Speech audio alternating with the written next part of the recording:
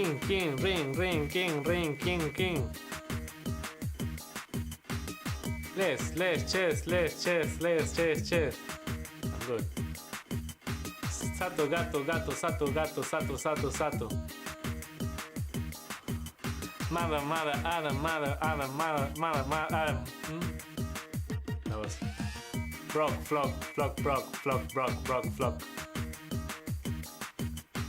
Second. That's so bad. Jesus.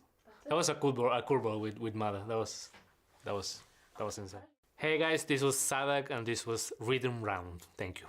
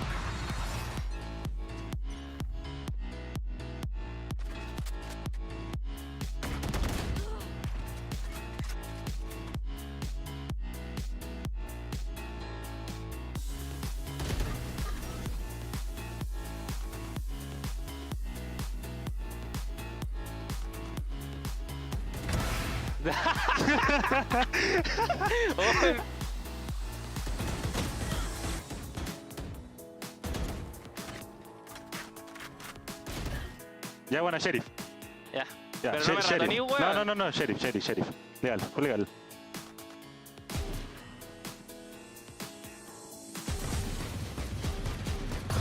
Ya, estamos. Ya.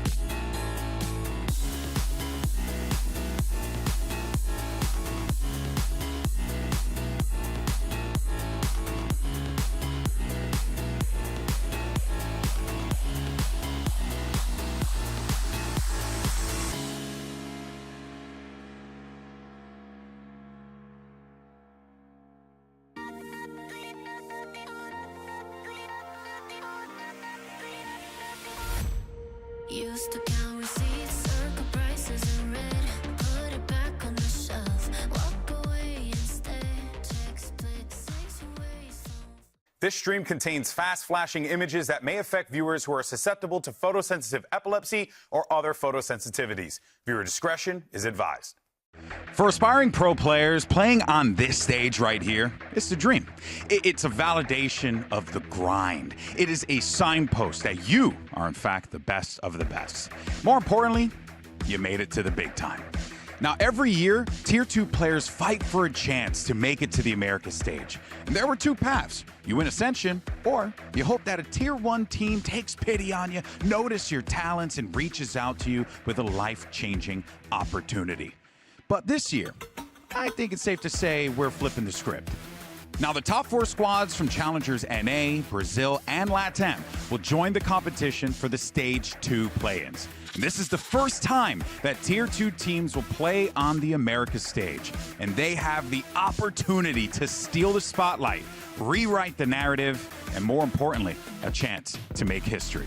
You'll see explosive new talent from across all 3 Americas regions, as well as a return of some familiar faces. Players looking for a shot at redemption and a second chance to right the wrongs of the past. You win here, you make playoffs. You make top 2 in playoffs, you're going to Champions Shanghai. Making champs isn't a pipe dream. The opportunity is right here. But the question is, who is going to take it?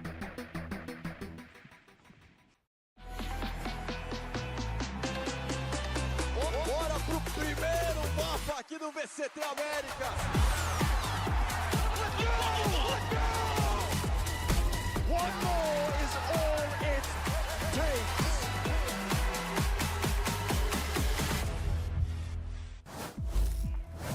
The wait is over. It is day 1 of play-ins. Hello and welcome to VCT Americas, coming to you live from the Riot Games Arena in Los Angeles, California. Athena here on the desk with Alexis and Dryad to break down today's matches. And today's matches are going to be so fun because, of course, we have 2 hot teams coming in with this new format. We actually have Crew Visa versus Bestia. You guys are just going to keep waving at each other all day. And Envy versus M80. So 2 regional matchups, 2 teams coming in from challengers in the new format. It's going to be insane. But for a closer look at what's ahead, it's time to brush up on your bracketology. All right, you know what time it is. Let's talk about these 4 Tier 2 squads, and it's bracketology time, except I don't know if it is bracketology time. And normally I'd be doing this with Josh, but he actually hasn't shown up to work today. So, Emily, you're going to have to do... Listen, have no fear, Emily is here. Let's get to work. That's incredible. Could you shave your head as well?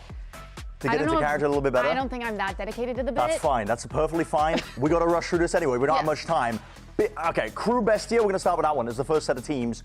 Crew Bestia, the pride of LATAM, Tier 2. Yes. I think they're very ranker style. I think with Crew kind of putting heat back on that chamber, though, they have potential. They have potential. It's really a coin toss. Coin toss? I'm leaning towards Bestia, but maybe Crew, I don't know. You agreeing? Yeah, let's do that. Let's do that. Boom. We'll have to be very consistent to change that. All right, Envy M80. I feel like there's only one right answer. Yeah, but you think that, but the funniest answer is Envy. The funniest answer is Envy. The real answer is M80. But yeah, I mean, listen, everybody wants M80. Everybody wants the fated matchup. I'm not even worried about that. I'm just think in this matchup, in a vacuum, M80 wins that. Everybody wants M80 to win this, but the funniest thing that happened would be Envy winning it. So I don't know. I'm just gonna do. What your heart desires. I'm gonna do both. Both? Love it. I'm okay, just gonna slap this in, and it just gives us outs potentially. I think Furia 2G. Ooh, this one's more of a toss-up for me. Honestly, I feel like 2G looked really good when they played against SRB. Furia's been struggling. They don't have an identity. I like that. I feel like we gotta go 2G. I also agree. Yeah. I'm liking 2G with that one. Furia have really been struggling recently. Sorry, Furia.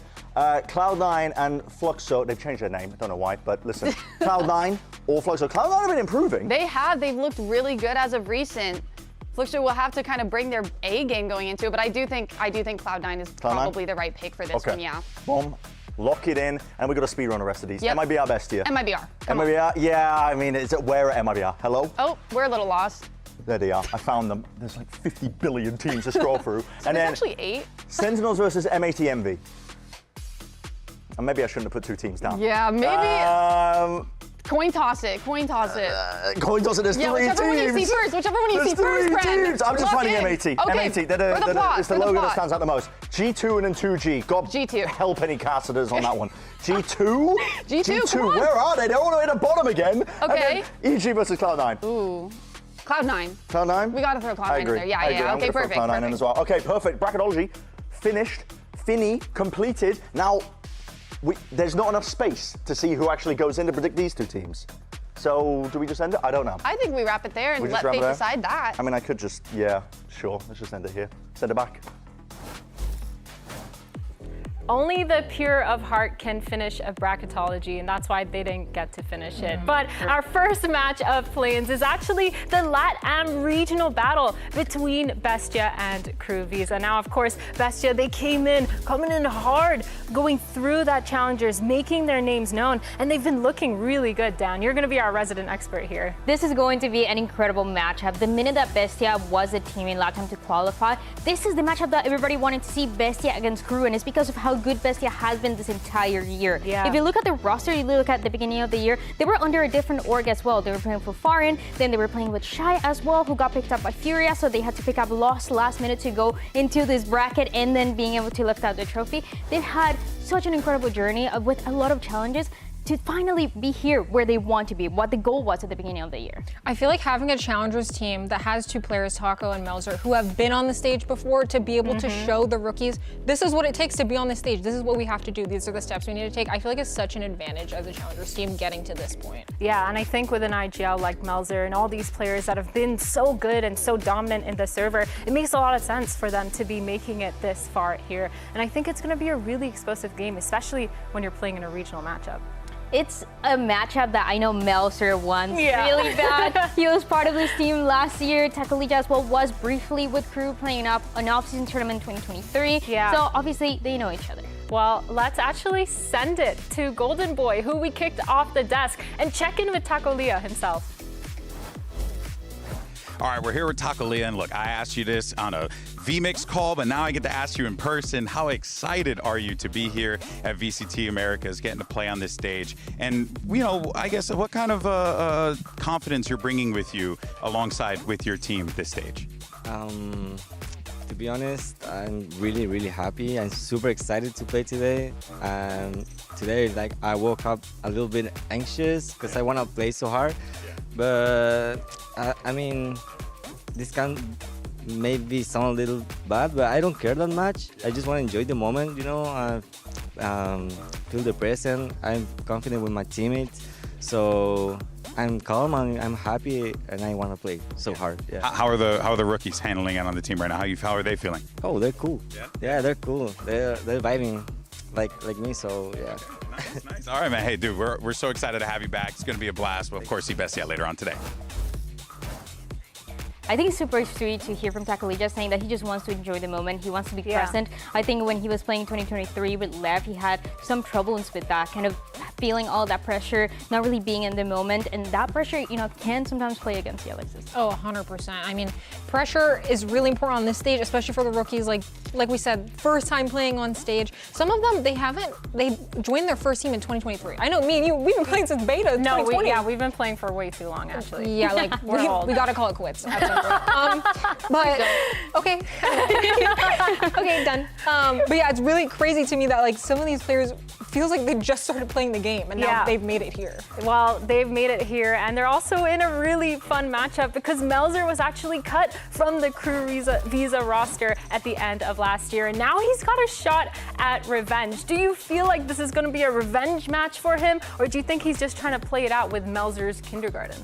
I think it is, and I like that you mentioned that since he got kicked from Crew, he's been part of 3 different teams. Foreign, that was at the beginning, then he went to Melzer's kindergarten because that team got dropped. And while they were trying to find an org that was going to pick them up, then they were going under that name because they had all those rookies back then. And now you have the current team that you're looking at, Bestia, that was able to be there, support them, and it's something that they are super happy about. And being led by Melzer, I think it's incredible. Every time that Crew has been going on a run in the past couple of years, it has been when Melzer is IGLing. Yeah. Maybe a hot take. Think they should have kept the name. Ooh, what do you guys think? Melzer's kindergarten? Yeah. Keeping or like, it? I know Bestia like probably wants like some product placement, so like maybe Bestia's kindergarten. I don't know, I just like the kindergarten vibe. Yeah. I think you're just projecting. But anyway, ahead of today's match, Golden Boy actually sat down with Melzer himself to talk about his return to the Americas stage. Hey everyone, we're here with Melzer. You may remember Melzer, he's been here before. This is his old stomping grounds, and he's back again for domination, and we're excited to have him here, man. Look, after you left the team, Melzer, in 25, what was your mental like, your headspace like? Because, you know, I'm sure it was a little mentally taxing. Bueno, la primera cosa que pensé fue no caer en depresión, en tristeza de bajar al Tier 2. Y también no caer en como una mentalidad de que cuando voy a trabajar en Tier 2, tener ego con las personas que voy a trabajar. Creo que esos 2 puntos fueron los más importantes para hacer posible el equipo que funcionara bien y mantener un mental estable.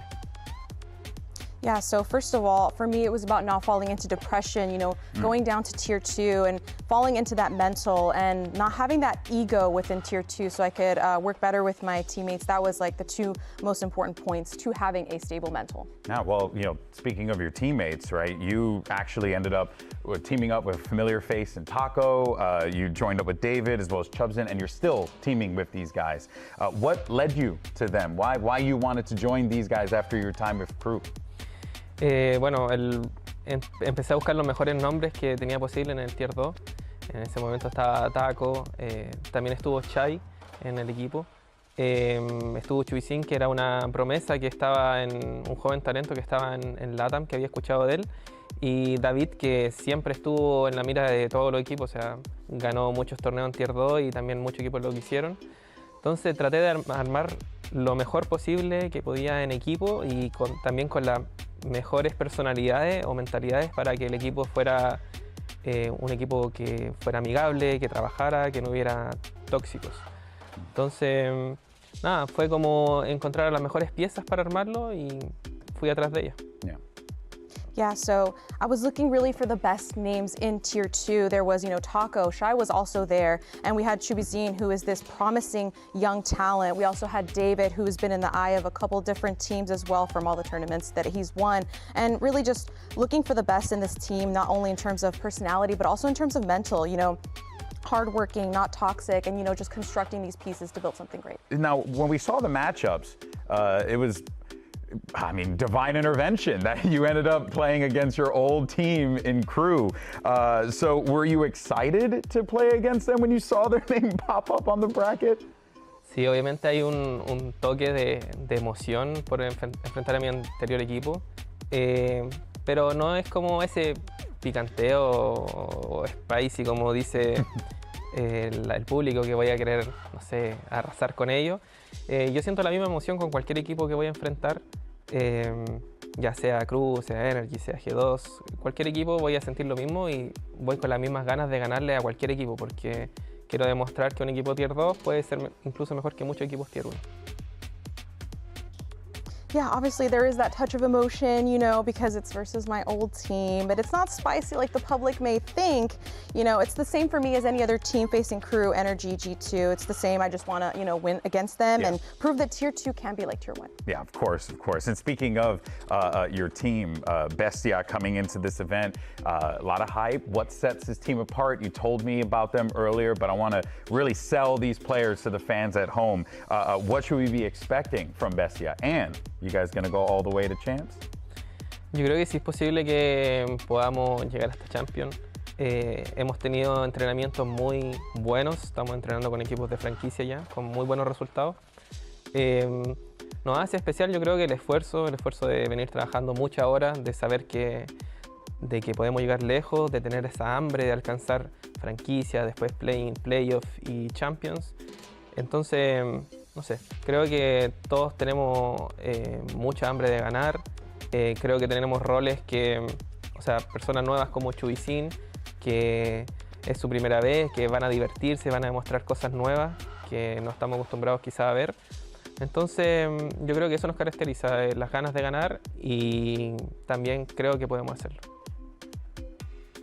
Yeah, it's possible for us to win champs. You know, we're doing really good in our training. We've been to having good results in our games against franchise teams, and we're going to work a lot of hours to go really far. We have that hunger, you know, going from franchise to playoffs to champs. Like, we're really hungry to win, especially players like Chubizin, who it's his first time, you know. Yeah. He's going to have a lot of fun. He's going to show results, and it's going to be something that we are not used to. So to characterize us, we're hungry. Yeah, and I can definitely see it. Mouser, always a pleasure, my man. Great to see you back here at work again. We're looking forward to seeing what you do on that stage.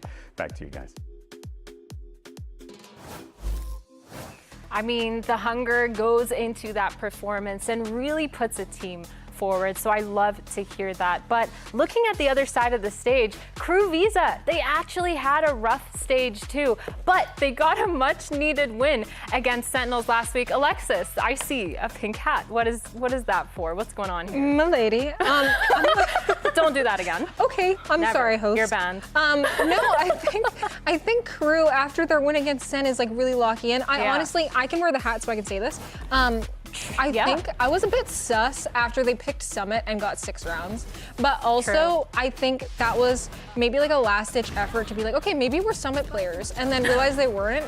But now they know, and they have that information, and now they can lock in. You had to give it a try. It was Absolutely. last week. Let's see what happens. And especially because Crew has really struggled with that first pick. Towards the beginning of the stage, we were talking a lot about picking Lotus every single time until it was just not getting them the results that they were getting in stage 1. Then they went into Breeze a little bit in that Summit comp as well. They've tried just kind of a bit of everything without results except for that last week where finally something was working. Yeah, and last week the biggest note was that they changed their comp. They had a little bit of a mix-up. They introduced that chamber and were playing a lot more aggressive. So what do you guys think of those comp changes? Do you think that was the main reason for the win? Yeah, absolutely. It's something that Heat was talking about when they made those changes. They said, we made these changes for the last week looking at play-ins. This is what we want to practice on. This is what we want to work on going into play-ins. And it makes much more sense because Heat is incredible with the operator, so you just want to have him on that role. Yeah, I feel like for Crew, every single one of them is individually so good. Like, I feel like all of them are star players in their own right. And I feel like for them, like, just meshing as a team should be more of the forefront of their minds, like trying to figure out what comp works for them, what map pool they want to have, what are their strongest maps. So I'm hoping going into this next week. I just looked at myself. Oh my God. Hey, girl, so you cute. look hot. What are you talking about? You're out here. Yeah, I'm just hoping they lock in. That's all I was gonna say. Yeah, I think lock in is a big key word because they've clearly lost a lot of games this stage. They've been struggling. I think the aggressive comp has been what's changed for them. And I think especially in this meta, Alexis, prove me wrong if you want.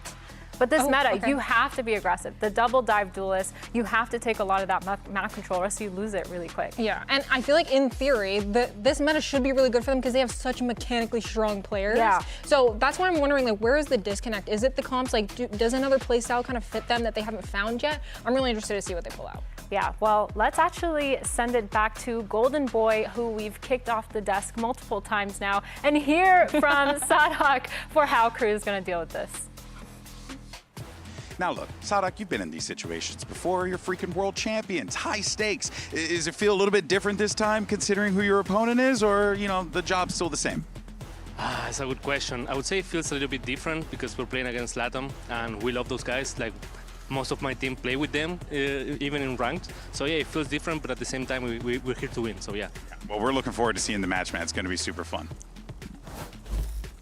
Well, let's actually look at our predictions because did anyone pick the tier 2 squads to win today? It's just, me and Dan did. Alexis, you're still on the Crew train. Tell me a little bit about that. I literally had the pink hat on, of course. That's true. a good point. I should have seen that coming. Yeah, well, like I said, they have such strong players. I feel like they got a bit more of their footing last week beating Sen. I hope that they got some confidence from that. And they're like, okay, and they don't we're not pick too bad. Well, maybe they can. Maybe they just had to get the first match out of the way, the first game playing Summit, say, all right, we can't play that map. All right. Well, we gotta address the elephant in the room. Dan. Yes? That's usually your team. That's usually my team, but I'm trying something new. This is a new experiment. You're trying I see. Okay. Tackle Melzer, they're still kind of Crew in a way. It's the soul is still Crew. So that's so you are that's your Crew, reasoning or? For Bestia? Yeah. Can you elaborate, please? When do we start? You have like 30 seconds. You're good. Look, I think Bestia is incredible. I think when you have a rookie like Truby, he is going to perform insane. And lost the last-minute addition that they had as a replacement for Shot. He is going to surprise everybody. So I think you can't count Bestia just out yet. I think confidence is definitely the name of the game, which is why I went Bestia. But let's put it into action. Crew, Visa, and Bestia are ready to take the stage. The first day of play-in starts right now.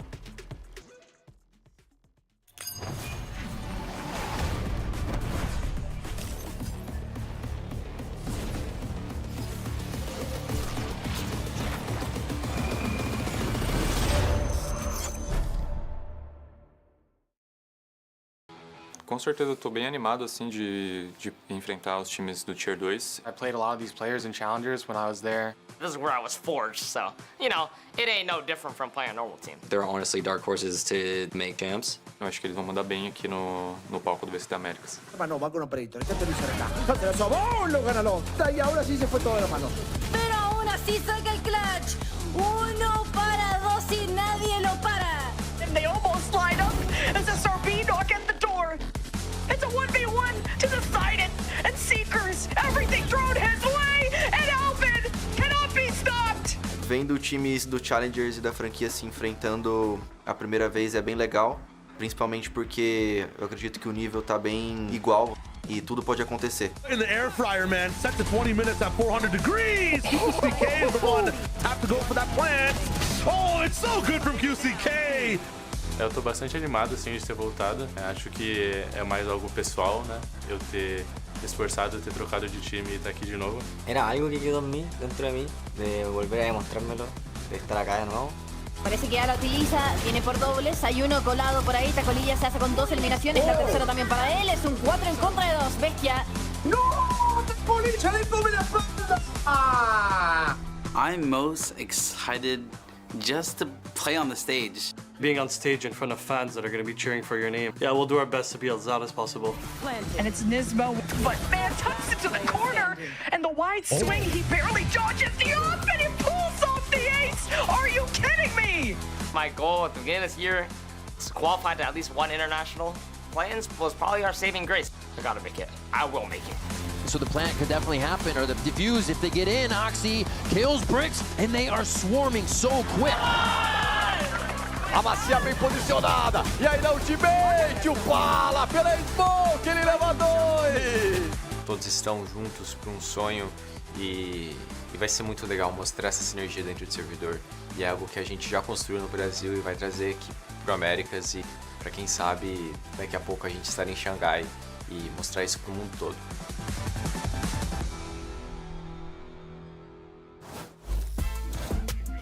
Our first VCL team to take the stage for play-ins, Bestia. They have 2 players who have played here before, Taco and Melzer, and I'm wondering, will they be able to set a strong example for their rookies on what it takes to dominate on a Tier 1 stage? I mean, we have been calling this the year of the rookies, so maybe one of these new gens will come out of the gate swinging?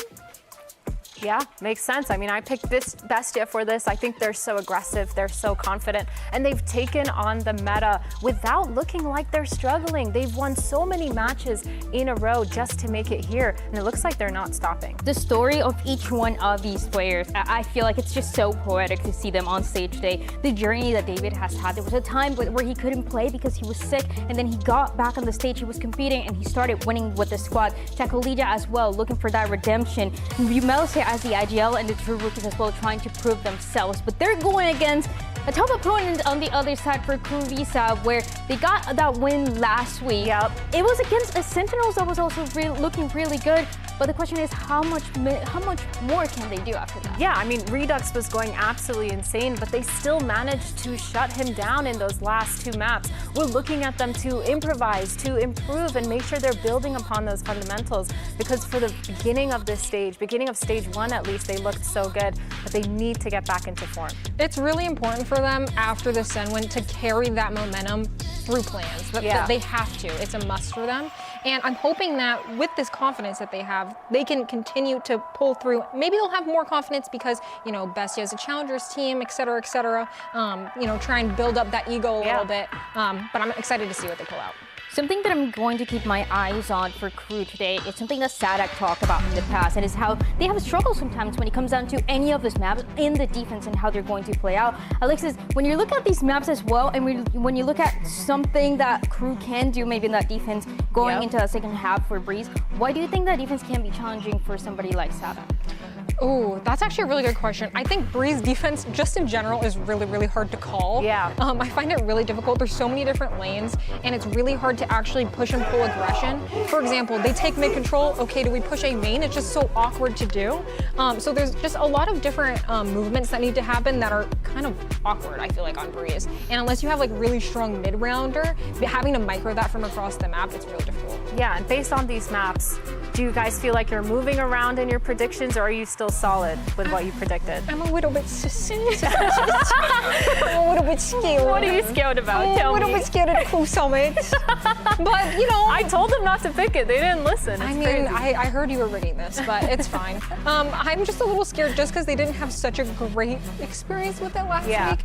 And it was their pick. It's their pick again as the last map. So I'm hoping they watched that VOD. They went into it, did a bunch of VOD review. Maybe they do a comp change, something like that. Something to, you know, revitalize that map for them because it didn't look very strong last week. this is all going to be about how this map 1 of Breeze starts. This is a map where Crew has been able to find success. I remember week 1, they were playing a little bit of a different composition, but Heat was still playing with that operator on the jet. And most recently, as we talked about in the last week against Sentinels, he was playing with that chamber. If he's able to start strong on this attack side, and this team is able to start strong, they can grab some momentum for the rest of the maps in the second half. Well, you're talking about comps, and the comps are up on the screen right now. Taco on that Neon, he's been so good on it. I feel like one of the main reasons why Bestia has been good has been because of this Neon. And there is a change though. Lost was playing the Phoenix. They were playing the 100 Thieves comp. Yeah. And now going to this Jet should be a lot more interesting and something that I don't think Crew was prepared for at all.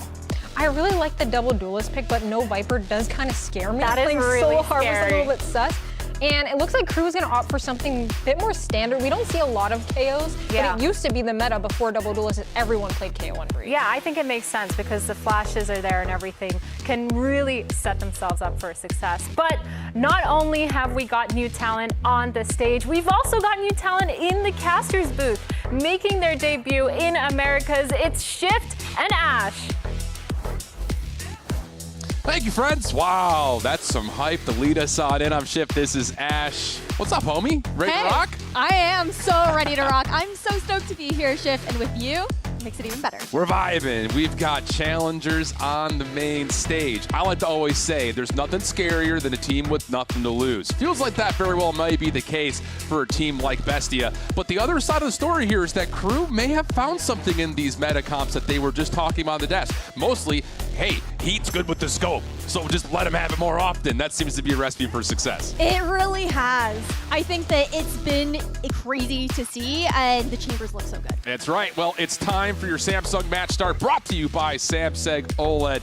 And I'll tell you, why not go to Breeze? This has been kind of a staple for Bestia over the course of their run through their Stage 2 in Challengers. Just comes down to, can they actually find the success with the lights feeling a little bit brighter here in LA? Opening start looks like we're going to get something pretty aggressive through mid. Just a little feel out for Crew, but all eyes towards possibly an early look at A. Look at the space that Bestia's already taken, though, into mid. That positioning there for Melzer and Crew. This is a squad where when they were playing up against Sentinels, they really favored those mid splits. Now heavy towards A main. Well, able to get their way through the first trap. A looks pretty wide and open. Sarah just wondering if he wants to actually commit for this plant yet or not. High Tide will come through for the defense. Bestia trying to split apart this Crew approach. Sound cue on the initial toggle for the spike. It looks like Bestia does want to try to contest this. Plant's gonna go down, though. The timing here for Sadok on that wall drop could be that stab in the back there for a loss. Good first blood from Sadok. Immediately counter, though. Bestia now wants to give this away for free. And Crew's taking some damage as they continue to just float around the pyramids, but are able to find another couple of trades to the backside of the site. Big moment here from Zara. Last one left, and Bestia able to overwhelm. Really nice contest to the spike plant to take the pistol. Yeah, just walking in up against the back of that toxic screen, thrown down there by Les. And I think we saw the vision from Crew, right? They go for the tap. They know that they can't actually secure that plant. They try to fight a little bit forward, but Bestia have already encroached on them just a little too far. Yeah, really nice stuff early. And I think it's going to be interesting. You would call it the position. I mean, let's not try to, count our chickens before they hatch here, but seeing Bestia investing into the middle of the map could be really key. I think especially knowing that Crew have tried to put themselves into a position to not play with that same kind of diving, heavy execute lately. It's been more of the feel out, like you call, trying to play for sound cues, finding ways to try to break down the defense first as we get our first early tech pause here to kick off our Thursday. Yeah, I mean, posturing for mid that early on shows Bestia they've done their homework, right? Watching that Sentinels matchup, that have the understanding of how Crew were not even just like going for quick hits into mid doors. At times, you'd also have opportunities for Heat to get inserted up into mid, get those picks into tunnels and B-Link, something that you have to continue to keep your eyes out on. For Crew, last time we saw them here on Breeze, they did start off crazy with that 9-1 lead up against Sentinels, but Bestia, again, the desk is shutting it out. This is a squad where Breeze has been their bread and butter throughout VCL. Absolutely. I mean, just looking across their overall records, I mean, familiarity playing against the Crew name in certain ways because they played against Crew Spark in their region. But it's just been interesting because they've been sticking to this composition for the last handful of weeks in their region. It's worked out very successfully for them. In particular, their defensive win rate has been really, really strong. So definitely something to keep our eye on here as we get deeper into this early stage of map number 1. That is a mouse pad right there. Yeah, I'll tell you what. Hey, I rate that. I love cats personally. I got 2 at home, so I rate that. I want to take this opportunity during the tech pause, though, to touch on the one change on the side of Bestia with Jet coming in here for Lost. He had been previously playing that Phoenix, and I feel like that look for them just... I feel like it just looks so much more comfortable in a way with how Lost is going to be trying to maneuver around the map, but at the same time, I'm a little bit worried about taking away that Phoenix. They don't have flashes now on the side of Bestia. You're really going to be relying on that Storm Surge there for the Harbor, and also Melzer with that drone to be able to push Heat off of those angles that we've seen him take looking to contest, especially once that Sniper does get online on the attacking side, and they're going to look to deny that defensive side aggression. Yeah, that's a really good call. We'll have to keep our eyes on that in particular to see, how does that mean Bestia are going to develop their defense? Are they going to try to play for something a little bit more trap heavy as soon as the barriers drop? Try to get a little bit more aggressive behind something as simple as just an easy recon dart or something of the nature? Or will it be this kind of more measured contest from the backside of the site? Try to avoid those pop flashes that could be coming through from Sadok and then find a way to re-aggress. A lot of questions. And we had time to ask them. So let's see if we can find some answers here as we jump into round number 2. Nothing crazy here for Crew, just on the classics. Loss. No one wants to look to contest that angle right now. Quick shoulder, quick denial. Crew still hailing over towards elbow, but this will just be one of those rounds that you just hope you can get away with the plant and maybe a couple of picks, especially with that first blood going away. David able to get at least 1 tag and a second. That will work out for the second kill in the round. Follow-up help from Melzer is right here. And this toxic screen will allow Crew to start to navigate a little bit of space on the front side of the site. But getting on and getting the plant is a different story, as David is just absolutely farming up here at B. Yeah, there really isn't going to be anything that Les is going to be able to do there. But something that we're going to keep our eyes on is the aggression that we saw immediately protocoled there by Bestia. That was a very quick push out from A main from Takolia after we saw the Crew looking to show over on that B side. So the reactivity is something that I'm going to keep my eyes out on here, especially on a Breeze where we've seen how dynamic they are. We've seen also Crew and Sadok's calling in that Sentinels game and how good they were with pivoting in that mid-round. And that information that Takolia could get on those mid-round pushes, looking to re-clear that space, could be key here to get the info for Bestia. And keep in mind that Sentinels match, it was 9 attacking rounds for Crew on this map, so see if they can find a way to get things going here with her full purchase. Pretty much a true bonus here for Crew, or for Bestia. And it's a feel out again. Just, again, voluntarily giving away the space at mid right now, our Crew. But Lost playing an aggressive angle over towards shops at A will be a good first point of contact. And I think that's going to force out potentially early utility that you don't want to spend if you're Crew. Oh, and they're just all walking up. Lost has no support here. Doesn't need it. Unbelievable. That is a huge first blood. Forcing the commitment onto the execute, though, will be Crew. Once again, Dante trying to put a little bit of pressure on towards a potential spike plant, but shock darts will come through to delay again. Great damage coming out. And now finally Dante will commit, and it's going to take a while for the defense to get back into position with this long flank on the way. Yeah, but Les hears this right now. I'm pretty sure Taco was running there, so should be expecting this push to come through, get the second there as well. And that puts a lot of pressure now for this Bestia defense from the backside of the site. Wall will go up for the Harbor. Seen on the cross, he cannot connect initially. Second opportunity will work. Dante finds one backside of the site, and Melzer, good luck, have fun, no problems there. Crew get on the board. Nice clean round here for Crew on their buy round. Overall, though, again, it's that same kind of aggression that we saw from Bestia. Once Crew showed their hand where they were expecting to look for the plant, it was that push that comes in. And that's going to also make Les's lurks that much more important to be able to catch out those rotations. Absolutely. So that's another way to kind of look at it. You know, if you're looking at this from Crew's perspective, and we're going to get a lot of information here in this first full purchase for both teams, but if they're going to voluntarily give away mid like that, but then be able to scale somebody deeper on the lurk in the midpoint of the round, that could be absolutely crucial for Crew moving around the map. 3-2 split, though, for Bestia. Not looking to get too aggressive through mid in this round. Instead, we will have loss on the operator early, which has been a big tool for Bestia in the past, and we're going to get a fast lane quick execute to the front side of B here for Crew. What's David going to be able to do? He has a trip. Good reveal. Great reaction with the relay bolt, though. Dante at the back of the site, looking to double up, able to get some help from Les. That will be the exchange in favor of Crew's offense, 4v3. Taco snuck on site. He's in a great spot, potentially blow this play wide open. Heat will fall. Good help on the way with the Owl Drone to scout things out. While again, isolation from Taco's good for a second. Spike is not even close to being in a plantable position yet. So great stuff coming through. A huge shot from Loss. Melzer will finish it off in a big hold from Bestia. Really nicely done there. And Taco, the linchpin in that round, being able to actually sneak over to that tower position and get those two, opens things up, turning it into that 2v2 there for Bestia in the retake. I would say so far, Bestia is kind of checking the boxes that you want to see in terms of their ability to, you know, the pistol round. I know it is what it is. It's a pistol. But for them to be able to contest Spike and not make crew feel comfortable in a post plant, great news. Here on B, a little late to the party, but able to still survive through what was a really good initial push for crew to the back of the site. That's great stuff for Bestia.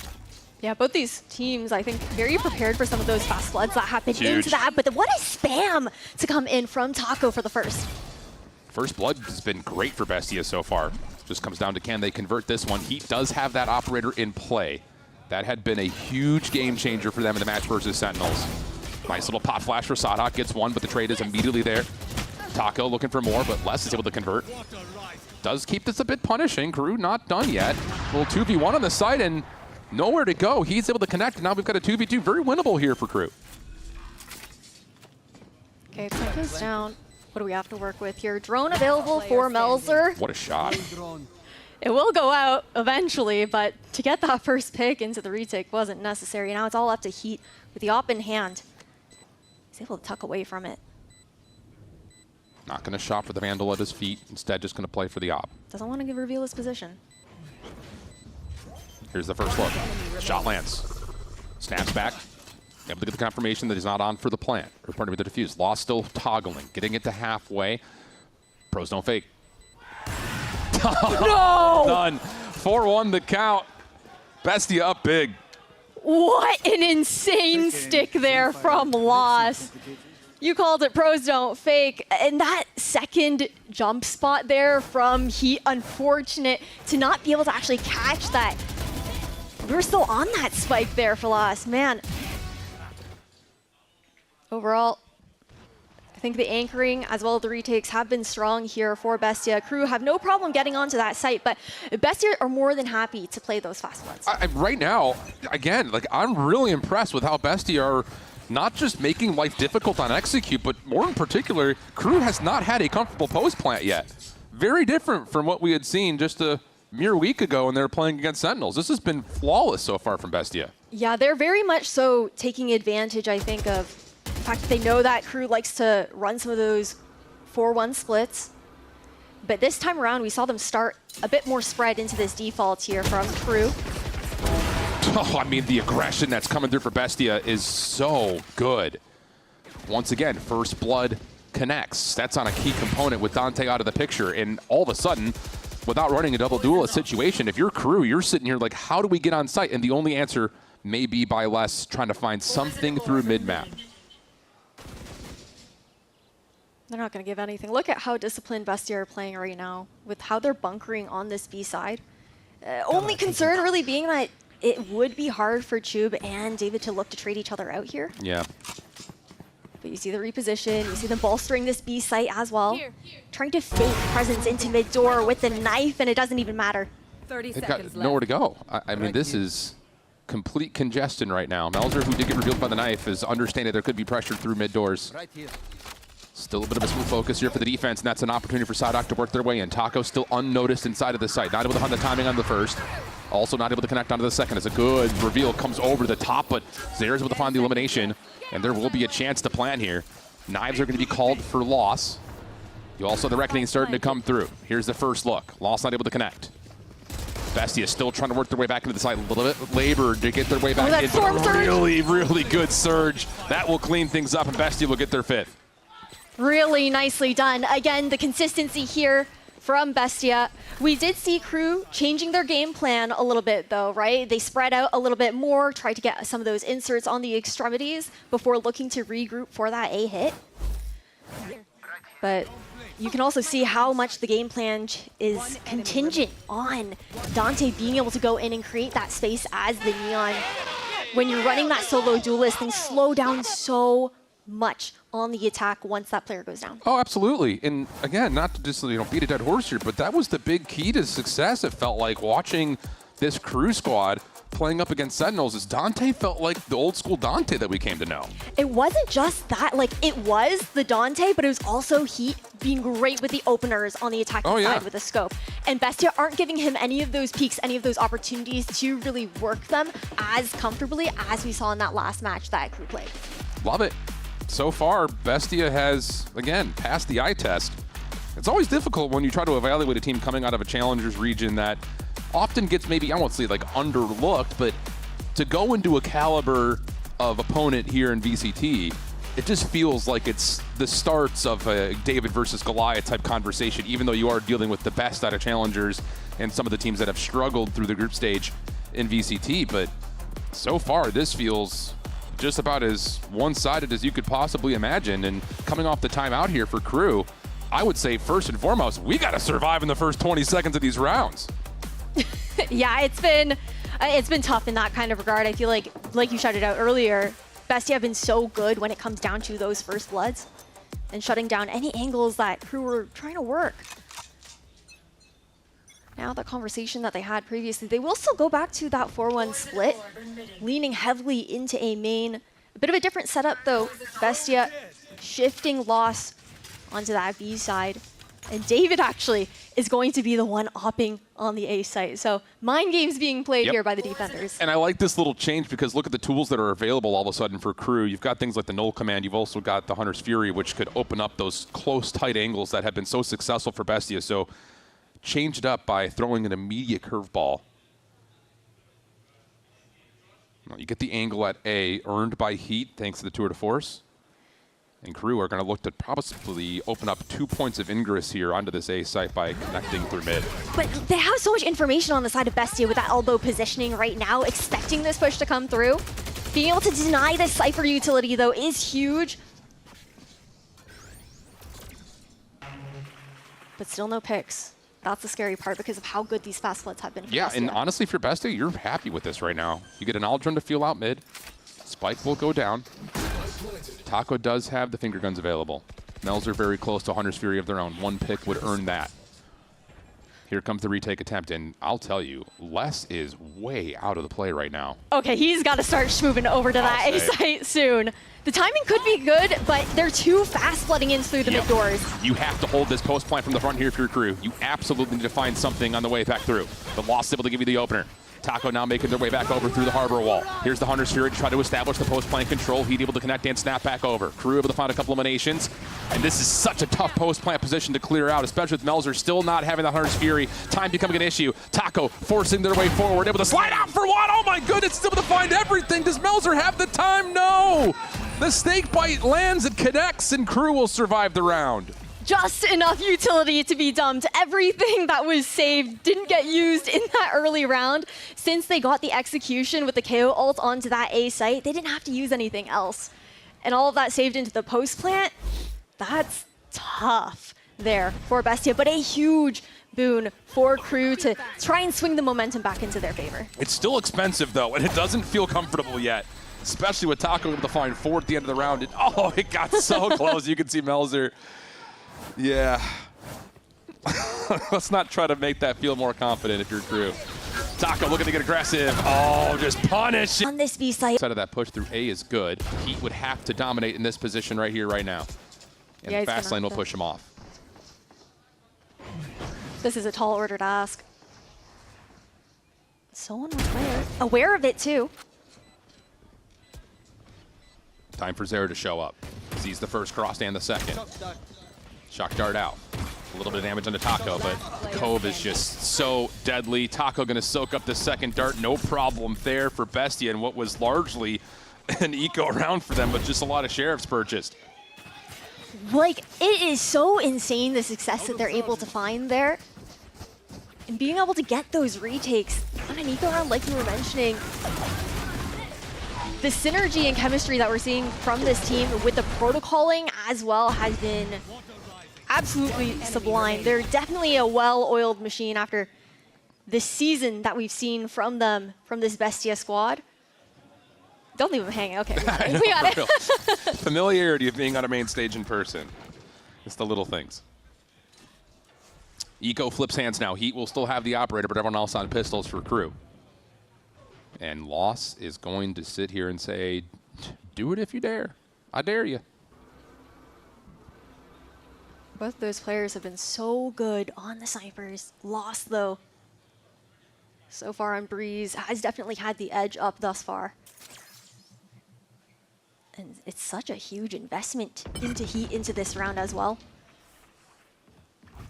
Well, Loss is going to hear a lot of this. Aldrone pushing him off, up and over. Okay, able to survive. Trip is in right there for some help. Taco putting pressure on the mid-cut.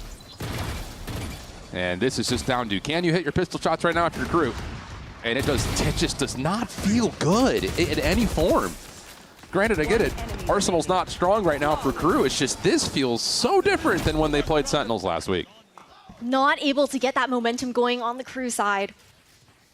And again, I feel like you just see the communication working as it happens with Bestia, the way that they were talking to each other so that they could ensure that the relay bolt goes out there from Taco after knowing that Les was trying to sneak his way into that mid door, and the reactivity for Bestia on that A site to be able to capitalize off of it as well. There really hasn't been a moment right now that I feel like Bestia's game plan has had to mold, adjust, or morph in any way.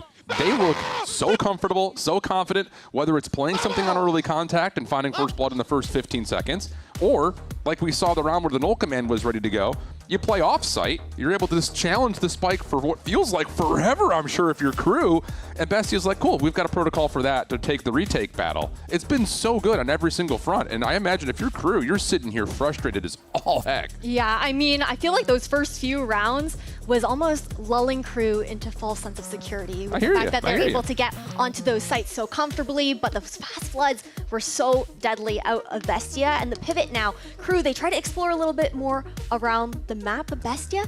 They react so well. The reads have also just been so good coming out from Melzer to be able to call for a lot of that mid contention, whether it's elbow into mid doors, A, B main, and they're shifting it every single round, making it even more difficult for crew to read into. I think that the other side of this is, like, from an investment standpoint, if you're crew, coming off this timeout, you got to be thinking, like, we need to invest more in the first 15 seconds just to get a look at these sites as a 5-man hit. Whether that's using flashes, using early recon, whatever it happens to be, let's just get through the front door. Different setup here, very dramatically different setup here for Bestia defensively. Melzer will have the scope this time backside of A. Okay, crew. They've got Heat now inserted over at A main, something that we've seen from them previously when they play Breeze, into these heavy-handed mid hits. This is what was working for them last time versus Sentinels.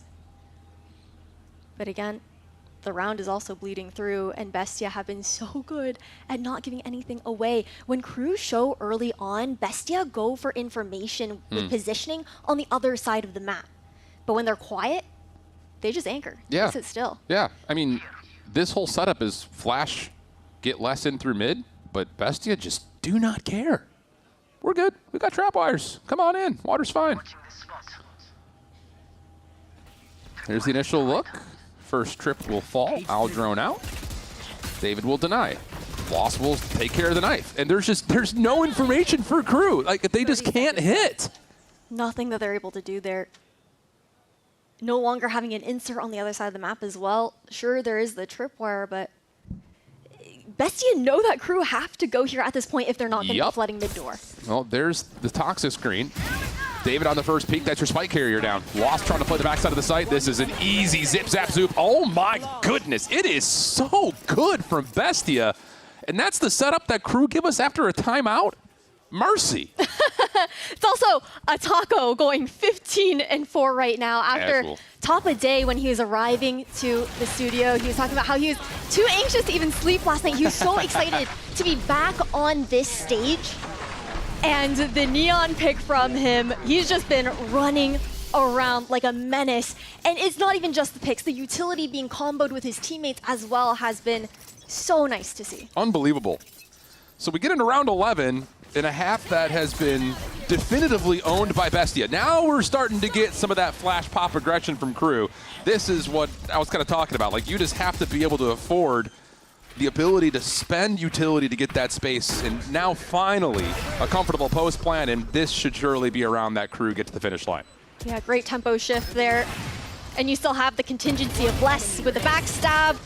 And okay, somehow Lost is gonna flip around and get the flick on him, look to save that Phantom over. But Crew, they win a crucial round. That might be an elimination that doesn't matter much in terms of the outcome of the round, but I promise you that will live in the head of Les going into the next round. Lost able to find another, and this operator is looking to stay in hand unless Sarah decides he wants to try to challenge. That's the thing, though. With how much money-breaking Bestia have done, Crew can't afford to hunt him down. However, taking a look at that ultimate economy here for the side of Crew, looking really strong into the next round, especially if they can find themselves into a post-plant situation, which is where they've been struggling. It starts with the first blood first and foremost. I know that's like the easy John Madden commentary. You have the numbers, you get an entrance, you're going to get a post-plant, but that's been easier said than done without question. Thanks to the dynamic ability of Bestia to continue to either play forward of their own or just sit back in the site, let you spend all your utility, and then we got some of our own. It's fighting a war, it feels like, in two different speeds. But last round of the half here. And if you're Crew, you feel like you have to win this round. Just trying to fake some of that mid-presence with the utility before grouping for a full 5-player hit towards A main. I don't like this. We've got a reckoning on hand. Oh, nice shot from Loss. Null command will come through. Loss going to stand ground and almost get the collab. One more up close and personal, not able to find the shot. How is he alive? Hello? Loss didn't even take any damage. There's no way. Fragment out. Loss will take a little bit of chip damage, but the defense has now fully arrived. Knives are here, and Loss is saying, yeah, I got this. Pop and take right now over the top of the A site, and Crew are going to get pushed out of the half to the tune of a 9-3 score unless Heat can do something Reddit-worthy. 50 seconds on the clock to be able to get it done, but they're already swarming around him.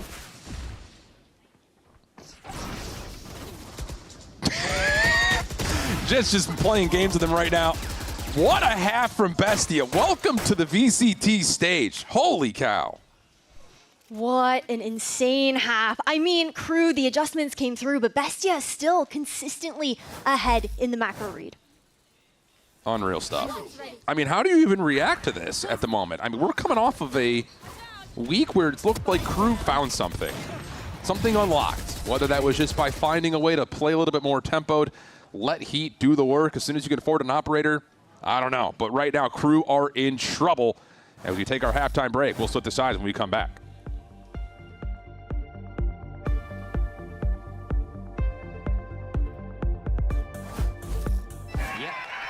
Me. You're probably wondering how I ended up here. It all started when I got to the FIFA World Cup, and wow, thousands of Verizon customers. Oh, you got the free Verizon tickets too? No, I'm with amazing seats. I'm sorry. Okay. And even pitch-side access. Are you? David Beckham, a Verizon customer. This used to be for players. Now it's for Verizon customers. No one gets you closer. Only on Verizon.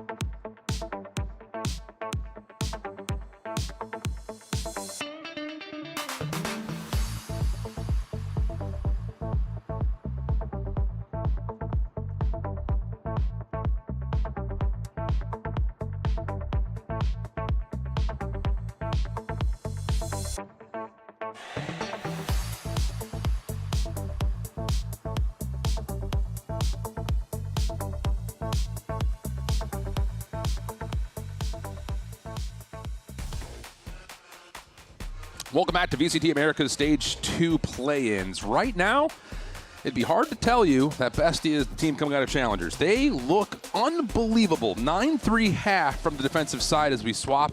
Ash, what are your thoughts? Hey, my thoughts? Hi. On Breeze, Bestia run this town right now. I mean, right now I feel like we've seen Crew try to make adjustments on that attacking side, and it just didn't quite work out for them. Now Bestia shifting on to the attack themselves.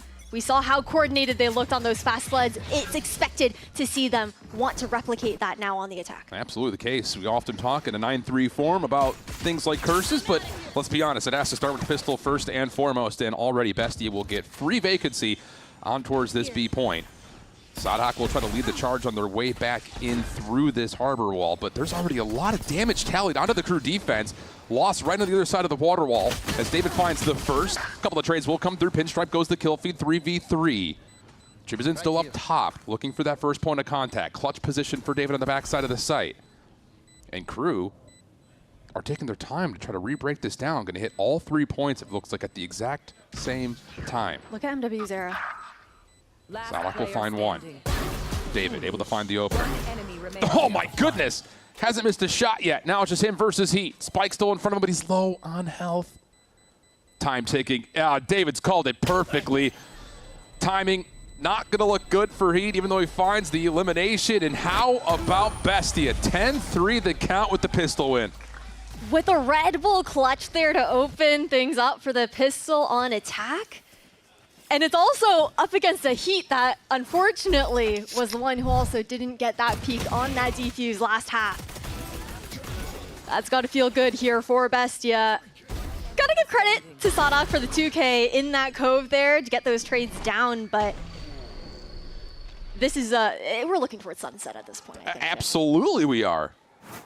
You know, I started this whole thing off by saying there's nothing scarier than a team with nothing to lose. I should double back on that. There's nothing scarier than a team with nothing to lose that also starts to believe in themselves. 10-3 the current count. And you have to force at this point if you're Crew. So you got 3 stingers in hand here to try to counteract whatever you possibly can out of Bestia's attack.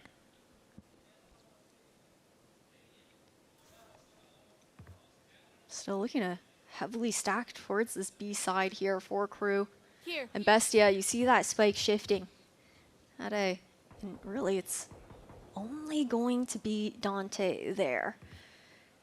Crew have no information around the map, and Bestia are just waiting to see if Crew want to get aggressive. Because that's the only way they can find information at this point. I mean, you're either going to go into this blind if you're Crew, or you're going to take a risk and possibly lose the map right here, essentially. Yeesh. Oh, that drone just misses less. Let's see what happens when this cove falls. Les is on the corner. David, who's been a connoisseur of the Sheriff, will not be needed this time. Taco able to find first blood. Dante still outside of the play as the hit through tunnel is on the way. Dante could track behind this, though. And that is going to go potentially unnoticed, but the patience from Elzer. Wow, I thought he was going to be able to punish right there, but not the case. May not make a difference. Bestia is cleaning up on site. Unreal. So now it's down to Dante, 10 HP. Yeah, good luck. I don't really know what the exact plan for that round was for Crew. Yeah, they force up because it's 10-3. They feel the need that they need to take this fight as evenly as they possibly can to get another round in or have a chance to. But there's also that risk of now in this situation here for Crew, losing it, that puts the map in the bed essentially, right? Feels that way. And the plan was really just to stack on that B side. We didn't see too much like exploring aside from, you know, the elbow position there that we did come out from less, but otherwise there wasn't really any sort of proactive play that was coming in that you kind of expect when the force does come out, or a trap. You know? Yeah. It's just like, I get it. And, you know, we were kind of talking about this a little bit in the green room. It's like for the Challengers teams, they've had a lot of time to get themselves prepared for this event in particular. Qualified almost a month ago. And to see this preparation is not necessarily surprising. To see this domination, very surprising. And I think that what is kind of funny about it was, I know I predicted Crew going into this one. But when I saw the veto, I got a little nervous when I saw it was going to be a repeat from the Sentinels game. That's fair. Well, Bestia is in potential closeout territory. Crew, do what you can. See how Bestia calm their way through round 15. Esta vez se tepió. Hermano, una ejecútala y listo, vengan. Dale, cambia conmigo. 1, 2. Ya vamos a salir contra casi. Puede estar de Buki, puede haber una Buki. La arma quedó atrás. Claro, que el drone nos limpie todo esto y ahí vamos, dale. Que limpie close. Ya, cuidado que uno se quede anti-stun, anti-flash. Claro, empiezo a dronear. Si rompen stun, voy a stunear cerca. Si rompen drone. No hagan ruido. Listo, no hay nada. voy a hacer el humo, taco. Está backside. Puede estar cerca, puede estar cerca. Cuidado cerca, voy a limpiar. Una izquierda. Cierren spot. Después, cuidado. Calma. Estuneo bombi, 2. Tengo spot en 2, coman derecha. 1, 2, despotea. Otro más, dos más, creo, stacks. Bien. Espera, claro. Fueron en la caja, cuídalos. Estoy ciego. Para atrás, amarillo. Cuidado, Costa. No puede estar Costa. No puede. Voy a pasar a la caja. Estoy viendo acá arriba, puente, weón. Esto es ¿Puedo mío. estar Costa? Sí, es un chamber, bonitos. Dale, Bueno, cuidado de espaldas, ya. sí. Bueno, ya, yo te miro. Quedamos con la cámara, ¿no? Ahí veo izquierda, amarillo, hay capa amarillo. Que uno esté atento a mí nomás. Tú juegas con el Chuy. Eso, perfecto. Hay capa. ¡Vamos! ¡Vamos! ¿Dónde hay arma? Damn. 12-3. Bestia all over it. I don't think you need to speak Spanish to know that these guys are vibing. They're chilling. They're big chill. I mean, you see them when their cameras come up too, right? It's all smiles on stage here for the side of Bestia. They look so comfortable, like you were talking about. Momentum firmly in their grasp, and for Crew, it's about shaking this map off and looking at the sunset. Yeah. You almost have to laugh it off, honestly, I think, if you're Crew, just to keep the mental, because this, I think, goes well beyond anyone's expectations in terms of how we were going to start this event. People thought this map might be a little bit closer between these two teams. Bestia very much so showing why they were so good at it in BCL. Well, Lost will get a second chance at the Outlaw and connects. Another first blood. That's going to be a percentage to keep your eye on in the final stat screen, because it feels like almost every single round it's been first blood to Bestia.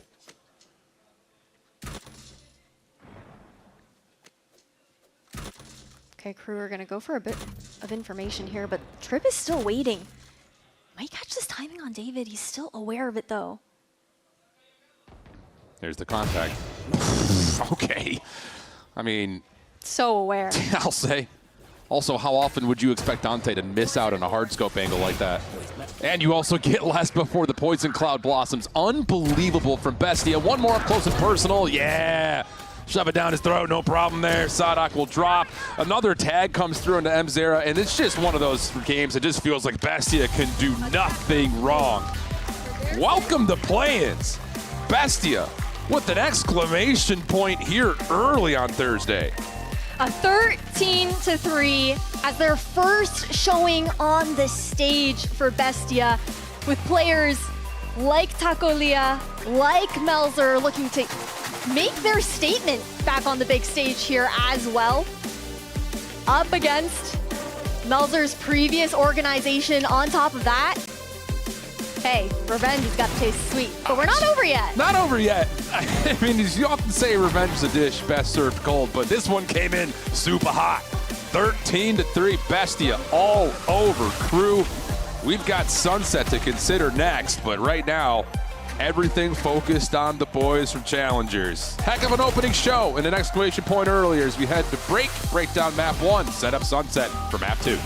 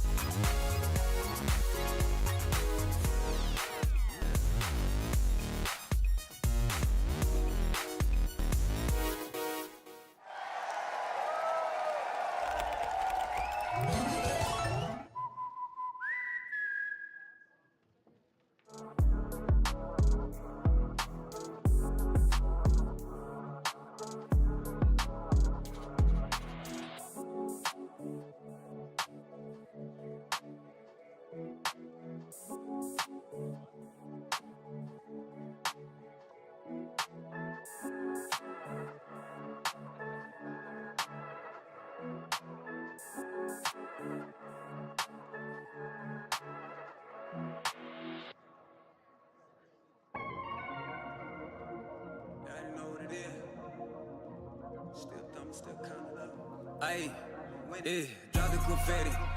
We had to show 'em who ready. Flooded the watch with baguettes. We max it out, we go legendary. Yeah, we taking it straight to the moon. These diamonds just lit up the room. I go celebrate with my dogs. We handing out sweets like a broom. Hey, what you reppin', dog? Houston, Texas, dog. I ain't bum, but I'ma be a legend, dog. Ain't no questions or no second guesses, dog. Phone on D&D, I'm not accepting calls. We forever ball, leaving with it all. Whole city out, we going wall to wall. Hey, drop the confetti. We had to show 'em who ready. Flooded the watch with baguettes. We max it out, we go legendary. Yeah, we taking it straight to the moon. These diamonds just lit up the room. I go celebrate with my dogs. We handing out sweets like a broom. Hey, up, taking off. 247 not taking off. VDS stones ain't breaking off. All I know is win, I don't take a loss. Mas aí o Les vai pisando do veneninho, consegue o abate. Vamos lá. Só falta o jogador muito miado. Aún no pueden plantar la spike. Lenser va a ser una heroica, va a ser una exótica, pero Lenser se marca el ace. We're joined by Coach Phonics. First time here at VCT Americas. Pleasure to have you, my friend. When you guys got Breeze in this map rotation, did that give you the confidence that you needed in this series? Because it's been a great map for you guys. And on top of which, is there like a feeling that, you know, especially with this result that you had against Crew, that, hey, Bestia might actually be going all the way here? Praticamente, não, a gente estudou eles, a gente viu que o jogo contra a Sentinels não foi grande coisa no que fizeram, então, praticamente de conte tático, fazendo o que a gente tem presetado, a gente não teria problemas, né? Então sim, foi um bom pick, acaba dando confiança pro restante da série. Yeah, not really. I think it was a good pick in the end that gives us the confidence to go against them. I know, you know, the quality they have, but we also know the game they do. Yeah. So I feel like this pick was not an accident. Yeah, well, hey, look, the result looks great, and so far Bestia is swimming, so keep on going, brother. Back to you.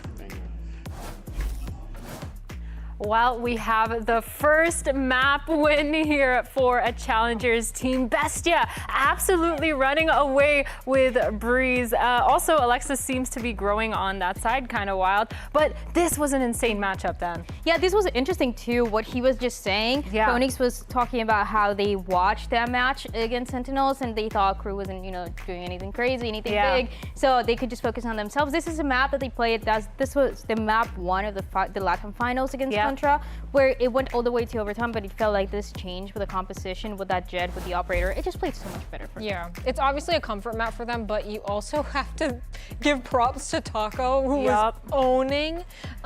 This diffuse too. Okay. Oh yeah. Jaw agape when this took place. This literally felt like a ninja diffuse. I know it's not a ninja diffuse, but it actually felt like one. But yeah, getting so much value with the op, kept repositioning perfectly. It was incredible. Yeah, I think for me, when I was looking at the winning condition for Bestia in this game, it was a lot of aggression because Crew does tend to fall back and not be able to deal with it. We saw that a little bit against Sentinels, but they brought it back. But of course, Lost and Taco, man, they've been playing insane on this map. And this is something that we wanted to see from the beginning. Yeah. Lost as the new player that was coming into this roster playing with confidence, which is exactly what he was doing with a lot of the openings, with a lot of the 3Ks, 4Ks that we got the chance to see. And for Taco, a guy that was struggling when he was here on the VCT stage to play with confidence as well, I think he had a lot of similarities with the way that Dante is playing today. So it feels like today he's unleashed, and when you have this combination between the two, they look unstoppable. I feel like for the Crew side, as a KO player, I feel like it's really difficult to play against an aggressive Neon as a KO. Yeah. Because for example, you're throwing that A main default knife,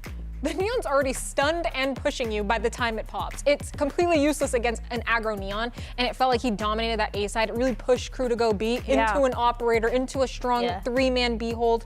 I mean, what do you do in that situation? I mean, even with the KO, they barely were able to get the right information as well because they were getting shut down. They took the map control for Bestia, and then on top of that, it was just wild seeing this timeline evolve. 14 first kills. Ew, guys, ew. Wow. Ew. 14 for and Bestia. Converted all their post plants as well. We did see it, and we just talked about it with the two duelists, but I think for Korea, it is kind of insane because we highlighted how they have struggled on the defense, and every single time in stage 2 when they played this map, they were starting on the attack side, and they were able to get something going. Even if they were not able to close out the round at the end, there was a little bit of momentum that they can work with, and Alexis this time around, it was just nothing. I mean, yeah, if they lose pistol on the second half, it feels like game over. They have to force buy stingers. They're at such a disadvantage. Yeah. So, yeah, that's Well, we're going into Sunset, guys. What does Crew have to do to get back into this? Because that was really rough to watch. This Sunset kind of, what I want to see is something that we saw from Envy was a lot of set plays, and that is going to depend on how much they were able to look at what the other side has been doing, which I don't think has been the case at all. It feels like Bestia had the time to study, had the time to prep, and Crew, because they haven't changing the compositions last minute, maybe they haven't had a good read on some of the aggressive plays that they can do on the defense, especially Alexis, because I mentioned it before. Sadak mentioned that him struggling a lot on some of the calls in that side. And on the second map, I mean, this is how we need to start to reset. Yeah, this is their map pick. Hopefully they're feeling a bit more comfortable on it. Hopefully they have, you know, a set idea of how they want to counter the aggression from Bestia, because that is the name of the game right now. Bestia is in their face. Like, Crew needs to come up with some sort of way to, you know, push them back, get them out of the way, because it's tough to play against that kind of play style. Yeah, okay. Well, looking at Crew now, who do we expect to be stepping up on this map of Sunset? It has to be Dante, though. Yeah. And that, I know that is a lot of pressure on a guy that hasn't maybe had the best performance recently, but I think no matter what, this is a guy that going against Sakolija, he needs to match up that speed. Yeah, well, let's actually hear what Coach Zonic has to say ahead of map 2. All right, Coach. This is not the situation I'm sure you wanted to find yourself in the play-ins here. Rough situation. How do you get the boys back into this? What did you tell them in the back in order to motivate them? Because, you know, it's getting down to the wire here. Yeah, I mean, I think the most important thing we talk outside is the fact that we need to wake up. Yeah. It felt like we were not playing the game, and that's something that needs to be changed right now. Yeah. Who are you turning to in that moment to really reinvigorate the Crew out there? M80 Sarah mostly, and Dante as well to try to lift things up. Yeah, no, of course. Hey, man, best of luck to you, my friend. As always, back to you guys back at the desk. Yeah, waking up is super important. It's definitely something that a lot of teams do tend to struggle with, especially if they're expecting themselves to be the overdogs in a situation. But MW Zara mentioned, Dante mentioned, like you said, Dryad. What do you think of that interview? I've gotten the chance to listen to a few of the voice comms for Crew, maybe a little bit longer than what we usually get to hear, and the impact that MW has is incredible in that mid round. This is something that you were hearing for somebody like EU, for example, before Furia made the changes. Just very impactful, very precise, always trying to be one step ahead of the enemy team. So that is kind of, I mean, it makes perfect sense that they want to rely on it. Yeah, I think being somewhat of a mid-round caller, being able to have that really big voice is really important. But I also feel like the vibes were kind of low for Crew. I mean, granted, we are losing hella rounds, but still, like, they need a hype man. Alexis, on your team, listen, I'm just gonna bring you into this. I'm sorry. Okay. You seem to be very hype. Yeah. Who else is very hype? I think once I get going, everyone gets going. Exactly. And I think you need someone who can bring that out of everybody. You know what I mean? Exactly. And I think the Coach Zonic was saying that for Crew, it would be MW Zara. And I think that makes a lot of sense. But man, this map of Sunset is going to be wild because we're looking like a Crew that's very standard, very slow. We're looking at them to be a little bit more aggressive, looking at them to set themselves up for success. Some more trap plays like you guys mentioned, a lot of util to get that information, but it feels like we're not seeing it. And while we're just waiting on the stage here for the players to get ready, I want to know, are you guys still happy with your predictions? I'm looking at Alexis. Hold on. Yeah, I'm doing great. No, we're feeling great because we forgot you. Alexis, listen. Hey. Sunset. Right. Okay. Yeah. Next map. Go. Tell me. Crew. Here's the thing. Here's the thing. I still have faith. Okay. But I will say, having to wake up in the middle of a series, very difficult. Yeah. After getting stomped, very difficult. Yeah. As someone who has been in that position before, very difficult. So if they have that vibes guy to bring them all up, get them hype. Look, they're smiling. They're fine. Look at that. They're okay, right? So I think they'll have better energy going into this map. Let's see how it goes. Okay, well, anyway, when we get back to this, we'll actually see if the energy and the vibes are back or if they have a little bit more to work on. Meanwhile, that Shift and Ash will be back with map 2 right after this short break.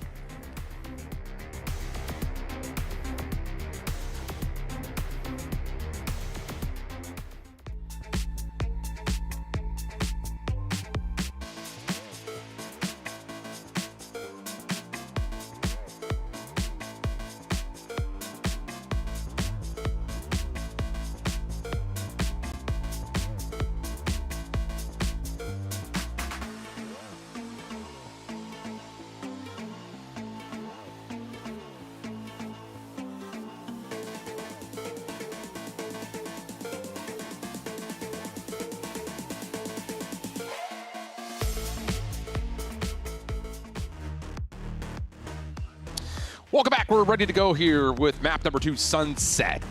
And woof, you never love to hear from the coach that we need to wake up. But a 13-3, where honestly you could just look at it and say, yo, shoot better. I mean, we're talking 14 first bloods. Unbelievable stuff from Bestia, and it doesn't just feel like a playbook difference. It just feels like Bestia woke up ready to play today. Yeah, it really does. But let's take a look at the agents that we're going to see heading into Sunset. Here for the side of Crew, really nothing's going to be changing up. Overall, though, I feel like, man, Taco being back on that Neon, it's scary after the performance that he had on Breeze. Absolutely. Also keep in mind that Bestia haven't played this map in a while, but when they did, they were trying out the deadlock. Not a part of it anymore. Chamber seems to be the new preferred Sentinel for very obvious reasons. I think especially, well, when Lost is shooting like he was in map number 1. Yeah, let's get more of that long-range presence involved as best as we possibly can. So, any kind of other thoughts surrounding this overall composition change between both these two teams? No, honestly, I think the shift here for Bestia does make a lot of sense with especially how they were playing on that Breeze. They wanted to hit that kind of a slightly faster tempo compared to what we were seeing last time we saw them on Sunset. It was kind of those very weird comps that they were pulling out, right? And it did not work out. It was not comfortable for them. And I feel like now we're seeing Bestia solidifying themselves with the double Sentinel in very comfortable roles for everybody, right? Like Lost was so important on that map of Breeze with the angles he was taking with the scope, seeing him here on the chamber, and having also those additional trips as well. Yep, it's just a whole maze of things to work through. So let's jump onto the pistol here. Crew, same story that we talked about on Breeze. Offense has been their linchpin for success, at least in recent times, especially pointing to that recent Sentinels matchup. First blood does go the way of Crew this time. Play over towards Tiles could allow a little bit of isolation on the Melzer. Great paranoia to gain some space, and maybe even a little bit of help. Gonna take this opportunity here for Heat, though, to make his way up into A main. Still contesting this space, but Melzer, he cannot risk crossing that smoke with how low he is. Yeah, and I love that commitment for Taco to play through that dark cover, but long-range shot from MW's era will land. David will find a trade. Melzer still hanging out on the backside of Tiles, and as the smoke starts to fade, defense will fade back. And now you've got a long route developed by Heat, skilled deep in the backside of A. Getting scanned by that Haunt, though, forcing him off the angle, and the Wrath now from Les just not quite in time.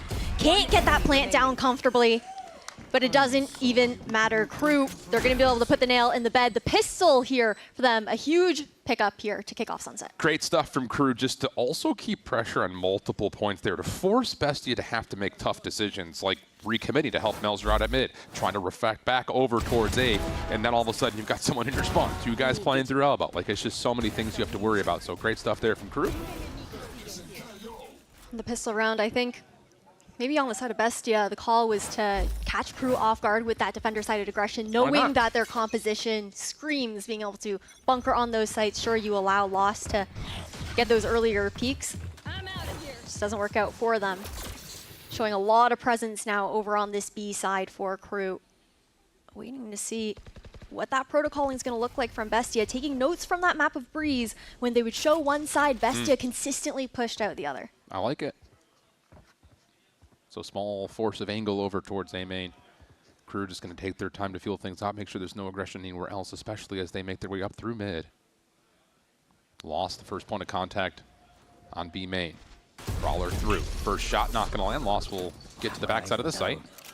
Lots of defenders here for Bestia to try to still at least contest the B site, but defense doesn't really have a chance to rotate back through mid. So now it's just down to how much can you hold. Shibazin will give you one. Not going to get more than that, though. Crew will have the site.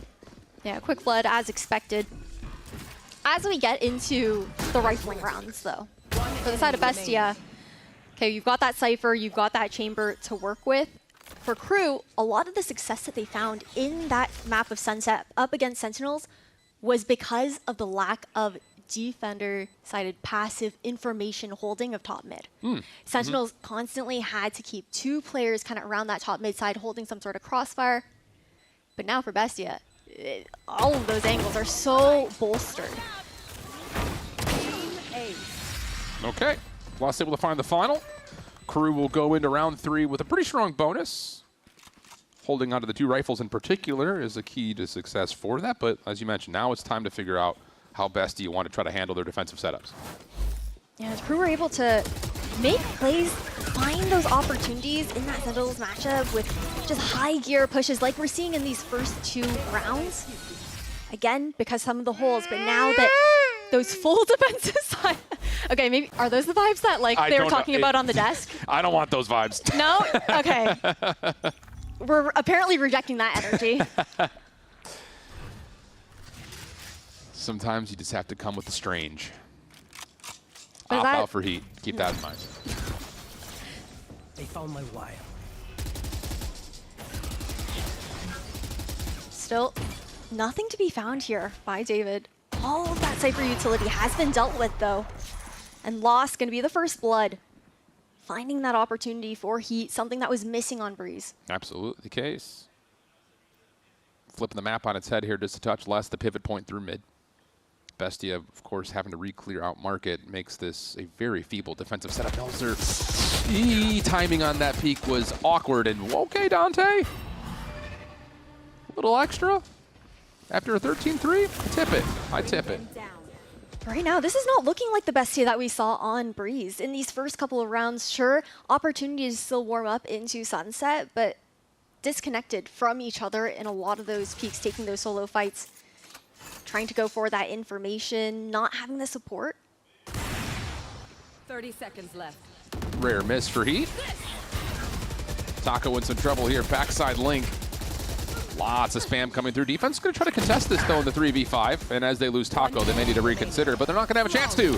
Crew dominate through main. 3-0 with a flawless round, and all of a sudden the bank accounts are looking pretty nice. Okay, they look comfortable right now. I think it's interesting because I was trying to make that point about the double Sentinels, how Crew were going to have to deal with that passive utility just a little bit more proactively, and they have been doing so. That early pressure over at B, knowing that they're expecting that Cypher to be set up there, trying to take those trips down, force some of those rotations around. Whatever that pep talk was, though. Damn, that worked. Down, you sometimes you just got to bring the energy, whether it's weird, strange, or otherwise. The Crew have got the vibes building right now, and it's going to be just Sheriffs and a Stinger on the other side for Bestia in this round. So just try to make it as punishing as humanly possible. Dante going to get pressured. Really good relay bolts on both sides. Bestia will get the space they want, but Crew are going to fight it back. And there's just nowhere to go. So there's the commitment call. David continues to just show us how the Sheriff should be played. Able to find one in the response, but still very comfortable for Crew. Just comes down to will they commit to actually jumping onto site, or are they going to wait to play for the rotation with a couple of the members already deep through the defensive side of the map. This is getting so awkward. I mean, Les completely has control of top mid. Loss has no idea what space has been taken here by Crew thus far. And unable to get that pick on MW Zera. He makes that round even the more impossible here for Melzer. And Crew, hey, sure, they got 13-3 on Breeze. It was also a reverse sweep, though, in that Sentinels matchup. That is some next level code. I love it. I'm here for that storyline. I feel like there's so many different layers of Croupium actually in this match, like as a whole, with like Melzer being on the side of Bestia. He was the person who was leading Crew through that run back in 2023 in the Americas LCQ, now facing up his old organization that is just known for going on runs in general, right? As an org as a whole. I'm here for it. It's like a metagame storyline. Is it? It's the plot armor, something of that nature. But this is what you like to see. You like to see that Sadok smile. It's so iconic, it right? is. It's when Crew are feeling good, they're feeling comfortable. Now, the timeout to be called from Bestia. And yeah, needed. Yes, it definitely is. They just look very disconnected, very disjointed. I feel like you have ideas with how they want to set up the anchor on that B side, have those peaks into mid there as well. But when it comes down to the actual fights that are happening, Crew, with the proactivity that we're seeing from them on the attack, sure, they're forcing those fights. And it doesn't feel like Bestia are in the most comfortable position in those anchor spots right now. Yeah, I hear you on that. And I think there's always something about early timeouts. I mean, we've seen one gun round. Like, you don't want to just throw your playbook out the window because you lost one gun round and then your anti-eco and your pistol and your save round were obviously not close. But you can learn a lot about what you're seeing early. I think especially knowing that the economy and the ultimates are about to start popping. Like, there are a lot of elements to talk through, even if you are still trusting what your designs are based on the film that you saw last week from Crew versus Sentinels on this map. So that must be the talking point here of like, okay, we're not going to get away with finding 14 First Bloods again. Let's not bank on that always being the case. But I say that, and we are going to get a meeting of the minds here at the front doors at A. Your initial trade looking decent. Melzer still playing the backside of the site. Huge double from him. But as Sadhawk will be brought back after the null command is spent, we'll get a 2v3, numbers in favor of Crew. Regardless, though, it is still Loss and David in the 2v3. Just make it Loss at this point. It's just so hard to work through these smokes. We You've get already the angle back over the backside of A, not going to be able to connect. Headhunter is through. There's the spray, the spam. Loss needs to value the op, but is not going to have a chance to because he is watching the exit. 5-0 Crew. Can we see some back and forth? The discomfort here on the side of Bestia. Sunset is also a map that they previously struggled on versus Contra. And honestly, I think that the adjustments to the composition here from the side of Bestia, while we see the vision, right? You also have a hard counter for the Cypher with Sadhawk being on Facts. that KO as well. Absolutely true. Here. I can't use that.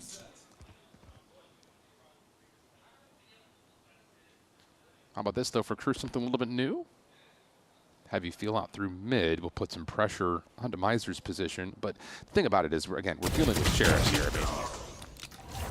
Making this round competitive would feel like a win right now for Bestia, just trying to save their half as best as they possibly can. And they invest into the smoke to cut off the cross for Market, but they didn't explore deep enough to know that there's a trip there. So Bestia still have that passive information. Understanding that Crew haven't inserted themselves that deep yet over towards B. The team will look to regroup over at that B side. We've had Dante inserted there for the majority of the round, and the Prowler trying to sell a fake here at A. Keep Loss interested. Oh, big pick right there. That could actually help out a ton, especially with David able to pull the neural theft into play. But Dante is able to find the pick. It gets the spike on towards site. And all of a sudden, if you're Bestia again trying to fight with weaker weapons, at least you're going to get one rifle collected for Chubazin. He'd able to watch the cross for a time with the op, but this post plant's going to be heavily relying on playing towards B on the main part of the map. Still hunt into that retake, not going to find anybody back site. Bestia creeping. Here we go. Here comes the retake attempt. He's into the first contact, able to connect onto Chub. Dante still holding on the back front of the site. Nice swing from Lost, does not connect, and Heat will make sure Taco cannot swing. 6-0. And no success off the back of that timeout that they had called. You talked about how the early ones can spell a little bit of trouble at times. And Bestia still have yet to be able to find that answer. We are seeing adjustments, though, right? They were going for some more proactive fights on defense, that trap play over towards A main that one round. Not being as kind of bunkered on and turtled onto those sites as we had seen previously. Oh, that's a button press right there. Another timeout early. Now it feels like the game plan has met the shredder. Wow. Onyx did not look happy. No, he did not. And I guess there's like, you know, again, for Bestia, you already talked about it, like, they're playing a map that had not breeded a lot of success for them in their region, especially when they were talking about that matchup versus Contra where they're trying to play Deadlock. It does feel very fresh in terms of the comp, even though it's obviously very similar to what they just ran in their last map. But the things that were successful for them on Breeze are not coming through right now. Mostly looking at what's happening in the first 30 seconds. First Blood battles have not been nearly as convincing. If they are finding First Bloods, they're being traded. It just is not getting you the same control that you had before. I mean, the game is telling us the story itself. Like, this is easy to break down because it's literally a flawless game right now, 6-0 to Crew, and everything is built in favor of how the attack has wanted to put itself together. Yeah, for Bestia, those First Bloods were the key to success over at Breeze, right? The fact that you saw Taco and Lost just performing so well with that double duelist, opening up those rounds, something that's missing right now. Yep. Well, Crew are vibing. Maybe they just needed to lock in, just shake themselves a little bit more into the match. Bestie are down bad, full rifle build here. Taco could have put themselves in an op as we jump on into a Crew. Listen in here in round 7. Manga eles. Tá com dash, um. Muito mel, Mengas. Toque. 3 A, guys. Manga. 3 elbows, 2 elbows. Voltar. Elbow. Backside. Bomb e elbow. Elbow, chamber. Vem comigo. Vamos junto. Vamos matar ele. Vou passar por lado aqui, vem. 1, 2. Tá aí. Otário. A tropa chegou. Help, guardando. A tropa do Bru também não. Caralho, Dante, você que... Guys, temos que caçar pra caralho, que eles têm um Predator, viu? Caça, vai todo mundo. Tá. Tô bicho, bora. É a tropa dos brutos? Isso, eu fico. É a tropa do Bruto também. Vai. A barra tá muito longe, cara. Quando a gente tá guardando nave, nós estamos mu. Todo mundo guardando essa porra. Ele enche a câmera velha agora. A tropa tá Tui aqui. Cravei a reta, Dante. Jesus. Tomei surto. Jesus, man. Ai, filho da puta. Tem um surfer esquerdo, eu acho. Puta, vamos ver. Mano, faz barulho pra ali, guys. Pegou QG em mim agora. Não consigo jogar. Vamos, último. Tá no ponto, deixa. Joga, tá com você, Leo. Aí, matei ele, por favor. Não. Aí, tá, Leo. No! Taco! You hear him. Run him down. Take the world. Taco was able to survive, but hey, sometimes when things just are going completely wrong in map number 1, sometimes you just gotta go and say, let's just have some fun. Right now, Crew having fun, I'll tell you that much. Hey, that's kind of what happened last time too, right? But very different vibes now on this squad, of course, with the lead that they've amassed for themselves. Bestia into this round, though. We do have some key pieces to look at. Operator in the hands here of Lost. Dante, though, scaling so quickly into this A side. Ooh, big win right there from Last. He's able to connect over towards Elbow. Taco will be left on an island with a judge. And no one wants elbow control. Nope, don't need it. Not when you're dealing with a 5v3, knowing that you're playing into an op still. So Taco will have to do this the hard way. Just waiting for the rest of this team to make their way over. Gonna pop the ultimate. Hello? Dante? Okay. Opportunity to actually pinch off this now all of a sudden. Yeah, fast lane's gonna go up. Taco can put pressure, able to find a second. This round is still very winnable here for Bestia, but you have to still clear out these positions, and doing it with the overdrive can be very difficult, and that's exactly why the crossfire setup will work, and Crew will stay perfect. 8-0. And how about the shoe being on the other table, which is turned? And it's insane considering Taco's position that entire time. I think for the side of Crew, they were so confident that nobody was there because no one got the trade off of the person who ended up dying in Elbow at that point. And having that opportunity for the backstab, it was honestly unfortunate, though, at the same time. There wasn't anybody else in the, peripheral there for Taco to actually get that off of, so couldn't find the impact that he really wanted to into that round. You want to play? Let's play. 2-4 South for loss in this round for Bestia, who are still scrambling to put together a full purchase, it feels like. Also have the Nightfall available. But it's been so good. The way that Crew have been handling that A-sided aggression. Just staying alive in the first 30 seconds. It's sometimes that simple. Orb collected for MW0, and that is all that Crew wanted. So thank you very much. We'll go to where we're actually going, which is going to be probably A. You also have that insert into tiles here for Heat, keeping an eye on the rotation from Market, also being able to listen in for any of those steps that are going to be over at that A link side. I'd say most importantly, he's also calming out this spy cam, which it looks like MW0 may want to try to delete to put pressure in the middle of the map. Might feel out. Okay, aggression on the A elbow means that we actually don't want to go that way for Crew. Spy cam was deleted, and that will be where Crew will take their efforts. 30 seconds left. Trademark still in Market there, and the smoke goes out as well. Good pre-fire from David. Able to get some damage in. There's the defensive Nightfall. That's going to connect on a ton. you have to commit through this if you're Crew. That's not going to feel good. Zera's able to give you one. Nice shot from Loss. Oh, huge headhunter connection. He's able to get one back, but as the last one standing, there is nowhere to go, and finally, Bestia's on the board. A much-needed round by Bestia there. Man, it was a long time coming into this first half here for Bestia. For Crew, though, it really felt a little bit more like they lost to themselves than Bestia, in my opinion, in that particular round. Like, running down the clock, it felt like we saw so many pivots from Crew. They're trying to pump fake one side, show presence on the other, then going for that late pivot into market when they hadn't dealt with that market utility yet. I think that's a very fair call. I mean, I think maybe Crew is not expecting to get the double reveal front A elbow, and they're like, woo, we don't want to go into that. So let's just try to take our efforts into mid-market where we'll have numbers, but setup was too strong, so Bestia gets something to work with here. Round 10 on the way. Quick play up through mid from Les. Ultimate's going to go out here for Sadok, and it's going to be an easy entry onto this site. Tripwires, though, are still going to be up since David did throw those down and get off. Oh, this is, say, ballsy from Lost to jump into the smoke without the ability of using the rendezvous back, but he will be punished less. That position will work eventually, and Sadok will be brought back to life. So clean round here for Crew, and a very puzzling setup for Bestia. Just committing through the null command with the operator as the first point of contact is very brazen, very brazen. We have questions about that one. I do. We do have questions about that one. Regardless, though, for Crew, this momentum that they've built for themselves here on Sunset has looked so comfortable. I think that their game plan on this map is very measured as well.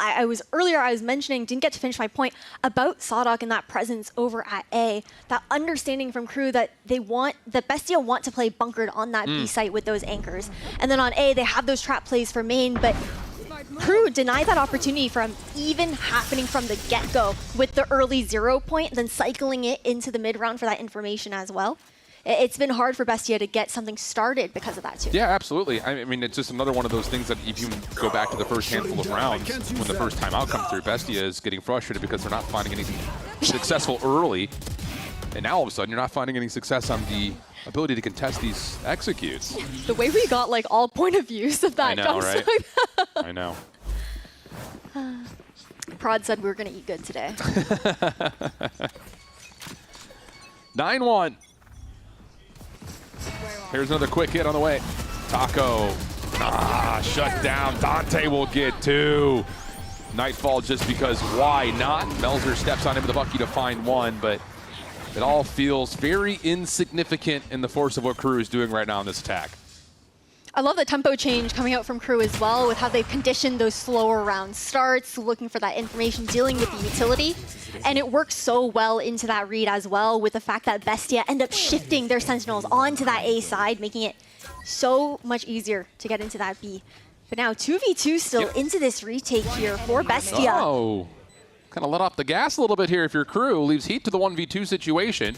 First on the corner, not able to quite hit it, but the quick switch is good. It's a little chamber on chamber action here on a Thursday. Loss holding the corner. Toggles. Heat, shoulder, not interested. Second effort, and Heat is not going to drop this one. So give him the technical 1v2. Bestia made it close, but that felt more like Crew kind of maybe lost sight of the finish line on the round a little bit. Red Bull clutch goes to Crew. Yeah, Heat getting his revenge up against Lost in that situation as well for Breeze. Yeah. But now 1 round left here, Bestia. Now the ones to honestly kind of look towards the other map is how it kind of feels right now on Sunset. Kind of wild how the script flips right after they looked so damn overpowering on Breeze. Unshakable confidence though right now for Crew. And on the other side of things, 1 in 10 for Chubas, and you hate to bring it up, but just again, tables have turned on this. Dante looking to go quick. Isolation in the corner, no problem there. Quick trade though from Taco, able to hold on to some contest here on the A site. Quick switch of attention over towards main. Paranoia cuts across the site, does not affect Taco nor Chubas in, but doesn't make a difference. Both will drop in. Crew will have the site again. Both Sentinels into the retake, loss with an operator. Stinger here for David. MW's era fighting aggressive, gonna give that gun up. But Crew are chasing into A-Link. Backing up. Time is ticking away, and I like this retake of CT here from the attackers, defending that post. There's just no way you break through this if you're Bestia. There's no way. Crew would have to have a meltdown right here. Not gonna happen. Slowing field now in the way thanks to the tour de force. And everyone gets one. 11-1. Are we having fun yet? Because right now it has been one-sided for one side or the other. Crew are definitely having a good time. I would say, based on what we've heard, they're having a great time. Smiles on board. But again, this team of Bestia, I think that I'm wondering what the depth is here with this composition that they've pulled out as well. We've seen a couple different looks from them. Well, there's going to have to be another figure it out moment here as Bestia will go into the second half down 1-11. We'll swap the sides, come back.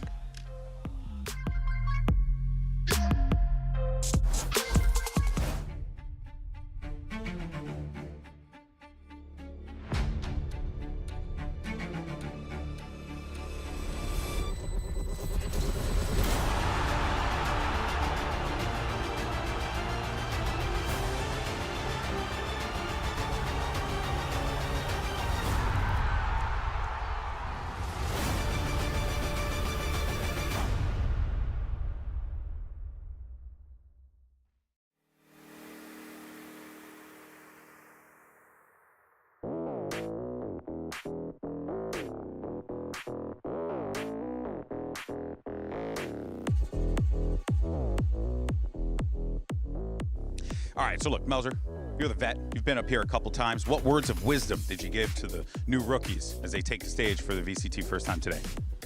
Yo creo que el principal consejo es que se diviertan, que no piensen que están contra algún tipo de dios o alguna figura que no pueda vencerse. Creo que ellos tienen mucho más nivel que algunos de los que están en VCT Americas, así que confíen en sí mismos y disfruten. Yeah, first of all, have fun. You know, you're not up against any kind of god here. You guys are just as high level as anyone here in VCT America, so just have fun. Oh, that's all. I mean, with a motivational speech like that, I'm ready to just go ahead and raid the beach. Let's go.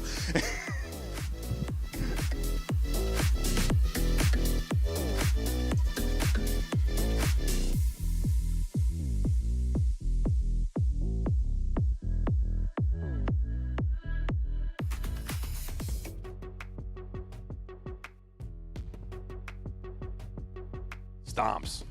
Map 1, all Bestia. And as you see it right there on the middle board, it's been nothing but Crew here in map number 2. We swap the sides and see if Bestia can spark up, well, anything at this point, because it's been very dominant. Very, very dominant. Yeah, they still haven't been able to find an answer to Crew, namely to Sadak in some ways. Like the impact that he's had in this map so far, not just with the flashes, the 0 points, just really being able to dismantle those trap setups that Bestia we're trying to go for on the defense. But let's see if they can get anything going. Bestia, they need to win this pistol round to keep themselves here in Sunset. Yep. Don't need to be an expert analyst to know that this round's a must-win right now for Bestia. No mistakes. David able to work their way up through mid. Little 1v2. Nice relay ball. Push you out into the open. No problem for the isolation onto the first blood. Taco looks like he wants to try to counter this, but what a response there. Gets the read, shuts it down. Early numbers for Crew again. It almost feels like they've swapped places with the play style that we saw like between these two maps, right? With how synergistically Crew are playing at the moment. Bestia, they have been trying, but still, again, don't look quite comfortable. Their opportunity here in the post plant. Yeah, I mean, map 1 just kind of feels like a false flag operation right now. Wasp trying to stay alive, has all of Crew right in front of them. One tag will come through, and that will be it. Holy cow. So maybe Crew just woke up a little slow today, because this looks a little bit more like it. It looks clinical right now for Crew, that is for certain. I think the combinations that we're seeing with the utility, the communication on the side of Crew has looked, honestly, picture perfect in these rounds. Like, it wasn't even just the relay bolt there. They layered it with the C's from MW Zera as well. It's those little things that make all the difference in those fights.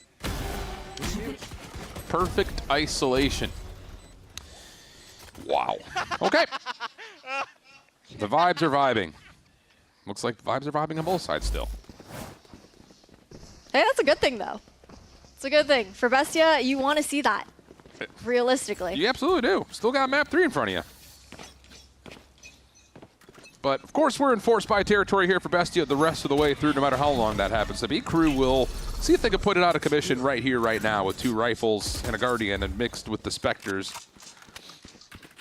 And already going to get loss up and through mid, except we see that. Dante easy first blood. And now Heat's just playing kind of a counter flash position up front, with a little bit of assistance from MW0 behind the B site, which looks like this execute will come through, and no one's going to scout out Heat in the corner. Oh, mercy. Zera also deals with the fast lane, and no he way gets he gets another one. Yeah, that'll work. All right. Very quickly, we're through 2 maps of Valorant. They are softballing our debut here, Ash. They really are. The 13-1 right after what we saw on Breeze, the 13-3 Crew. They take us to a 3rd map. It was dominant coming out from them. Bestia struggling to find those answers, but the impact that we saw from Crew playing together like we expected them to after their first win that they got this stage. Unreal. Hard to put into words what we're watching right now after the emphatic statement for Bestia at map number 1. Crew come out with smiles, giggles, a lot of weird noises, and a dominant map number 2. And that hopefully leads us to what will be a competitive map number 3. Hard to say. Summit will be there. But first, we had to break and reflect with the desk. We'll be right back.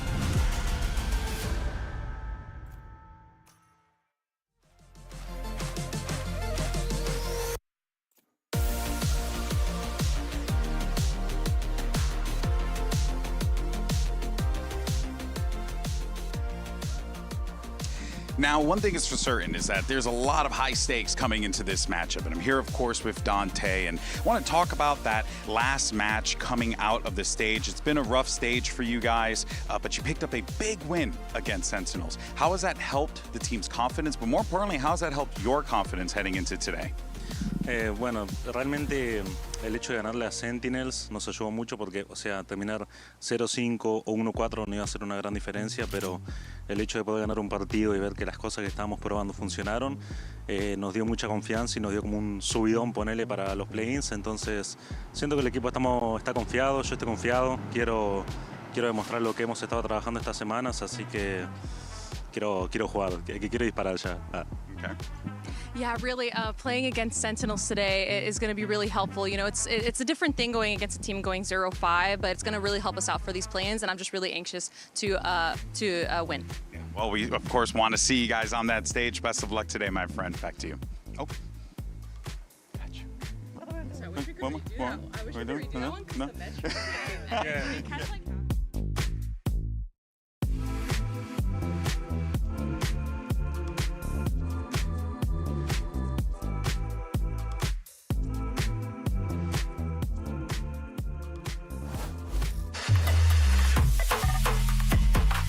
Mas aí o Leso vai pisando do veneninho, consegue o abate. Vamos lá, só falta o jogador muito miado.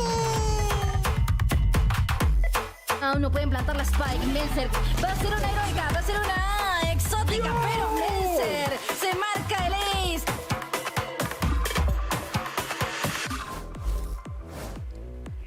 Welcome back, Crew, taking that last map with a dominance. It was kind of insane, 13-1. That is not a close scoreline, but that sunset really turned it around for them, because after that first map, we started to question Crew a little bit. I feel like we haven't seen a match like this one in a while, where it's just so one-sided. Map 1, map 2. This is good though for Crew. This is exactly what we wanted to see, especially after that matchup against Sentinels. We just got the chance to hear from Dante even talking a little bit about it. I am now concerned for Bestia. It went from me being concerned about Crew, and now it's Bestia. No, because you guys were questioning my pick earlier. Okay, all right, wait, hold on. Listen, if I still had on my pink hat, I would tip my fedora again to Crew. You need a milady. I do need to milady. I think that helped. I think the most important part here was the reactions from these guys. Yup, there it is. The energy was so back. It felt like we were seeing the smiles on their faces. They really didn't give anything to do with that first map. I can't stress enough how difficult it is after getting completely owned to bounce back with these vibes. Like, this is incredible. This is exactly what they needed to do. Because if they sat in that mindset of the first map, feeling down that they're down a map, I guarantee that it would not have been this dominant of a map for them. And I think just to highlight too, Zonic mentioned how the player that he really wanted to step up was MW Zera. Dan, you also said this as well, because MW just wasn't getting the fragging potential in the game, but also he wasn't as loud as he normally is. And I like that he was talking about it, because he also felt it more in the energy, the vibes, the calls as well, but he was doing it with the kills too. I mean, this is a guy that looks incredible when he's playing with a team, but also when he's playing by himself. There was a lot of, a few fakes that he was doing with the Prowler, a lot of times that he was playing by himself that was giving that information for the team to work around, and that's what allowed them to have such a strong first half. Oh yeah, and I feel like that first half, the main reason for it was a lot of their aggression. It felt like we finally saw Crew being as aggressive as we expected them to be, at least in that first map. And one of the main people doing that was Heat with this operator. I mean, he was getting picks everywhere across the map. I think the value that he got with the op opened up rounds for them so beautifully and got them so much information as well. I also noticed after their second tac pause from Bestia, they tried to pull out their own defense op to counter the attack op, because that's technically what you would want to do. And they still weren't able to take him down. Like, he just had so much value the entire half. It's really hard to play against a really strong attack chamber op like that. And I was questioning a little bit of that prep for Crew going into this matchup, and this map specifically. We talked about how Bestia before was even playing with that deadlock, which is something that you really need to understand. But changing this composition, it feels like benefited Crew so much more, because they know how that game plan around the operator looks like. And that is something that it seems like Bestia is trying to do going into these planes that they were not doing before. Yeah, and it feels like just aggression has been the name of the game for both these teams now, because when we're thinking about Heat with the op, I'm thinking about Lost with the op from that first map. Everyone is just alive for way too long. But actually, speaking of early fights, Crew, they had some phenomenal early round fights on this map. Some that we didn't see them at all attempt to do at Breeze. Alexis, you were talking a little bit about this and maybe the time that they've had to prep this map, to work around this map, and also this is something that is really showing in the way that they're going for these executes. They have so many different ideas, and the fast A hits that they're going with the KO ult, with the paranoia on one side. Then they have some fast hits going from mid to top mid. It feels like the creativity is there. The time that they put in the server is really showing, and again, that's what allowed them to take such a lead right on. I agree. I feel like there was an insane shift from map 1 to map 2, specifically with their KO utility. I feel like they had so much info on where the stack was, who's on an angle, am I flashing this angle, are we setting up the neon to go run it down? I feel like they had way more control and way more information based on the KO utility usage, and I was really, really impressed by Sodhawk's ability to manipulate the round with that. Do you think that was solely because of the prep, or do you think just in general this team has been good on this map? I think it's probably both, to be honest. I'm sure that there's probably a level of, okay, I need to knife these angles because these are favored for them. Like, they like to play these areas of the map. I noticed that a lot with elbow. They were doing an elbow knife often, and they were always getting 2 people scanned. So it's like, okay, immediate info, I can vision the entire map in my head because of all this info I just got. So yeah, I love the kill. It helps with the calling for sure, but we're actually gonna be jumping into the next map, the third map, the final one for this series. It's gonna be that summit. Now tell me, guys, we made our predictions. We predicted Bestia, me and Dan. You had Crew. Do you guys still believe in your predictions based on this map coming up?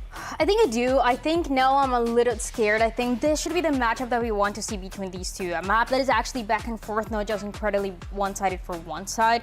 And something that I like about it is that it's going to be playing very similar for Crew in the way that we just saw this last map of Sunset when it comes down to the composition. And I know, Alexis, you're talking a lot about that KO. Going into it, if you're Static, why do you think that benefits him more in the calling and his playstyle and this team's playstyle for what he can do here, knowing that it's the exact same thing that we just saw? For me, I've IGL'd on Smokes and Initiator. For me, Initiator is way more comfortable because you are the one setting up your duelist. You're the one, calling the entire pace of the round, getting the info, being able to relay that and envision the map in your mind of where everybody is and make a call based off that. That's my comfort. I am still a little bit sus because the map that they played on Summit against Sentinels did not go their way.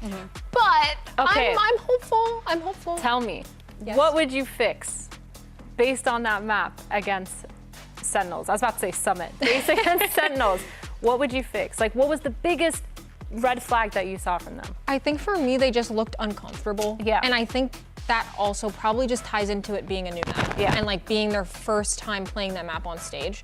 I don't think that it was necessarily like overall like arching game plan issue, like something really, really huge that they need to fix. I think getting more reps on it in this past week, I'm sure they've been swimming, I'm sure they've been, theory crafting, trying to figure out what they need to do. So, I think as long as they look a bit more comfortable, a bit more, comfortable on certain angles that they've never played before, stuff like that, I think that they'll look a lot better. For the side of Bestia, I also just want to see them playing the composition that they were playing before, playing the composition they gave them success in Latin America when they were playing that Phoenix. They're playing a lot of that Neon Phoenix that was very successful, and I see the vision, I see what they're trying to do with the operator. We saw it on Breeze, but at the same time, I think it is working for a lot of teams for a reason, and I think, switching it up so much, it can backfire. Yeah, I think it's they're trying to pull this wild card type of thing where they're coming in with new strats, new comps, trying to set themselves up with a new playstyle, make sure they're not readable, but they're kind of losing themselves a little bit. That being said, I still think they have a lot of really good aggression for the side of Bestia. And for Crew, we saw them really pick it up that last map. I think the confidence was the biggest thing for me to change it up. It felt like Crew had a solid understanding of how they wanted to play and where they were going with it. And so with this map being left in this map pool, I think I'm thinking along the same lines as you guys, especially you, Lexi, where you're saying they kept it in. They were trying to just fix it through VOD review, fixed a lot of their mistakes. And hopefully, if Bestia has prepped on the VOD based on the Sentinels game, it's going to be a completely different one from Crew. But we're not going to know till we see them jump into this server. Now tell me, who are players that you're looking at now? Because we talked about MW0 from that last one. We talked about Taco in that first game. Tell me a player that you want to pop off on Summit. Low key, I think I want to see Sodhawk keep performing on this KO, to be honest. Okay. I really liked how he was looking last map. I'm obviously like so biased towards KO. I love that man. He is so handsome. Yeah, we know. It's a little creepy, actually. Oh, okay. Weird. I would love to see him have like a 30 assist game or something and just like set up his duelist crazy style.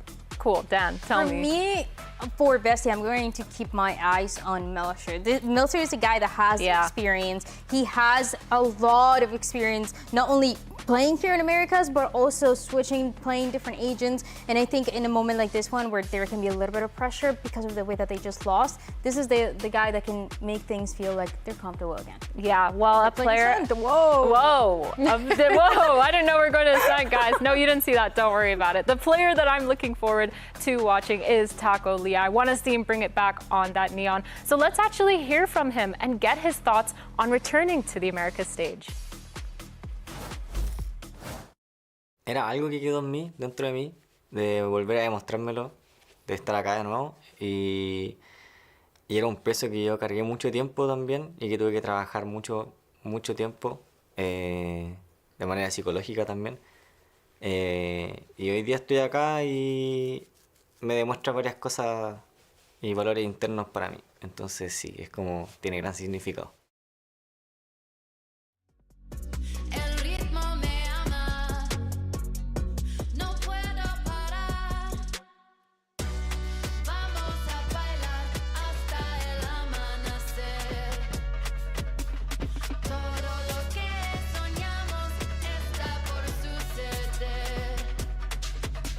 La vida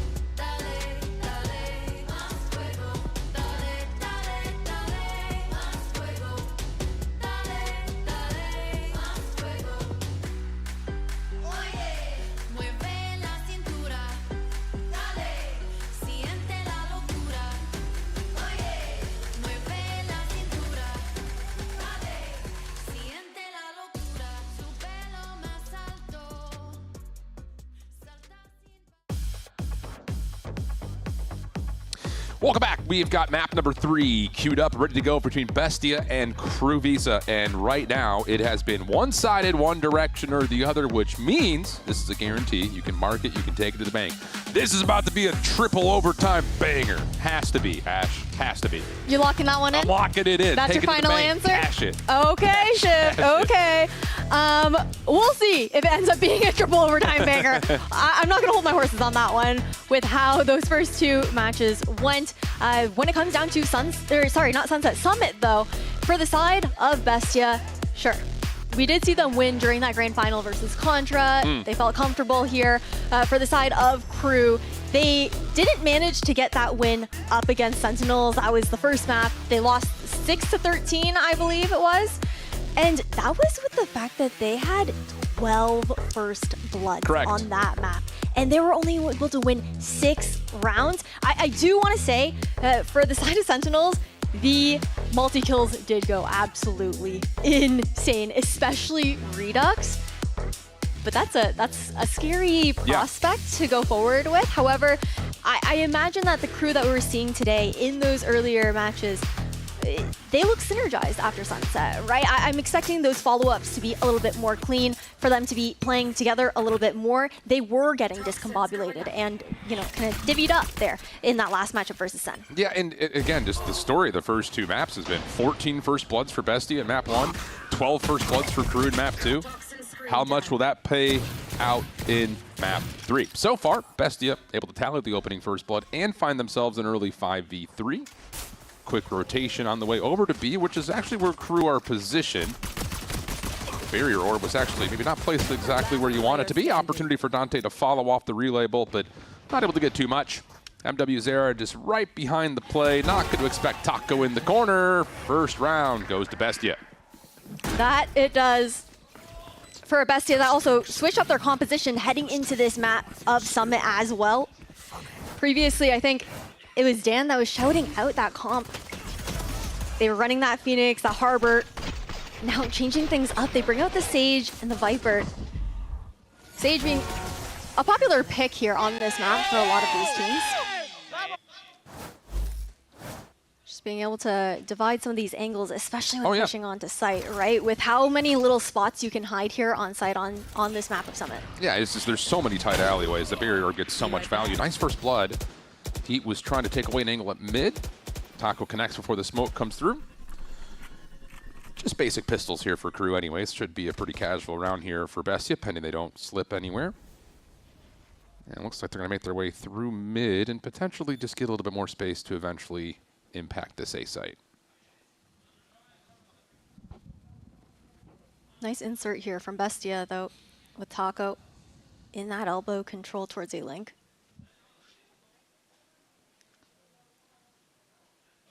Thing is, he can't take too much of a risk with that Marshall either. Close quarters. Yeah, not until this hit comes through first.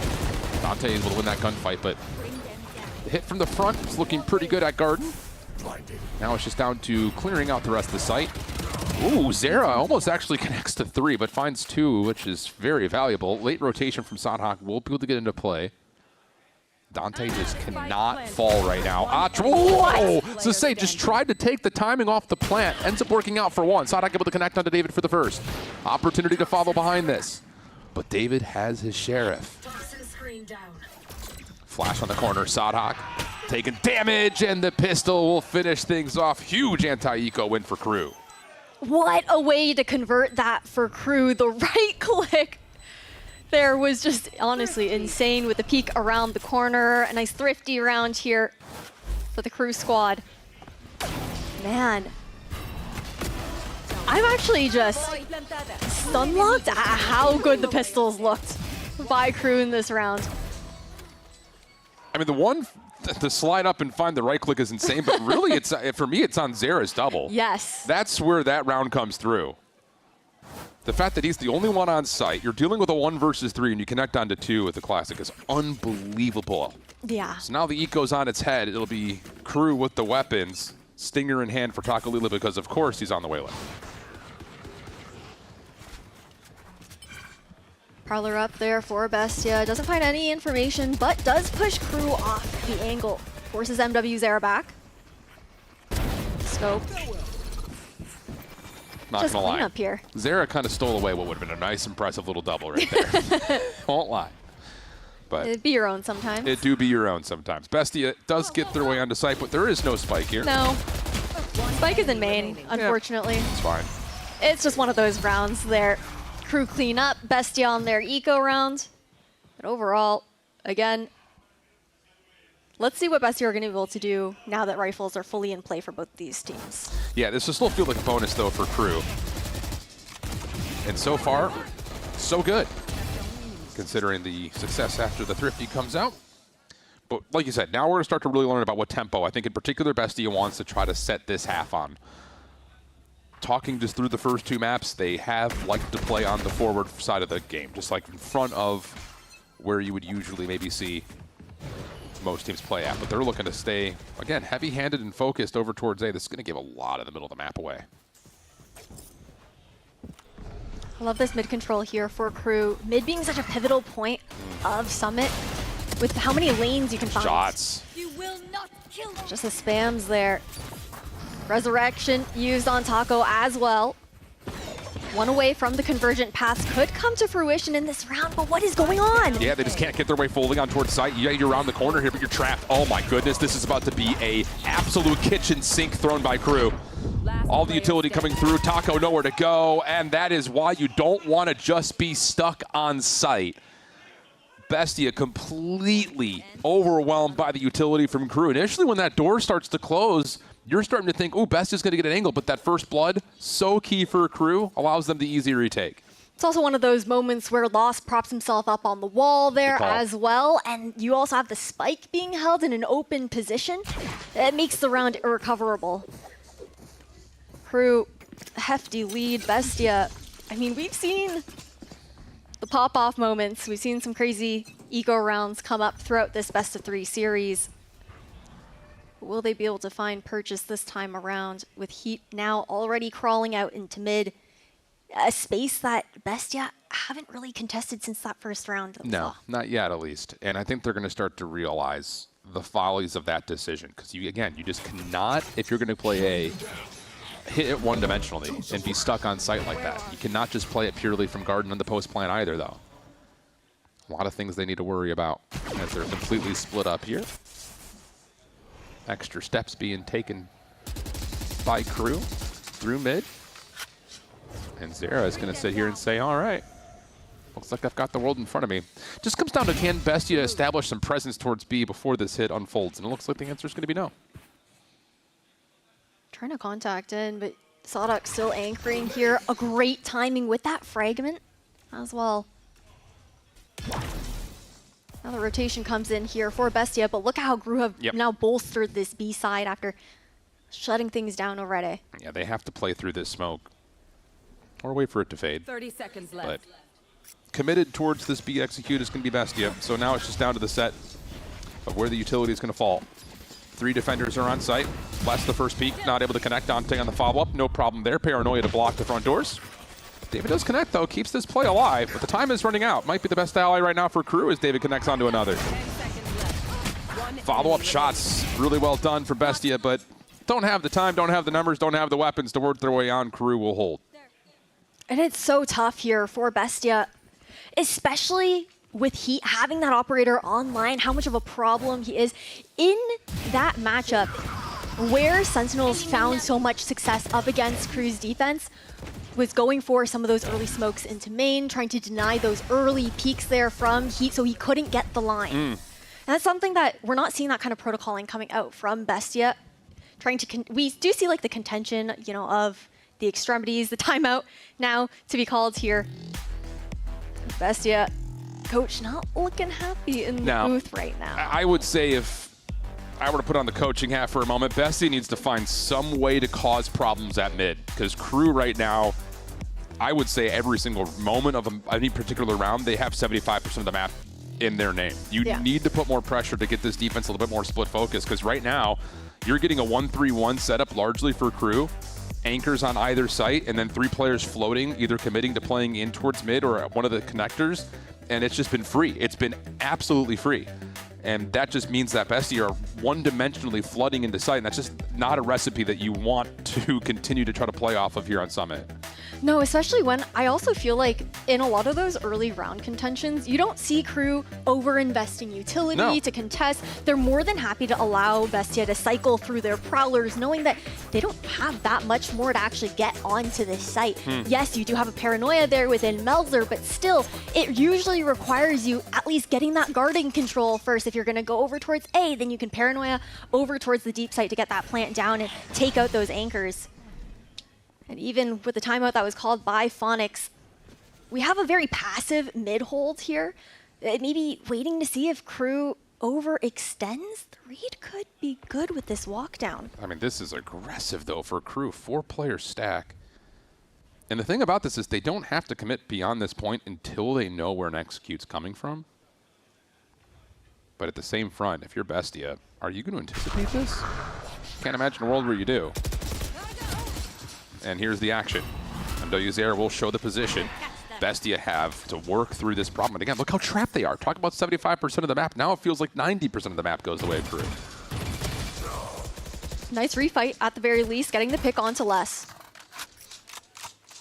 Still going to look to back off. They do have that shallow insert over at that A side for Melzer to make the call for the rotation. Yeah.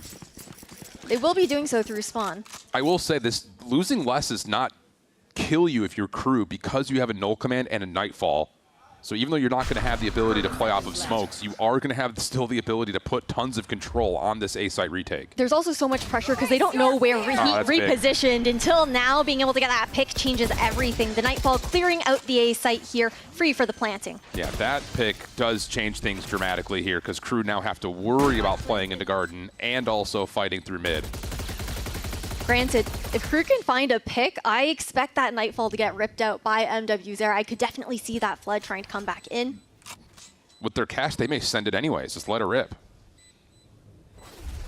And here comes the first contest. They see Taco's foot.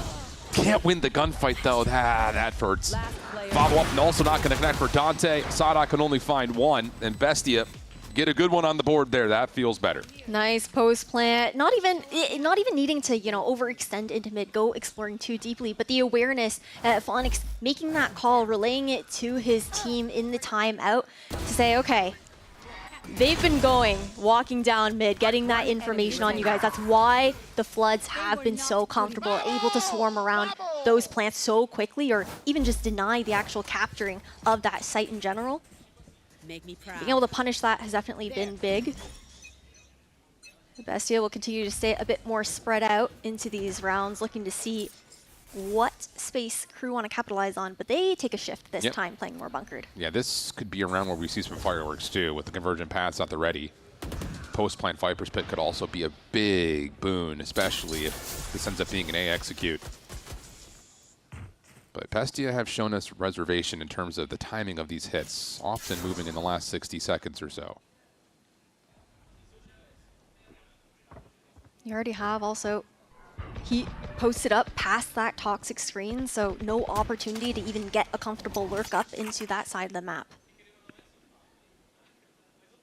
I like this idea here from Bestia. See if you can put some pressure onto the elbow. There's a trap play set up though. And Dante still holding a very one-and-done angle here. Zera's going to be kept safe in the corner. There's the pads. Trying to dive on forward. Hello, how are you? MWZera able to find two before being traded. Not going to make a difference. Dante will win out the angle. So the play through Ben, not going to work. Melzer by himself, stuck between a rock and a hard place. He's got lightning shooting all over the place. Nowhere to go. And that's just another, like you talked, crew setting it up differently, and it works out absolutely perfectly. That's a great trap play there into elbow. Perfect bait for MWZera to capitalize on. Now, Bestia, we've seen the adjustments coming out from them. I think what else is kind of crazy is just how much pressure Sadak has been able to put on B main on his own. Like, absolutely. a part of me kind of wonders if they are banking on some of the homework that Bestia did, knowing that it was always Sadak and Heat on that B main line, trying to hold it. And now you have Heat kind of floating around the map. Good knife. 3 detected there. Huge information for Crew. Signal for Sadak to look to back up, but even then, they know that Bestia, they'll look to maybe like re-explore, cut noise. We haven't really seen many high-tempo rounds from them off gate. No. I think some of that is due to the fact that, again, there's just so much ability for Crew based on their comp to slow up the impact that Awele can have. And we saw the trademark trap essentially 3 players in the last round. Knife stops the ability for a quick hit. Flash just to check, and there will be a smoke replacement surely at B main. And it's just continuing to throw the challenge, like throw the gauntlet to Bestia of like, what are you going to do to get through all of your utility? You have to show us something. Oh man, they were trying to even fake over at B, and then it ends up being that null command pop there by Sadak. So now it's on the Heat to connect, and after map number 2, you know he's good for it. Nightfall also coming through, and we're in the last 30 seconds, and Bestia just has no time nor any space to work with. I don't know what map 1 was, but these last 2 have been absolutely beautiful from Crew. Thus far, again, it's been a different Crew that we've seen since the reverse sweep happened up against Sentinels. Looking much more well-connected and synergized across the board. I do think, though, for the side of Bestia, again, this composition doesn't do many favors for Takolia on the attacking side to try and get him onto those sites. Like, it's a very unforgiving role that Taco has to play on this map of Summit, trying to create that space as Awele up against a Sadak who has been so good at cycling that KO utility over the past 2 maps. Or the other side of it is, again, there's always some sort of a cycle of a smoke being tossed through. So you're, again, throwing a challenge at Bestia of you have to push through this. You have to commit if you're going to commit. You have to spend everything if you're going to commit. So things like fakes, these little cute plays just are not working out right now for Bestia. They're back over to a save with just 2 rifles that could be afforded. And we haven't even seen, it feels like a spike plant since the first round. Spray is going to do a little bit of damage here for MW there. Not able to get the hunt, but still gets Melzer. I get it. Again, we're still on like a limited purchase here, but just the fact that nothing is working to even come close to seeing a spike site has to be so frustrating. Last bit of fade utility coming over the top will allow at least 1 more trade to come through. Less in a little bit of trouble. Snaps finds the first, not able to find the second. David now by themselves. 1v1, opportunity to still steal this round away. Sadak, nice little pop flash up to isolate the corner, no problems there. Yeah, Sadak is vibing in the player cam, but that one got maybe a little bit closer than you'd like. Hey, still picture perfect utility there for the IGL on the side of Crew. Bestia looking uncomfortable here on Summit. We see the ideas that they're trying to make work, especially with some of those A pushes. But again, I feel like with the positioning that we're seeing, those prowlers being thrown out even by Chubi, it can't get deep enough to actually push and catch anybody off guard. No. They're more than happy to back up into garden, play the box, and then at that point, okay, you break the haunt, and then what? Yeah, You're trying to cross through your own toxic screen at that point, and you don't always know if there's an op on the other side. I mean, the difficulties are multiple-fold right now. I mean, Bestia is having a hard time getting through the first layer of the defense, let alone to even talk about things like a second or a third to scale deeper. And again, we've had 1 spike plant, 2 maybe. Not been great in terms of the execution from Bestia. And when you're putting Awele into the mix, that's the one thing you should be able to at least somewhat guarantee is that you're putting pressure on the defense to pick and choose how they want to try to set up. But so far, there has been very little picking or choosing. Crew have just gotten away with what their set default has been. It's been good. It's been very good. Set default. At the same time, though, Crew, they did change things up from what they showed previously, right? So kind of relying on some of that previous conditioning and hoping that the homework works in their own favor in some ways. It also helps when MW Zera is performing so well, but attack-sided operator to come out here for Takolia. I'm not mad about it with how aggressive Crew have gotten, especially into mid. Could work out into this round, but the op's not going to be posted up there. Yeah. You're also putting your operator on who's supposed to be your entry. That's just for now. He'll toss it away True. later. It's very true, but it's still just one of those things like we're really searching for something right now if you're Bestia. Once again, 1-3-1 split here for Crew's defense. Full control of mid. Heat gonna get a chance. Does not connect. Smoke will block. And Les is holding onto a paranoia. Are they gonna try to stack through this? Yeah, they're stacking for it. Here comes the play for Dante. Not able to find the first. Les able to get one in response, so keep it to a 4v4. Resurrection also off the table with Lost Fallen. We're doing great right now, guys. That was just a little hopscotch up in top mid. Don't worry about it. There. Still posted on the angle though here for Takolia. Hasn't seen anyone cross over. Has to win this one versus Heat. Yes. Has to. Nobody loses the angle with the toxic screen. Still trying to creep onto site. Zera not going to be able to find one, so there's that switch from the weapon. He'd able to find the response though. Viper's Pit finally going to come through, and now all of a sudden, how do you clear this? You've got a knife, fragment, flash for Sadok. Everything else will have to be done the old-fashioned way. 2 will be revealed. Everyone playing in the pit here for Bestia. Here comes the play. Nightfall going to be used from the offense to, again, just stagger the time just a little bit more. More spray, more spam, nothing connecting. Crew is dealing with some difficulty right now. The effects of the Nightfall will fade. Now it's time to go if you're going to at all. Flash comes through in the close corner. Not able to find the one up top of us, not able to find the pinch, and that will work out. Bestia able to get the 3. Nicely done by Bestia into the post plant. A great entry onto site by Takolia, but the main thing was the impact of that paranoia from Melzer to ensure that MW there wasn't going to be able to get that fight for free. Now, it's about trying to chain these rounds together. If you're a Bestia fan, it's been tough to get onto those sites. Once they can get into the post plant, they do have really great utility in their arsenal to be able to lock things down. But it's been breaking through that's been the problem. Can you start putting it together here in the backside of this first half? Feel like you kind of need to a little bit. Convergent paths are at the ready for Taco. Resurrection still ready to fire away for loss.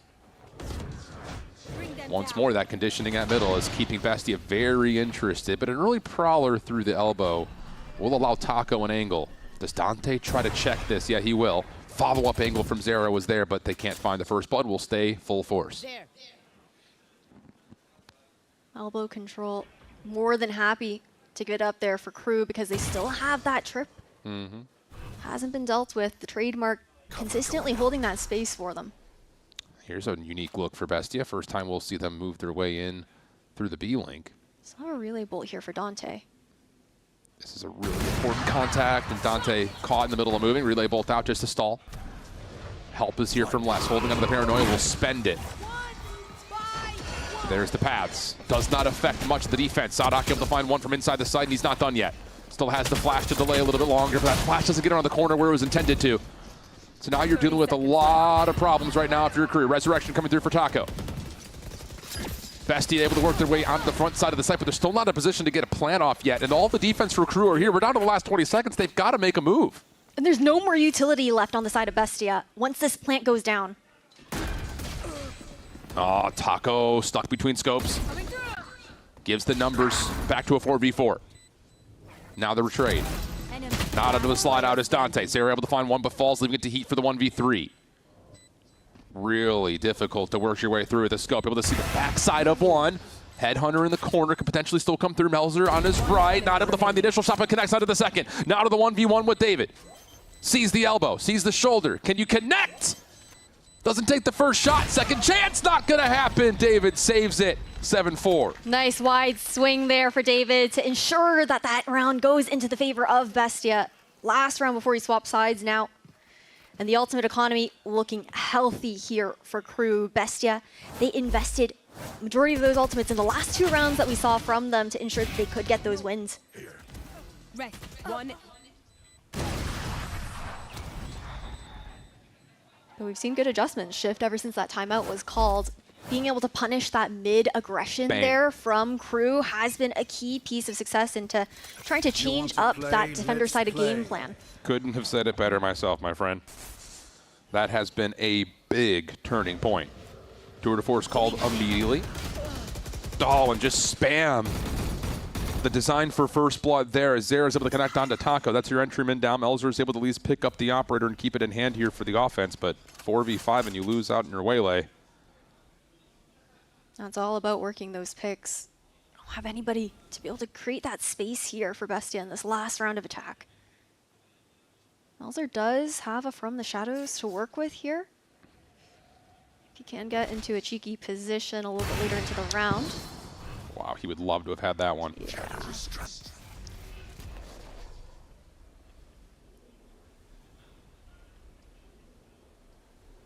This could get interesting if Les gets challenged in this dark cover. Oh, he has so much info now. Hearing that Prowler. Here we go. Oh, the timing. Les will back up, has the paranoia, immediately calls that in, and that will stop the offense in its tracks. Haunt will come through, but the space is happy to be given right now for Crew. They're already on the quick rotation over, but 30 seconds left. You know this is going to be a B hit, and you've got Heat with the tour de force in a perfect position. Able to connect onto the first. That's going to slow down the rest of the approach. No problem to follow up with the combination of the fragment as well. Mercy. Goodness gracious. Perfect read by Les the whole way through. Crew will finish an 8-4 half. His timings were perfect on those repositions. The paranoia being thrown as well. That understanding of the game was absolutely sublime coming out from Les. Well, Bestia get a couple back here at the first half, but still feels like Crew threw out a lot that did not have an answer to for Bestia. So clean for the first half for Crew after a dominant map number 2. We'll swap the sides and see if Bestia can put together as formidable, if not, it'll be a little bit better of a defense. Be right back.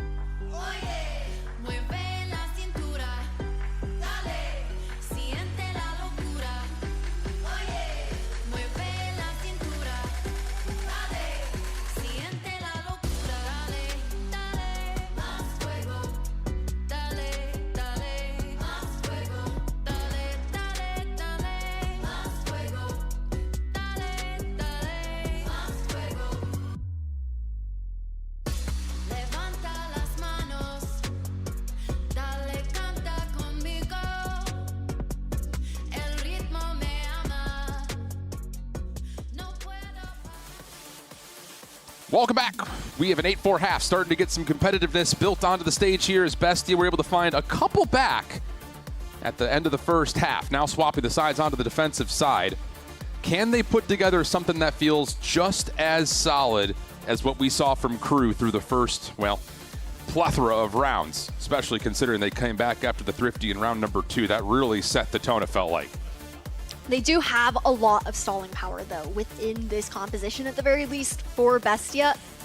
That Sage, I'm looking at Lost to be able to slow down the entries there coming in from Dante, as we know him to be so explosive for this Crew squad, especially within his last couple of performances. We'll see how this one unfolds. Pistol could be crucial for Bestia to bring this back to more level terms almost immediately. First contact is successful for Taco. Huge pick there. And it doesn't really reveal any of the rest of the defensive setup until Les and Taco both fall. Now all of a sudden the defense is kind of in dire straits as the hit towards A is well underway.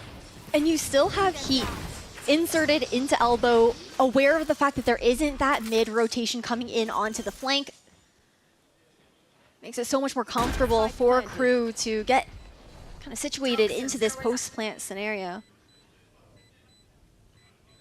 Especially with an opportunity for Heat to even go for a backstab if he wants.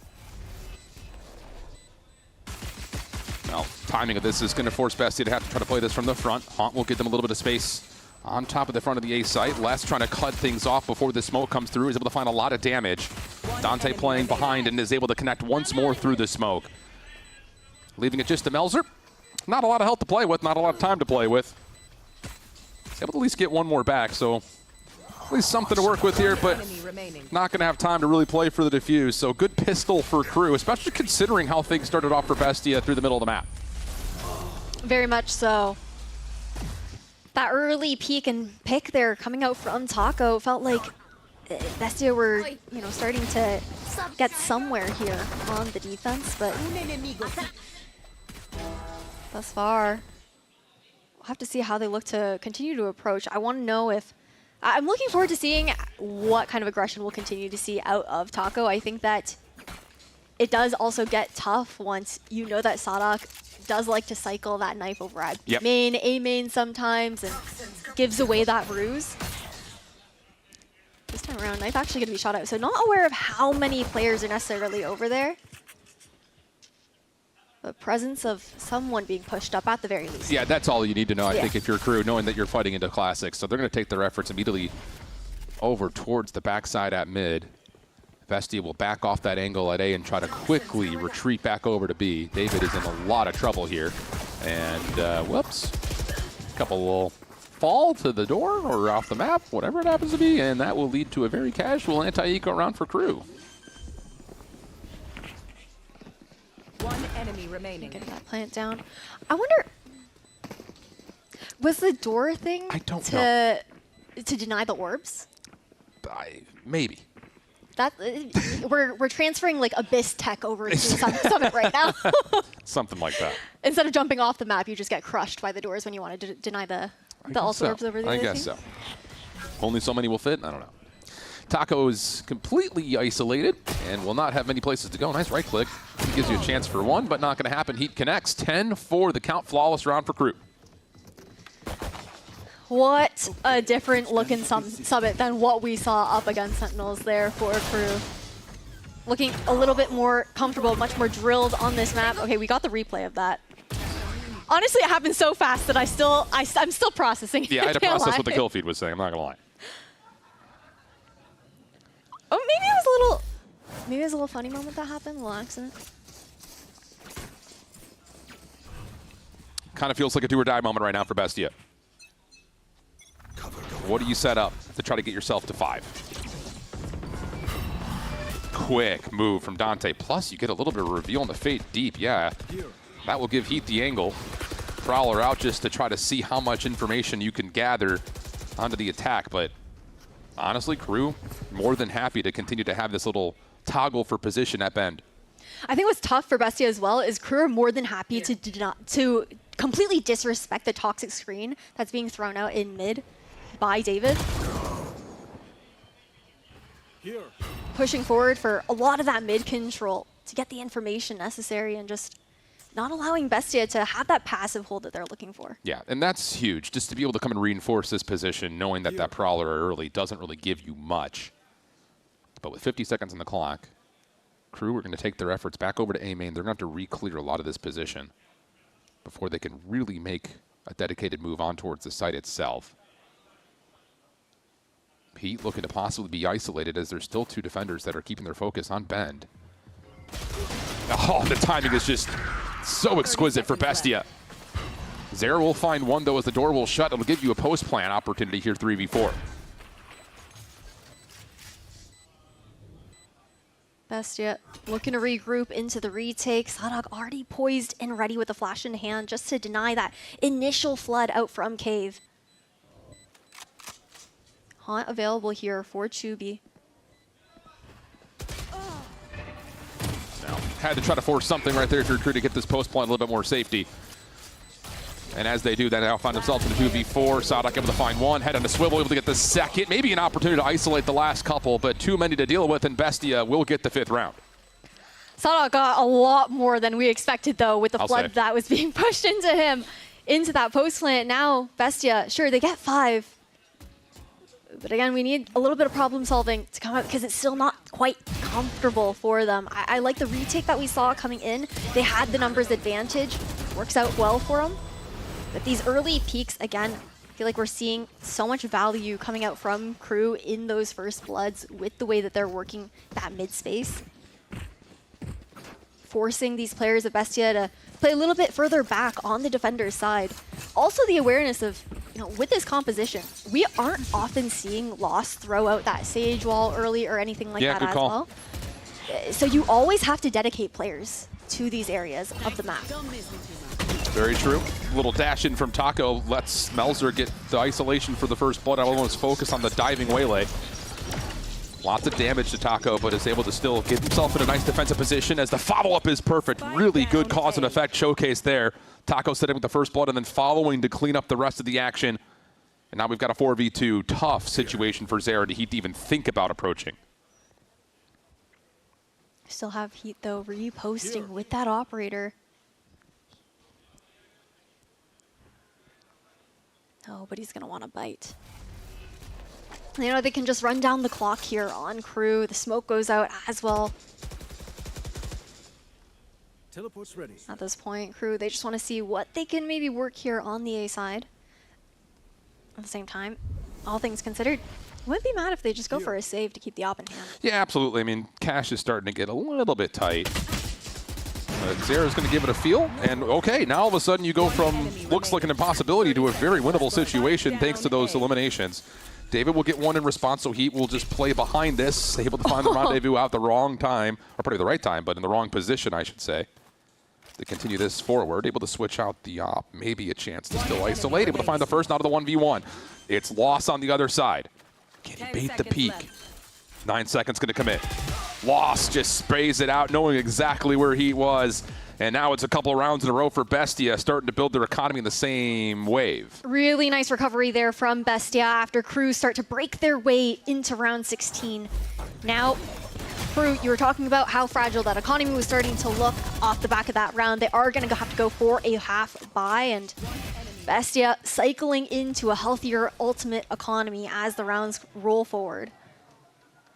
Big. This is a big turning point in what this map can start to look like now. Economy for Crew on the other front, not comfortable whatsoever. You're getting close to things like Nightfall, possibly Tour de Force if you can soak an orb in an elimination of some sort. So there are opportunities in this round to make it competitive, but for Bestia, you're starting to trend in the absolute right direction at the exact right time, because I'll tell you, if they lose out on that round prior, all of a sudden things start to get really hairy because you're starting to put yourself into force buy considerations with the score. Absolutely.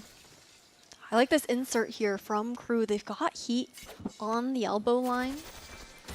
A good spot to maintain that information. Wall goes out, so no opportunity for a lurk up. So the team, though, going to go exploring into that B split here through mid and main.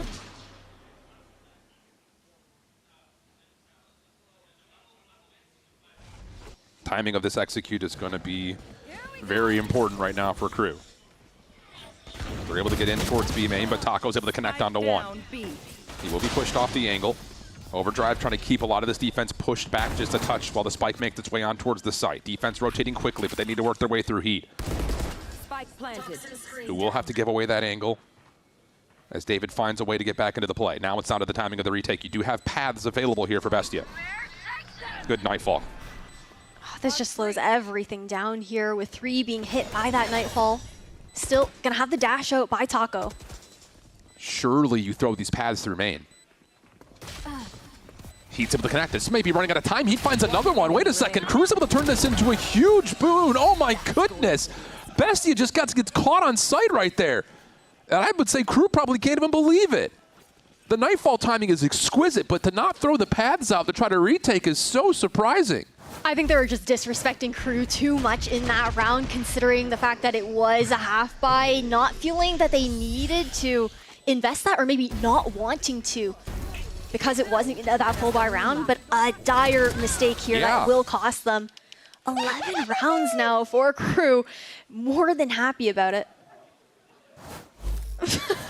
Heat's sitting here like, yeah, thank you very much. I mean, he was stuck for a moment. It looked like he wasn't even going to get a chance to get out to join the post plan at B. So now, once again, economy switches hands. Bestia now on to just Sheriffs, but Mel's able to connect for the first blood. Nice shot into the second. Oh, mercy. One more possibly over the middle of the map. Melzer will be shut down. Numbers still with Crew. But at least you've got Loss with the only rifle on the rounds. Maybe gives you a chance at the 1v3. Man, saw the vision there. They wanted to go for that 4-player fight after the wall drops, but Crew just waiting in the wings. Loss in a 1v3 scenario. question of if he's going to be able to make this work. Bestia need all of their rounds, but they also need the weapon. It will be the save that he opts for. Resurrection is going to be available into the next round if they can, if Lost can either find a pick or Bestia fight for one of the orbs on this map, but it's definitely looking tough. Like, we have Convergent Pass at least available into the next round. Could cycle into that Nightfall there. Yep. For Chubizin. Part of me wanted to say the null command because Sadok's got that in his own pocket. It just feels like that round that the Nightfall gets spent for Crew at B and we don't throw the paths out could have been a major difference maker in this map. Because at that point, you should be more than happy to trade those ults. Absolutely, yes. But regardless of the decision, the situation still stands. 12-6 to count. You know what has to happen.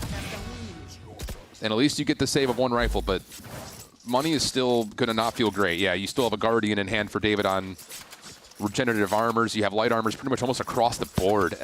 Plus, you're still dealing with that null command like you mentioned, plus potentially a Nightfall on the other side. Again, for Crew, it's just, it's starting to snowball a little bit.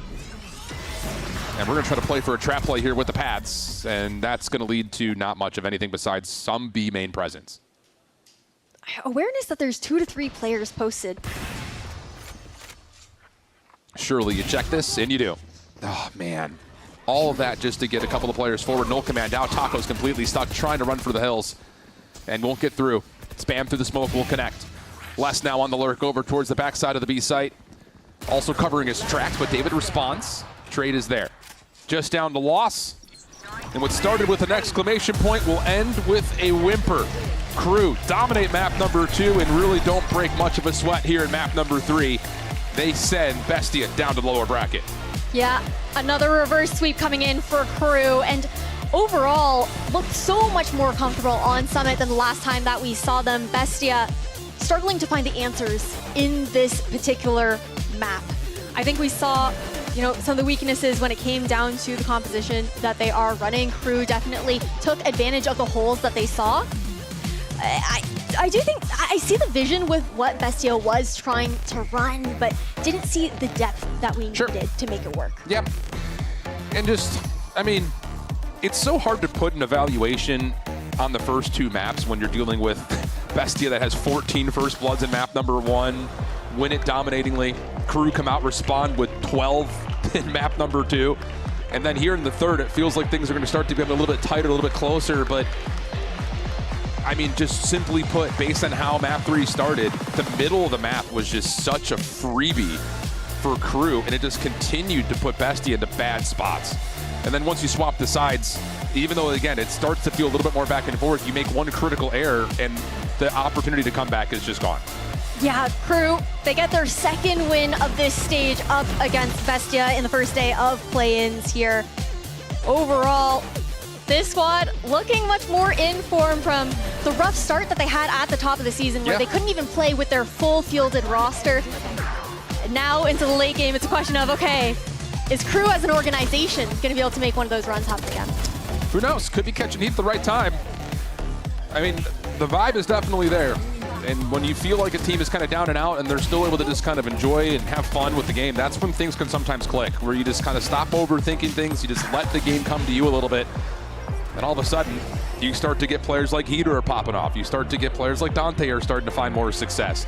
Things start to just feel more of like what you would have expected when this roster was built in the first place. So good stuff from Crew, even though the first map was confusing, to put it plainly. Any thoughts for Bestia, though, trying to regain in the lower bracket? Overall, Bestia, I feel like they have great firepower on their squad. They have good ideas that they're bringing to the server, but with some of the comp changes that we saw coming out on maps today, it's a question of how much depth they really had with those compositions on Sunset and Summit. Namely, we weren't seeing the layers that we needed to, but we know that these players have the experience and the mechanics to be able to find the wins here on the big stage. Absolutely the case, but when adversity starts to come down through it, Bestia not quite able to hand it. So let's send it over to GB down to the stage for the Verizon post-match interview with Les and Coach Zonic. Thank you so much to Shift and Ash. Guys, give it up for our new casters, if you don't mind. Shift and Ash, yes. We also have A pretty dang good team up here. Give it up one more game for Crew. We got Les, we got Zonic in the house. Zonic. All right, guys. Very hard-fought game there in that, especially in that first map. Breeze certainly caught you guys off guard. Les, what was it about that match? What was it about Breeze in particular that was a little bit challenging for you guys to overcome against Bestia? Yeah, we already knew that would be a really hard match against them on Breeze because it was their best map on the VCL, right? So they were playing really well. We knew that it would be hard, and we won the match against Sentinels on Breeze, yes, but our comp has some limitations, and I think they did a really good strategy. Yeah. And yeah, it was really hard to us. Yeah. Did you, coming out of that, were you able to, like, obviously you shook it off, but were you guys having some hard conversations? Because I know I talked to Coach about it earlier. Were you guys talking about what went wrong in that game, how to make things better, or it was just a matter of play your own game, move forward? I think when you get stomped like that, you cannot talk so much about the map. Fair. You know, you need to just go forward and just forget about it, and let's talk about confidence, because this is the most important. You cannot lose confidence when you get stomped. Yeah. You need to get back to the match. So yeah, this was our conversation. Yeah, now Coach, I asked you earlier, I was like, what do the boys need to do? What's going on? You said, gotta wake up. They need to find themselves in the server. They did just that. Yeah. Who were you really leaning on? You mentioned Dante, I remember. I think you mentioned Sadak as well. But overall, how do you feel about the team's performance coming out of that map 1 when we last chatted? Yeah, I mean, as I said, we really needed to wake up. We felt like we didn't get to play the game the first map. Yeah. As Les said, we were focusing mostly, since we already work a lot on the maps, on things more in terms of communication and confidence and trying to establish our own game. And as I said, we truly focus a lot on Dante and his confidence, and as well as on MAW's comms, which help a lot into establishing our game plan. Yeah, now one step further, a little bit closer, making your way over to Shanghai potentially, but really you got to make your way to playoffs first. So is that really like, is it just a matter of one game at a time for you guys? Is there like ambition, or you need to stay focused on the present task? Like the first thing is that I would say thank you for Riot for this opportunity, you know, because this year is the first year that you have the opportunity, like if you don't make playoffs from the group stage, you have a new opportunity. For me, this was really grateful because our Latin teams, we don't have so much time about the visa, you know, so this opportunity was a huge game changer for us. Yeah, so, and for Bestia, you know, and for all the teams. Yeah, for everyone. It's a really nice opportunity. I think this year was a really good year about like the tournaments, you know? Yeah. And about that, our mentality to 100% is one game by game, you know. We have the next game against MBR. I think it's going to be one of the hardest games in the playing, and we need to lock into it. Hey, man. Well, look, we're looking forward to seeing that. Congratulations on the victory once again. Guys, give it up for Crew if you don't mind, and that will do it for us here. But don't worry, folks. We got one more match on the horizon. It's M80 versus Envy, and we'll see you on the other side.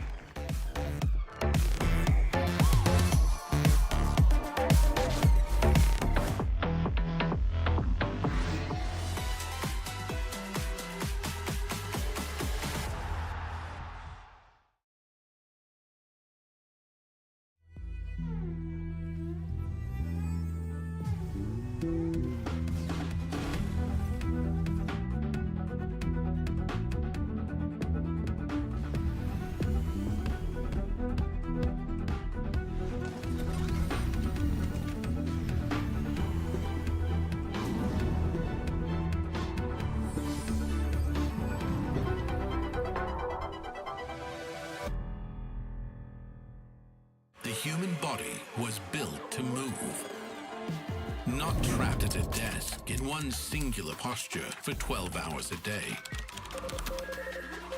It's time your chair evolved. This is Secretlab Titan Evo.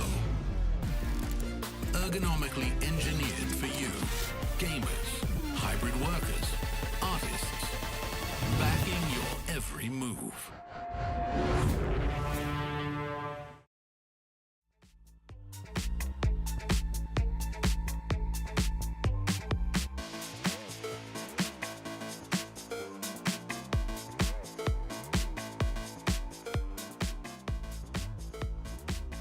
Oh my gosh. Oh my gosh. Are you shaking? I'm freaking shaking.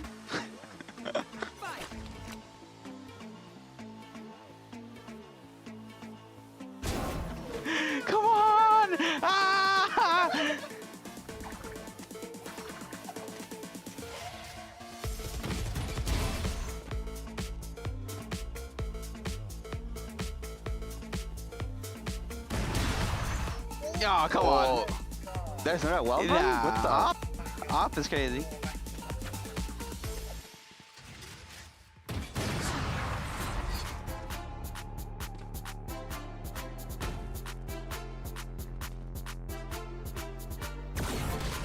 No!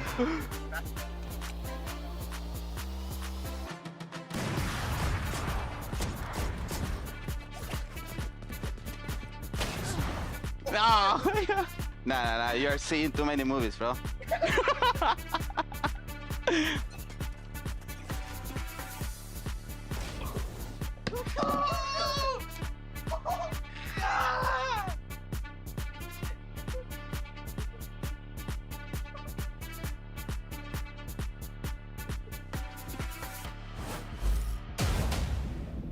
I think for me, the M80 matchup would be probably the most exciting. I think everybody can kind of look at them as like the top team to go against when it comes from the challengers teams. I mean, they've been very competitive when it comes to dominating the league. Caillou, I mean, he's another IGL. I played against him when he was on M80 last year as well. And so I'd just be really excited to play against him on this stage and have another game IGLing against him. Envy. I mean, we scrimmed these guys a lot in the past, so we know a lot about them. Very good guys. Obviously, people that I know, including Knights that I played on the team with them. So yeah, pretty exciting team to play. I think they're going to be more on the aggressive side, where they're going to play just try to brawl game.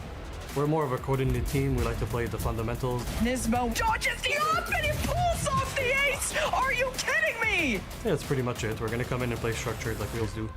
Hopefully. Welcome back to VCT Americas and our second match of play-ins, Envy versus M80. Athena here, joined by Dryad and Alexis. We had such a good first match. The reverse sweep coming in from Crew was crazy, but we gotta talk about these teams today because it's taken a few years, but M80 is finally here on the Americas stage. They've had quite a journey. They've had that 15-game win streak, but talk to me a little bit about this journey they've had, Dryad. Yeah, the journey has been insane. 2024, going to the Ascension Finals in Brazil, going against the Guard, losing against them, even though throughout the whole year it was a back and forth between the two. Going next year and trying again and losing to 2G, a team that nobody was really expecting was going to get that win against M80. And then 2025, it was a time where M80 was even not willing to continue the roster. They had a time where Chet was the coach. They had a time where they were trying to find themselves again. And suddenly things happened just in the last few months. They added Kaplan, they have Caillou, and they have those old members like Nismo, for example, joining the squad. So I think this is going to be an incredible series for each one of these players. I love that throughout all iterations of their roster, just M80 as an org has always been such a high contender to be in Tier 1. Oh yeah. Like I feel like they're so good at scouting players and building teams that are like so good against other Tier 1 teams. So I'm excited for them to finally have their shot on the stage. Yeah, I think arriving here and playing together has been the really big thing. And you can tell how passionate they are as they went through a boot camp. They actually boot camped in Korea, which is insane, before coming back to LA and boot camping here. And I think boot camps are a really important part of the process, Alexis. I will say, since the main stage of challengers is over, scrims have been scarce in NA, especially for my team as well. So I totally understand their decision to go to Korea and scrim and get some good quality practice over there and not have to worry about facing teams that they might face in the play-ins. Yeah. So I think that they probably did some good team bonding. They probably hang out, they got some Korean barbecue, I don't know. Yeah. So yeah, I imagine that it was really good for them. Well, looking back on the roster, actually since signing Kaplan, these guys have gone on a 15-game win streak, which I mentioned earlier. They won all the way throughout Stage 2 and Stage 3. And Kaplan, he has done a phenomenal job with this team, as well as with Caillou, as well as with SPZ and Nismo coming back to this roster. It's been an insane turnaround for this team, but do you really think a coach can have that big of an impact on it? Absolutely. I think the results speak for themselves, but it's not the results that you're seeing against these challengers teams, but the way that they are playing. They were always so many steps ahead compared to what all the other teams were doing. And that is not to say that towards the beginning of the year, they were not looking as strong. I think Nismo did also a really good job when he was coaching for them when he thought he was going to retire. Oh, yeah. He's not playing anymore. But I just think what Kaplan is bringing, and also bringing your old IGL with you, is just helping so much. Yeah, I agree. I think they have a really good system. Like, you can tell that there's a really good connection between the IGL and the coach. Like, they're always on the same page. They can communicate their ideas and how they want to play really effectively to their players. You can tell that just their overall system between everybody is really fleshed out and really well done. Well, you spoke about Nismo. Let's actually send it over to Golden Boy and hear from the man himself. Well, this is a long time coming. My friend, it has been way too long. It's my cousin, by the way. It's Nismo. I don't know if you could tell, just a different cousin from another mother. But in any case, so my friend, pleasure to have you here. How does it feel knowing that you're coming into this event with a lot of hype, an incredible win streak as well? Is that pressure that you guys are feeling on yourselves, knowing that you're one of the teams to beat and you're not a tier 1 team? Not really, because in the last couple of years in Ascension, we've been the favorites, so we always come up with a lot of expectations, so we're pretty much used to it. Yeah. How are the boys feeling? How are you getting the young squad kind of like, because, you know, you've been in the game for a long time, but this is also kind of new for you as well. So how do you guys keep yourself kind of focused in this moment? I mean, we got a lot of experienced players like Kaplan, Caillou, and myself. Obviously, Alvin went to Ascension, so he got a bit of stage experience, but we keep everyone composed, telling them that it's just another day in the server, and you know, just have fun out there. It's really important. Well, I know I speak for a lot of folks when I say it's so great to see these colors and this logo here at VCT, my friend. Thank you so much.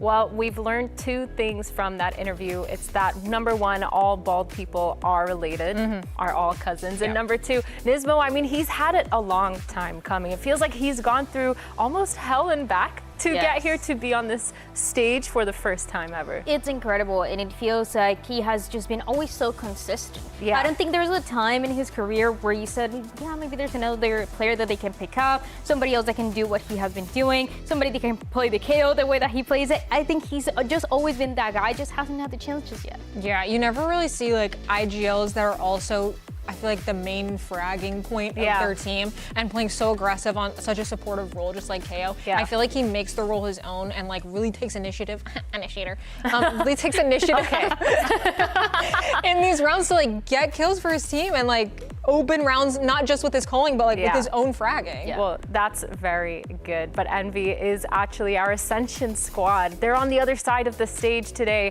It's not even the same team that ascended originally. The roster has completely changed, but they still have an insane amount of talented players. They had a pretty difficult stage though so far. It feels like we've seen them struggle to figure out the synergy and the comps that they're trying to run in the server. Their roles as well has been a little bit all over the place, but they have been slowly improving, Dan. They have been. I feel like slowly they're finding what is working for them when it comes down to the roles, especially in the way that they want to set up. They even want to play a little bit more with the operator compared to what we saw towards the beginning of the stage when he was playing that Killjoy, for example. And I think the roles now look more comfortable, but now is the time that they have in each one of these maps. I think Sunset, for example, looks really good for them because they have a good amount of set plays in the way that they want to play mid, but other maps it feels like they're lacking. They're just kind of going with vibes, and sometimes you need just a little bit more than that. I feel like I have a take on what Envy should do. Okay, let's hear it. I feel like they were really primed when they had a game abuser as Exter on the team. During a Yoru meta, he was game abusing. True. And then, you know, Yoru gets nerfed, he goes out of meta, team explodes a little bit. That's okay. Just a little bit. I think they need a new niche. Like, I feel like they need to like hang on to something and game abuse something. Like, I don't know if they need an Odin abuser like Brock. I don't know if they need like a, I don't know, a Gecko one trick, like something different. Gecko one trick is crazy. I don't know. People thought Exter was crazy for only playing one character forever. True. So, you know, maybe something You know what my take is I think he could still do that today if he was on this roster. He could still play the Yoru one trick. But what do you think? You're not shaking your head. I mean, I low-key kind of agree. I don't think Yoru's that bad. That's my opinion. I agree. Bring him back. You heard it here first. Yoru is actually not that bad. And Envy also is not that bad. I know they've had a struggle. You can see in the strength of schedule here, they've been losing a lot. But for me, when I'm looking at this, I'm thinking, well, they actually kind of started picking it up. I feel like after those first 2 games against EG, against MIBR, that's when we were really struggling to see what they were trying to do with their playstyle. They finally find their identity, but they're facing against Leviatán. So it's been kind of a struggle. They win against Furia, and now they're facing the raid boss of NRG. So I think going into today, it's going to be kind of exciting. Give me a short insight on this. I think this is all about the confidence. This is a team that you look at all these matches, maybe except for Lev and Energy, because they are insane.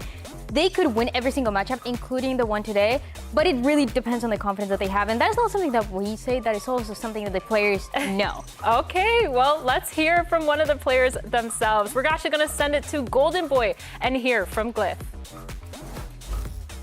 All right, we got Glyph here, and look, my friend, it has been a rough stage for sure, but one thing is for certain, the talent is certainly on this team. So what are going to be the keys to victory in order for Envy to get back into some winning ways and put yourself on a good path here playing? I think we just got to trust ourselves. I mean, we've had a really good week of practice, 2 weeks of practice, and just week over week, I think we've improved and shown a lot of more competitiveness within our team. And so for us, I think it's just trusting each other, believing in our game plans and things like this. I think we're very prepared and confident in what we have and our talent, like you said. And so a lot of it's just putting it all together and being on the same page, and that's what we have to focus on. Do you feel like this journey has brought you guys closer together and allowed you guys to be able to have like a little bit more camaraderie on that stage? 100%. I mean, at the start, you know, we're very shy, more timid, especially like just talking to each other individually. But now, since we've gone through so much, had a lot of tough conversations, that we've gotten a lot closer and trust each other a lot more. So I think we'll be a lot better team today. Yeah, man, that's some growth out there. Love to see it. Appreciate your time. Best of luck out there. Trust is always the foundation for a team, and I love to hear that they're pushing through a lot of those mistakes, pushing through their identity issues. But one of the biggest things I've seen with both these teams is that their map pools are a little bit of a struggle. At least for M80, they perma-ban this Haven all the time, but you can see they don't play Summit. We haven't seen them play it. We haven't seen them play the Sunset either, and their best maps are amongst the Split, the Lotus. It's kind of interesting. This is going to be cool to see because M80, they keep winning. They have been able to get away with a lot of 2-0s as well. They have been able to kind of keep their secrets for just a little bit longer. And that is exactly what you want going into play-ins, because you know everybody else is watching you, is trying to figure out how to shut you down. But when you have those maps that you haven't played just yet, that you know you can change maybe in the way that we saw for Bestia, but maybe going in a win, it can be so much better for them. I could be totally wrong, but to me it feels like once the map pool changed, they wanted to hide these two maps. I 100% think they've been practicing them, without a doubt. But I think they don't want to show them just yet because they want to have that in the back pocket until they need to bring it out. Yeah, I think that makes a lot of sense. But when we're looking at the other side of the stage with Envy's map pool, which for me has been a little bit of a struggle because they play every single map other than that Lotus, and they haven't been able to win majority of them. Only one win on Ascent and Sunset, and then on Summit, they've been struggling. I feel like if you don't have a map that's above a 50% win rate, you should have a permaban. You should have a permaban, put your energy and effort into 1 or 2 maps, make those your strong maps that people are scared to pick against you. I feel like that's a much easier way to get some wins, but trying to like spread yourself so thin and play every single map to, I don't know, it feels like hoping for a win, hoping to sneak something by on someone who maybe has a weaker map. It feels, I don't know, kind of weird. True. Weird is a very good way to say it. And I think the teams are starting to get ready to get on this stage. But real quick before we go, I want to know what you guys said about this game and what you think the predictions are. We're not going to pull up the predictions because I want to know what you guys have to say. Tell me now. Well, I love that we're not pulling the predictions because I don't know what's going to happen. Okay, new. Everyone predicting M80, that is my thoughts. Just know that whoever wins, we're right. Okay, well, I'm gonna ignore that because our teams are ready. Personally, I picked M80. We're gonna go down to the stage and see how this game plays out.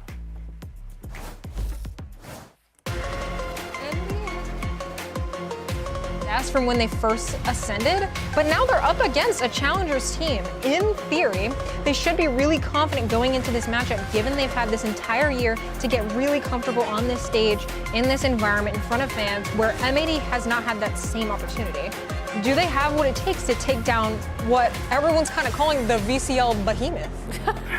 Yeah, that's true. I mean, they've been looking so good. They're on this 15-game win streak of M80, but Envy, they've been struggling. I do think, though, they had a really big turnaround. I really feel like it's gone from just 5 players in the solo, taking a lot of those hero plays into actually finding their identity and having a lot more synergy. And you can really tell in a lot of those fights, a lot of the retakes and post plants that they're taking. And also just looking at the individuals, you look at them one by one and you know that this is a team that can win against everybody. But on the other side, for M80, 15-match win streak does not matter if you're not able to win the ones that matter the most, and that is right here, right now. This organization has been in a position like this one multiple times without being able to make it to that very top, and now with the format changing a little bit, they have that third chance, especially looking at a player like Nismo, looking at the revenge as well, Kaplan and Caillou going back to his team, working together and getting those wins, and even Bonnie, that if you guys don't know Bonnie, I think you're going to love him. He is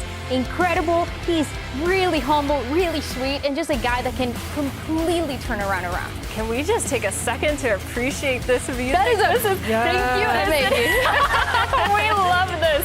I think when you're looking at this roster, I love to hear somewhat of an underdog story, but it's kind of ironic that right now they're actually the favorites to win this matchup. I feel like in this VCL kind of matchup, they've been so good. They've been so strong with their identity. And we're actually going to look at the maps here. Ascent first, picked by Envy, going into the split and the summit. Alexis, what's your take on this? I feel like CS players, listen up. I feel like Ascent is kind of the mirage of Valorant, and it feels like all of the pug teams and teams that love that aggressive playstyle want to play Ascent. It feels like the Envy map. It makes a lot of sense that they picked it. I'm also, like we were talking about earlier, obviously M80 was practicing Summit. They pulled it out against Envy. I think probably part of that is to do with the fact that they've spread themselves so thin. They haven't had time to really put a ton of effort into practicing Summit. They know it's a weaker map for them, so I really like that pick from M80 as well. Yeah, I think the first initial pick on the Ascent from Envy is going to be interesting because M80 starting on that defensive side, and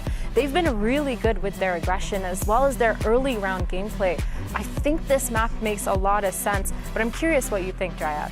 Yeah, I think this is interesting for Envy because we saw them play before. They're playing with this double duelist, where also they're having Demon 1 on that chamber where he can play with the operator and be a little bit more comfortable. But for M80, they have been playing with this double sentinel and that deadlock, and that is not something that is easy to deal with though. We do get the chance to see the comms for Envy, and they do look exactly the same. I love Knights on the Phoenix, but again, I'm a little worried about what the other side is going to be playing. Okay, the last time they played Ascent, Demon 1 was on KJ, and I was like, what are we actually doing right now? Finally, they put him on the chamber. That is where he belongs. Okay, this is the perfect comp for their playstyle. True, and I think it is the perfect counter to just playing aggressive.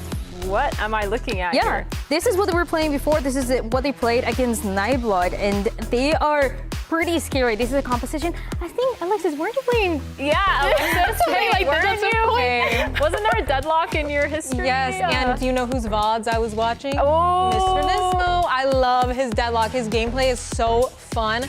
He's just insane at the agent. Yeah, that is so true. And I think you were really good too when you were playing it, so don't worry. Our teams are actually locked in. So let's send it over to Bren and Emily for the call. Wait a minute, where's my bold co-caster? I finally got rid of him. Hello. This is crazy. M80 versus Envy though, this is bound to be an absolute banger match that we've got on display. M80 as well, and everybody's kind of talking about this M80 squad. They are really the best of tier 2 going up against this Envy squad that is essentially the ship of Theseus. It's not the same roster that won Ascension, despite there being so much significant history between these two organizations, between these two teams, and we start on Ascent as our opening map between these two squads. Yeah, M80, they're going to be looking to try and start off hot here. They don't want their win streak that the desk was highlighting so much to come to an end. They want to do whatever they can to ensure that it's not just stuck in tier 2. They can't only find success there, but can bring it into the tier 1 stage. Definitely agree as we get into it. Opening pistol round. It's going to be a heavy task ahead of Envy, I think, trying to get through the double center util. Cypher and the deadlock on the defense. It's a good map for M80. They have a lot of ideas. Really gearing up for things here. Looks like a bit of a faster play, but a Gravinet will be slowing you down regardless. Molly at the feet of Nismo. Whoa, whoa, whoa! That's not ideal. That ledge. Getting stuck on that. Bit of default, and listen, this is Envy not messing around, not slowing down. Paranoia might slow them down by a smidge, potentially buying time for the rest of M80 to get in, but SPZ is in trouble. Back at Jenny, eventually getting cleaned out. It has more time for the rest of M80 to start flooding in, up through and around towards Heaven. It's good kills on either side, 3v3. Holding the ground though, everybody front. Jenny! Alvin! Dismisses them almost single-handedly. It really felt like Envy had the right idea going up against this comp that M80 had been running throughout their entire run in Challengers. They were playing slow, but unfortunately speeding up at the wrong time, getting hit by a lot of that utility. It looked like it was recoverable, but M80, they're just so fast with the Flood and just absolutely demolished them in this team fight. That's what M80 needed. Get off to the right start, on the right foot here. Seeing the timer pause, don't like that. Not a fan. That's not going to be attack pauses early, let me tell you. We'll see though, we'll get it sorted momentarily. We can talk a lot about these teams, I think, as well, because this is an opening match. Everybody was, I think, with the draw as well of these teams and seeing it, wow, hold on, M80, they just need one win to go up against Sentinels, the storylines, the narratives, Caillou and Kaplan versus the former team of Sentinels. But a lot of people have been getting ahead of ourselves, I think, as well. A lot of people assuming that M80 be the clear favorites, and they might be right in that regard, but you still can't disrespect Envy as a team. That was a very short pause, wasn't it? As soon as you start underestimating opponents, that's where things can get rocky. And I think M80 are coming into this realizing that, trying to take it match by match and not focus as much on what will come next. Whereas Envy, they're trying to find some sort of success here against M80. They looked pretty good in those last few matches, starting to kind of find that team chemistry that they were lacking, started winning out a lot of these brawls, but we'll see if they'll be able to convert it here against M80 now, a team that looks like a unit. Yeah, they do. I mean, they're getting shoved into the blender here. Classic game can't get reset. Don't want to toss that one out here. It's a nice, quick, 2 easy rounds here for M80, but we were, I think, assuming that would be the case with the composition they play. Ascent is definitely one of the better maps that they've got in their pool. One enemy remaining. And a lot of time to hone as well. This double senti, look with the deadlock, a lot of trap plays and whatnot. Hey, Rossi! We're not aiming or what? Oh my Okay. gosh. Okay. I mean, Nismo, he's been around the block, let me tell you. Hey, he's been waiting for this moment where he can start shouting on stage, getting that energy going, getting those ecos up. It's a name that you're going to be very familiar with. Here we go. Quick little mid-take from MV. Even a runner back's going to be committed. Knights going to send this one flying forwards here. Putting the squeeze and applying pressure to these M80 players, trying to anchor. Backs to the wall. Running all the way forwards. Kissin though forwards into spawn! Deep TP, but it is at least going to be converted and the trade out. And slowing it down now. Big caution here from Envy. As they work towards mid once more. Going to catch these rotates. Hold on, Nice has got one. And flipped it away from M80. They're the ones that are currently in a pinch completely. Bonnie taken out. Now just left to the anchoring players. But guess what? One enemy Paved the way to an open A site. And you might not even need it. It really looked like Envy had done their homework, abusing mid that early, getting that space and just going for a fast split, knowing that M80 tend to like to bunker into sites and try and anchor, and mid is going to be a weak spot until they get an op on Bonnie's hands where they can start putting a little bit more pressure there with this comp. One enemy remaining. Insane shots. Yo, good ass comms there, boys. Let's go. That's Team of One. He was talking about that. Many an interview, you can tell from their listenings, and the comms were a mess, let's be honest, early on in the stage for Envy. All over the place. But they have been working hard to clean it up. Looking to make sure that the results showcase now. And again, same idea from Envy. This time onus on Bonnie to see if he can put a stop to it. This time much more aggressive. He's got that refrag, but it's going to be fading away already. Kaiu's going to be falling up onto the side. Bonnie, you might have just missed your chance. There's no kills flooding in. Kesnet is just tearing your team asunder. Too late to the party. And now M80 in a 3v5. Oh, you ain't coming back. You were talking about it, Emily. Envy have definitely done their homework. They know a trick or two about how to beat this comp. Yeah, M80 are going to have to start kind of changing up how they want to go about holding that site early on, bunkering into sites, going up against a mid-split, getting attacked from 2 of those choke points. It's going to be killer and absolutely dismantling the original setup they had, the crossfires that they want to go into. We might have to see M80 start getting a little bit more aggressive, willing to battle out that mid a bit more, and not just give all that space for Envy for free. Rossi's already walking his way through. He's pinging out some of the util locations. Making note of it for future rounds. Trying to see what a setup is. There's the other one. It's critical scouting when he's just looking to see if he can hunt out some of these guns. But you're right, we need to see adjustments from M80. not even just their original utility going into that mid with the neon wall, with the omen smokes coming in. I love how willing they are to kind of freeze mid-round, see if M80 are going to aggress into them and to try and fight for that space back before deciding on where to end. It looks so good. This is the side of Envy that we've been wanting to see, the coordination that they've been lacking all of Stage 2 up until this point. It's Envy putting on a show. You can imagine they've been stewing, looking at the online discourse around this game. People already talking like M80 had won it. There we go, another mid-split. This is M80 on a bit of a weaker buy. This time they are fighting much more aggressively, but Rossi, what is this? Deep TP, high ground of the perch. Caillou, would have to be some cracking shots as Kesnil just dishing it out. Decent adjustment here, but Kesnil's got his eye on the prize, hasn't he? And that's a round lead now, taking the lead in the map here for Envy. That triangle setup there in mid, having 2 towards that bottom arch and 2 sitting towards that market, looked like it would be a great setup for them to have. Unfortunately, they were on that weaker buy. It's tough to get things going. They did get a few of those picks there. Just wasn't enough. This is something I'd like to see them try and execute on their gun rounds, though, especially once they get an op going, to just put pressure, not allow Envy to continue abusing mid like they have been. Yeah, running a mockery over it right now. Finally got enough money in the bank to get Bonnie this op. It's a key detail, part of their defaults. This time, though, Envy are not so willing to rush into things. Deep dart, though, to get that reveal. And adjustment 2 trips Alvin holding close towards the market. Envy, though, different idea. Team 1 just approaching onto the line. He's got that operator too, hoping for the peak. While pressure starts to mount over towards B main. Take a look at the site angles, though. They're still split. Yeah, they are split up now, especially with that wedge that's going to be driven into mid with Demon 1 finding that pick.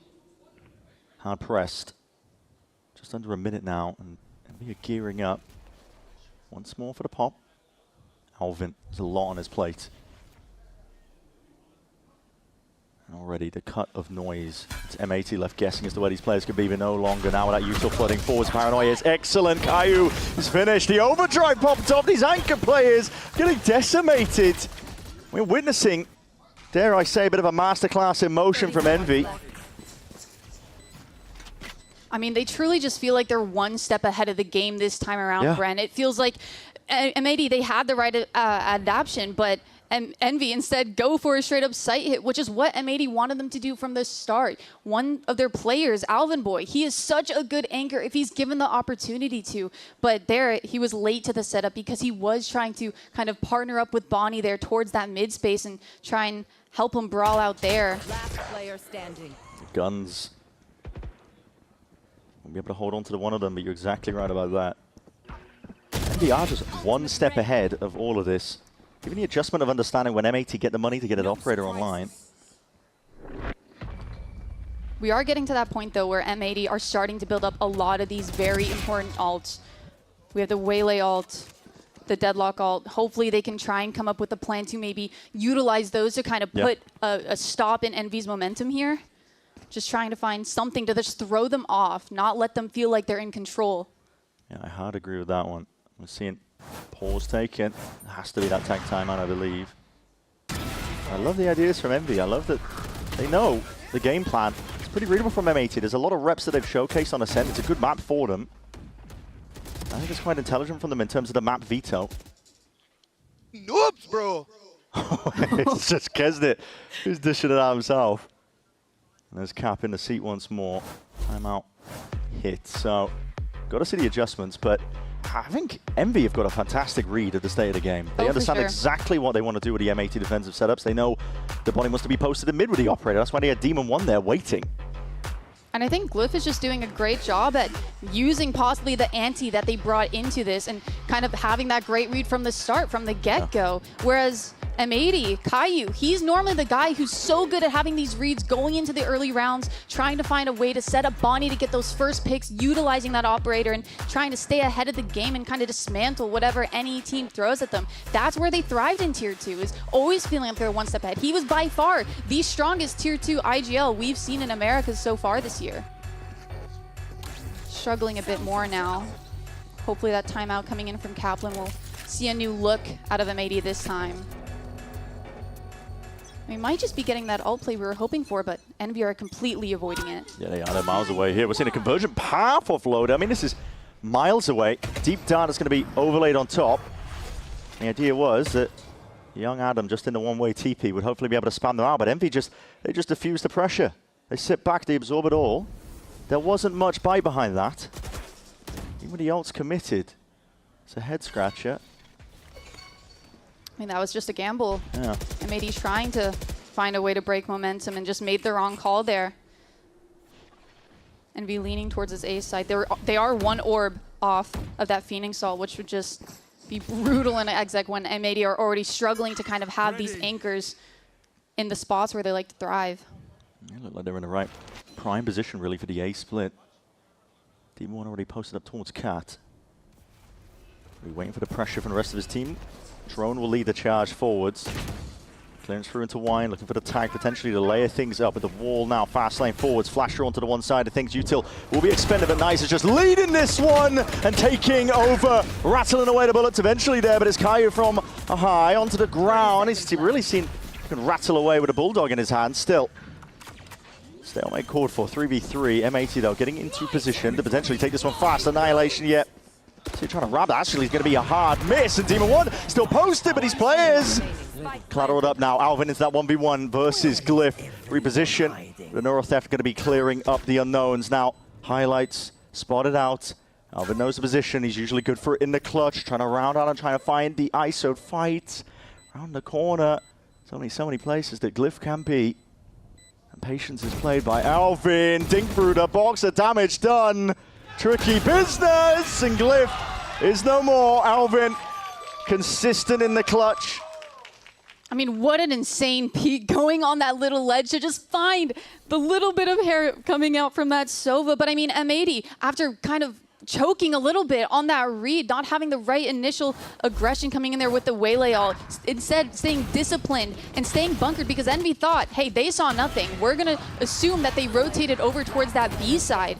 But they were set up for that. And Bonnie getting those first 2 picks. Yes, bro, easy. Come on.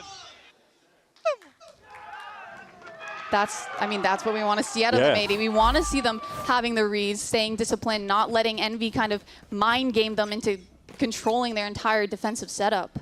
Very ready to play the retake. As you said, despite how poorly the beginning of the round went, but despite M80 winning, the money, not ideal still. What a start! That's their one weapon gone. Yep, through the dome. Demon One just happy to just square up here. Net connected. He's got to be careful about this one though. Headhunter. Shot's just not quite finding the mark. Nismo eventually returning with that fire. Now we see it again, these same positions.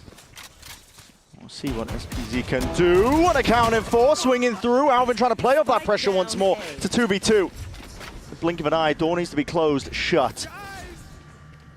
Spike retrieved. Find themselves into a potential post plan, but they're just looking for a safe place to settle it down. Actually getting into it now. Sun forwards and a flash and a peek. That is nice by Envy. Called in a moment. Finding it, double face and a call for once more with a fight. Where Caillou's hiding. Standing ahead.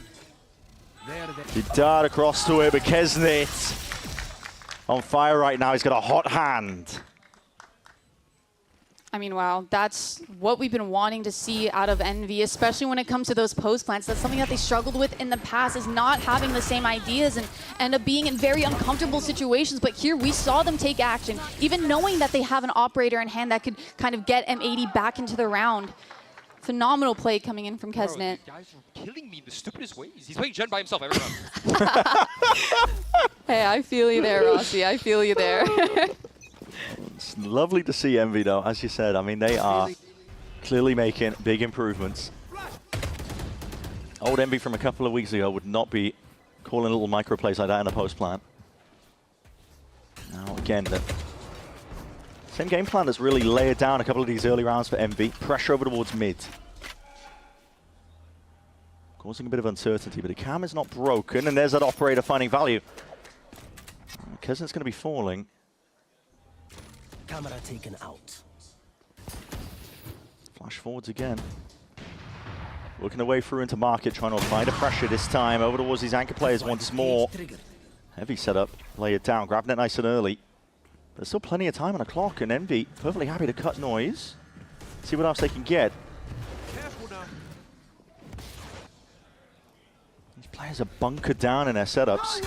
And now the call is made. They're going to send that one to the Hunter's Fury to try and follow through. This one's going to be going down and just trying to help out Alvin. Any bit of util will help. Let me see now. SPZ back to the wall, back towards the side. He's got a lot to do from a spot like this. He's worried about the wider swing and phase. Big reveal, he's locked in! Oh my! Light him up now and buying time for the rest of the squad to get involved. It's M80 immediately on the scene, on the site. Back online, now trailing just by the 1. That Omanal out of SPC was huge, adding that little bit of extra pressure for Envy to have to deal with, not allowing them to just go and flood towards that back site and take over boat completely, and these shots were just phenomenal. Envy, they're doing a great job at kind of figuring out where they can take space, being able to pause mid-round to, you know, take a look at the other options that might come their way. And that is what M80 has been wanting them to do, especially being able to bunker in sight and have them flood into us. Or flood into them. Yeah. M80 slowly dragging this one back. Shift in the setup once more. Bonnie's got that operator looking over towards B. And B just obviously not going to be willing to rush into anything. Not against the double center. You got to slowly press the map. See if you can pick some of this util out. A drone forwards, but doesn't look like it got a lot of info. Here.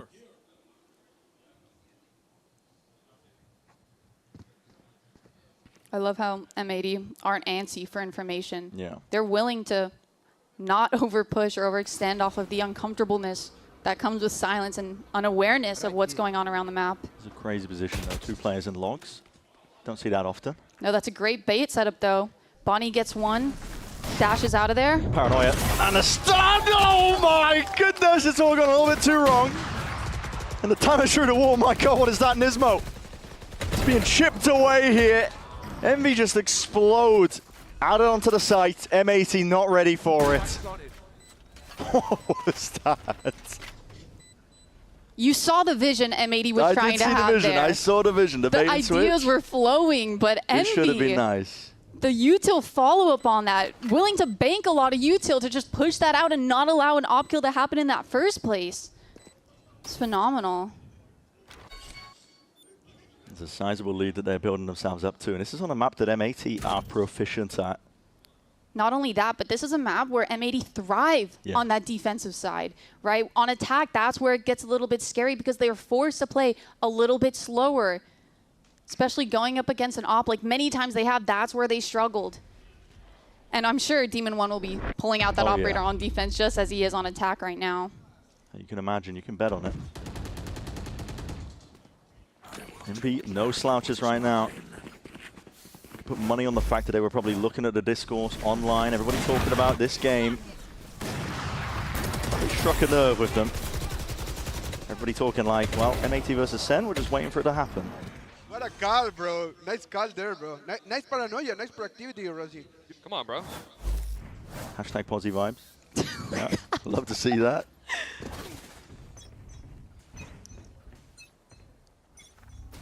Well, let's see.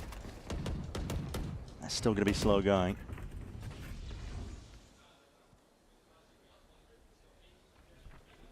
M80 gearing up. Very aggressive hold over towards the A. Envy have been so good at punishing this, though, round after round. Flash other hand here. It's dodged though by Bonnie. Just trying to square up and stand his ground, but swiftly overwhelmed. Just the insight of these players, the aggression at the right moments. Envy finding all the right timings forward. The running back is popped up. Molly at feet, Nismo. Just trying to sidestep most of this one, but nice to just slip past him. He's already taken out Alvin. How's this happened? And now, Nismo the one being put into a bit of a vice grip. Swarmed and surrounded. Not much life left to him. Caillou, good snap towards the top. Jenny accounted for. It's got 1v2, but nice, just perfectly having to swing and take the fight. I mean, M80, they're trying to find a way to get those first picks, to get that man advantage so that they feel a lot more comfortable backing up and bunkering into those sites like they've been doing and attempting every so often. But Envy, this time around, they're just so aware of it. They're using a lot of that utility to clear out any of these early angles, even if it's something that M80 hasn't shown as a pattern, hasn't shown in the past. They're just being proactive and anticipating all this aggression coming out from M80. The micro decision making from Envy. This is a different team right now than what we're used to seeing. Definitely tell they've been working on their communication because they are on the same page. It's one thing that we really wanted to highlight, though, going into this is that Envy, even though they had a really rough group stage, they were slowly getting it and finding their identity as a team, even when they played against Energy. Even though they lost a lot of those team brawls, they were in sync, they were getting those trades, they were coming up with ideas, and that's exactly what we're seeing here, especially in these early engagements, anytime M80's tried to show some sort of pressure. Yeah, we're seeing it now. M80 desperate for answers at this point here. We already said it's going to be that uphill struggle when the sides swap around. Not been in mind though. Until has to be cleared up. Bit of the wall, GravNet's going to be avoided. What are you to forwards here? A lot more spread out though from Envy. No real clear direction in terms of where it could be landing. All popped off, but that's going to be a miss. Going wide here. Successful in terms of pulling this util out. Conversion pass, trying to fight forwards. Bonnie just a dash to the side, trying to play this one back, but a refract pulled back. And still, this is played forwards. Kesnit whipping his way around. Bonnie somehow gets it done. Guardian in hand, finally swaps it up. But these players left unaccounted for. I think Envy themselves as well left guessing in terms of where they want to play this one. Team in one side, stepping on ice skates. Taking over now. Can't be stopped. Locked in top bloody form. This is what I've been wanting to see out of Demon 1. Him going back on that chamber, going back on his comfort role, finding lurks and finding those first kills, especially with the operator. And also Envy, the utility that they use there towards mid, being reactive towards what Bonnie was trying to do, a trap play with his Waylay ult. It feels like they're so ready for anything. It feels like Envy is finally awake in their matches. Just in time for the play-ins against the darling of Tier 2 NA M80. Not looking ideal for them here as we go to the next half. We'll see if M80 have got it in them.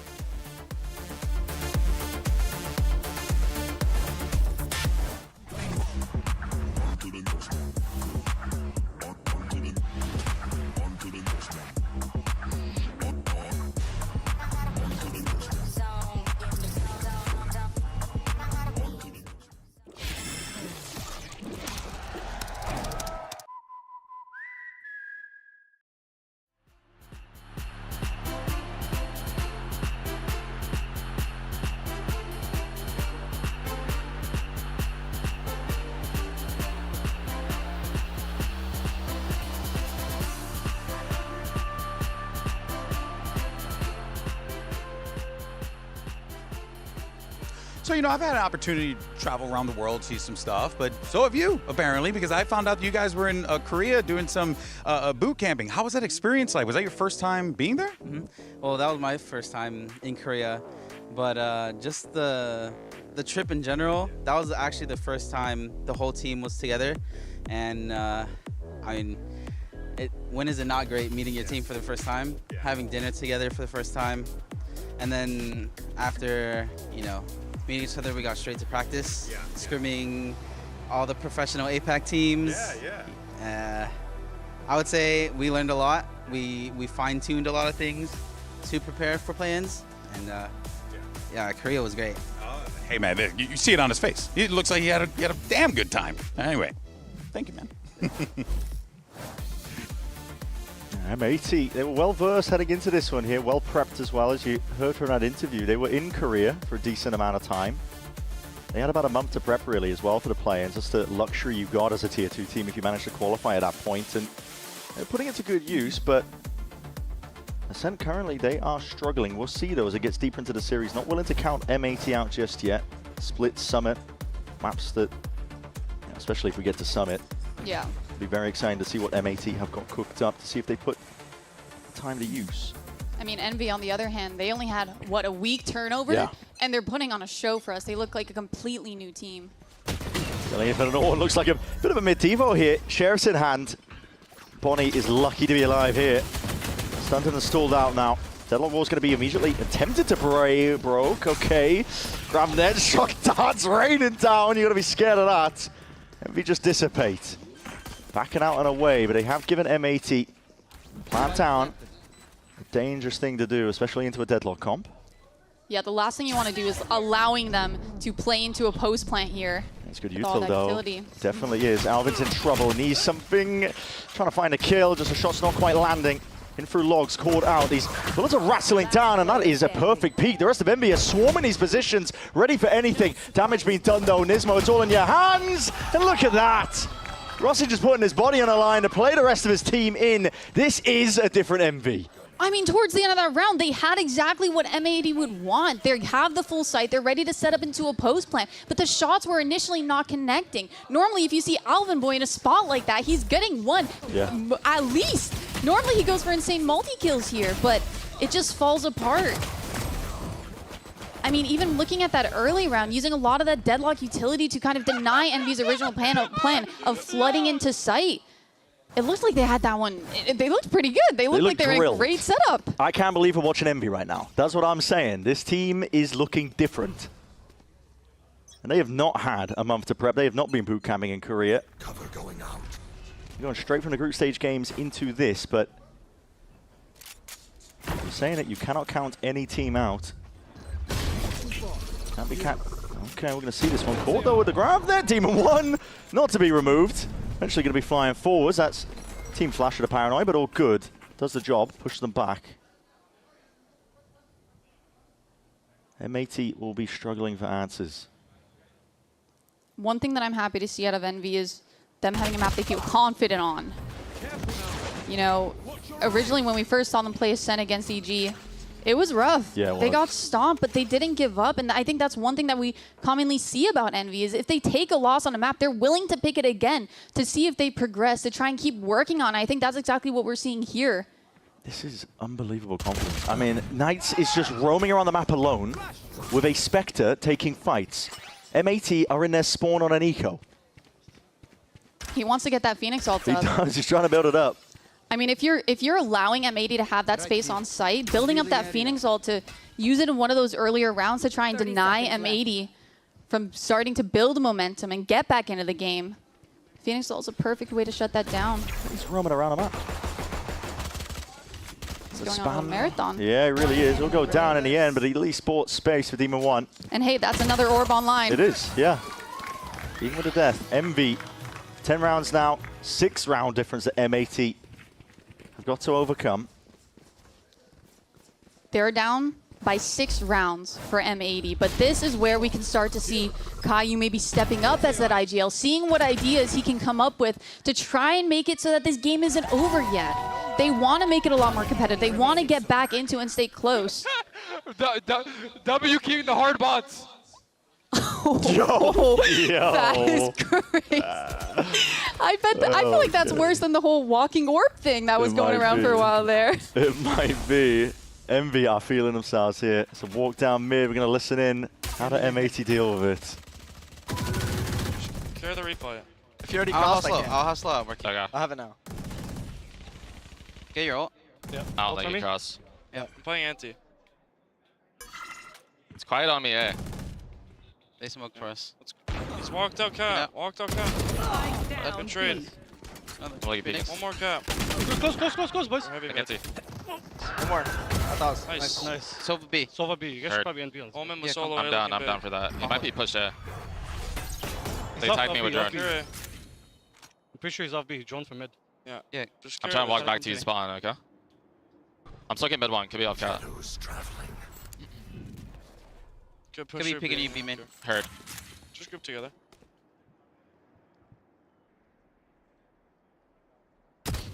One enemy remaining. Nice. Probably bottom mid. Yeah, he's probably bottom mid. I'm I'm for holding like B 3 main still. seconds. Yeah. Alright, let's go. Holding B main. 30 seconds left. Let's run. Read it? Let's Okay, run, bet. let's I'm stuck in market. Clear main. I'm gonna have dash up. Cat. I'm going lane. Could be backside already. 15 seconds. I'm gonna keep lane. I have Keep it slow stairs. and refract. I'm keeping lane. Nice. Nice, boys. Guys. Let's go. Boys. Good shit. Yalla, boys. They're gone. I mean, it got a little rocky there. Two players out of Envy that I'm really loving to see the aggression come from is Kesnet and Demon1. I feel like Kesnet, for a while there, when they didn't have that team chemistry down, he struggled getting those first fights. He struggled finding success on trying to be super aggressive like we're used to him seeing in his previous teams. And Demon1 back on that chamber, going for those aggressive peaks. It's a lot, I personally love it a lot more than when he's on those controller agents. And M80, I gotta say, great composure out of them. The comms are clean, but I feel like it really is coming down to a lot of these individuals maybe feeling nervous. They're not hitting shots that they normally do, that we've seen throughout this entire year in Tier 2. Definitely hard to agree with that. Feels like the nerves playing a part, potentially. A couple of missteps, but they do get it done. But hard pressed against Envy's bonus.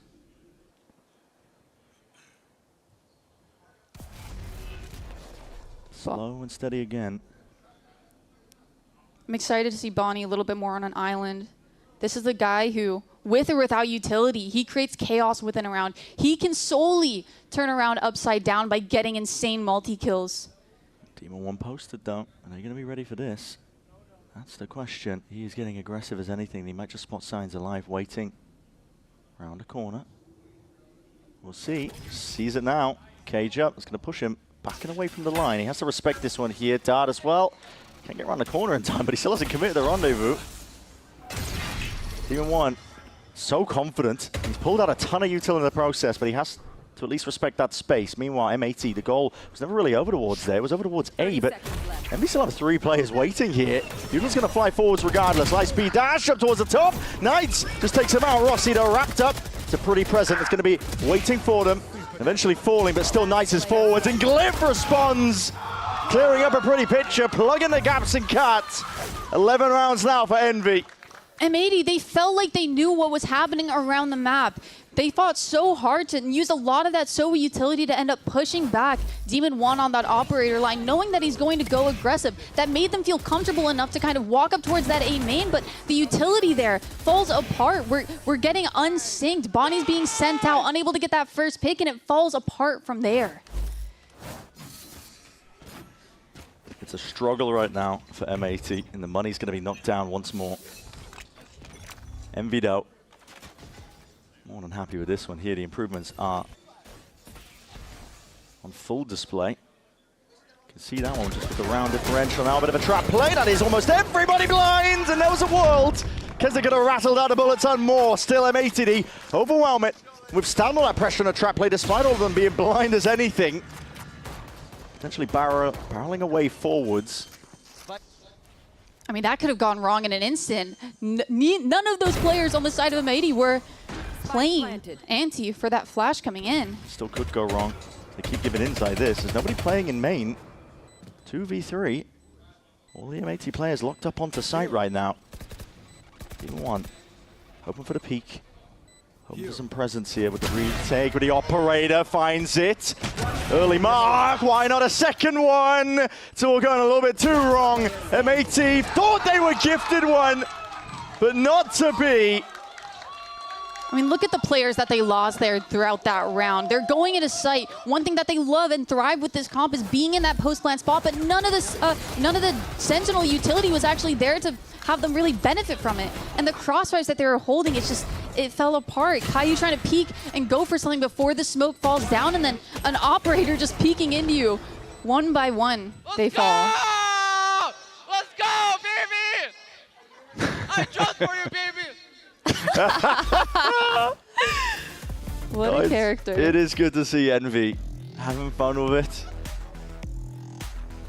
We've seen an instant timeout again. It's the last one available here for M80 because it is desperation for them. I mean, I'm not going to try and sell you a bridge, tell you how to get back into this one, to be honest, but one round at a time is probably what Cap's saying.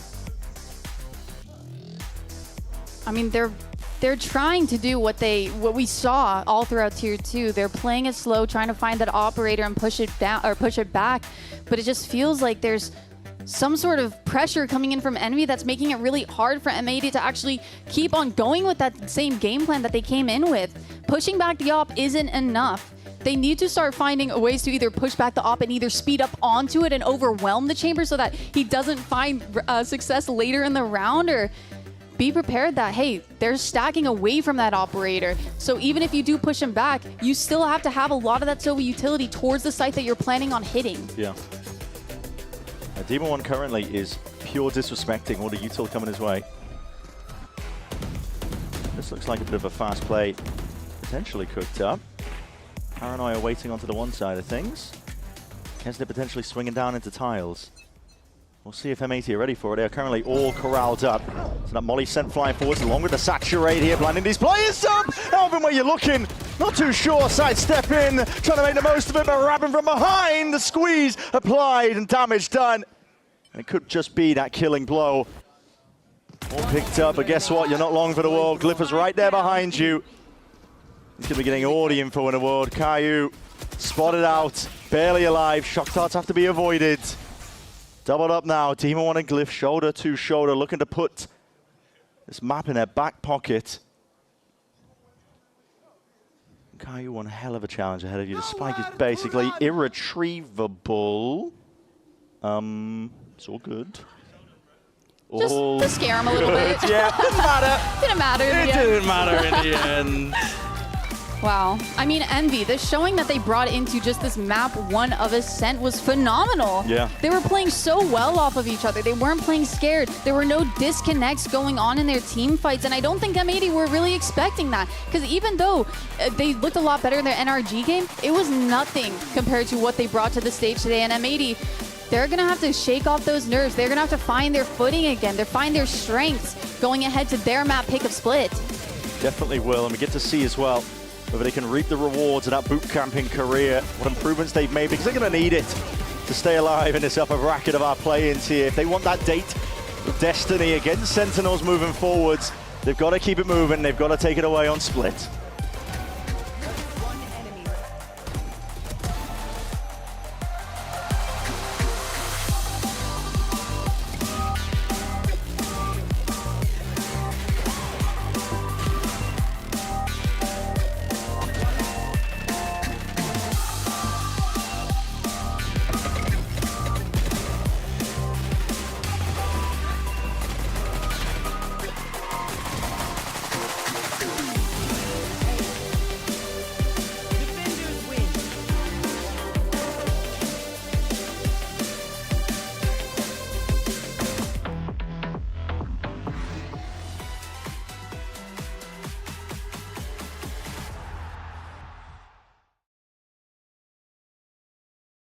Want to find your fastest server every time? Express like a pro and optimize your connection in one tap.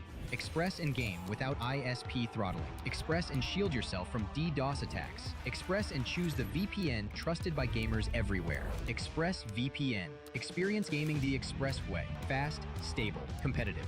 Outplay the world. It's time to Express. Unlock free cosmetics, including Lightning Kicks Buddy and more. Scan to subscribe.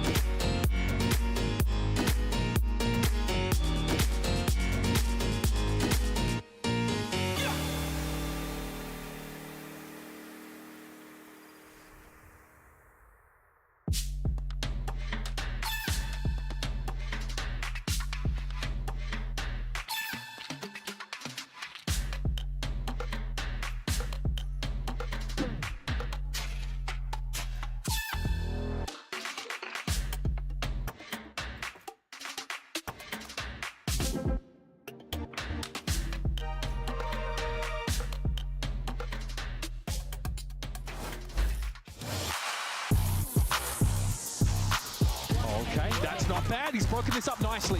That's the way to get started. The Red Bull clutch here for Demon 1. What a round by Nismo, and an ace to top it off.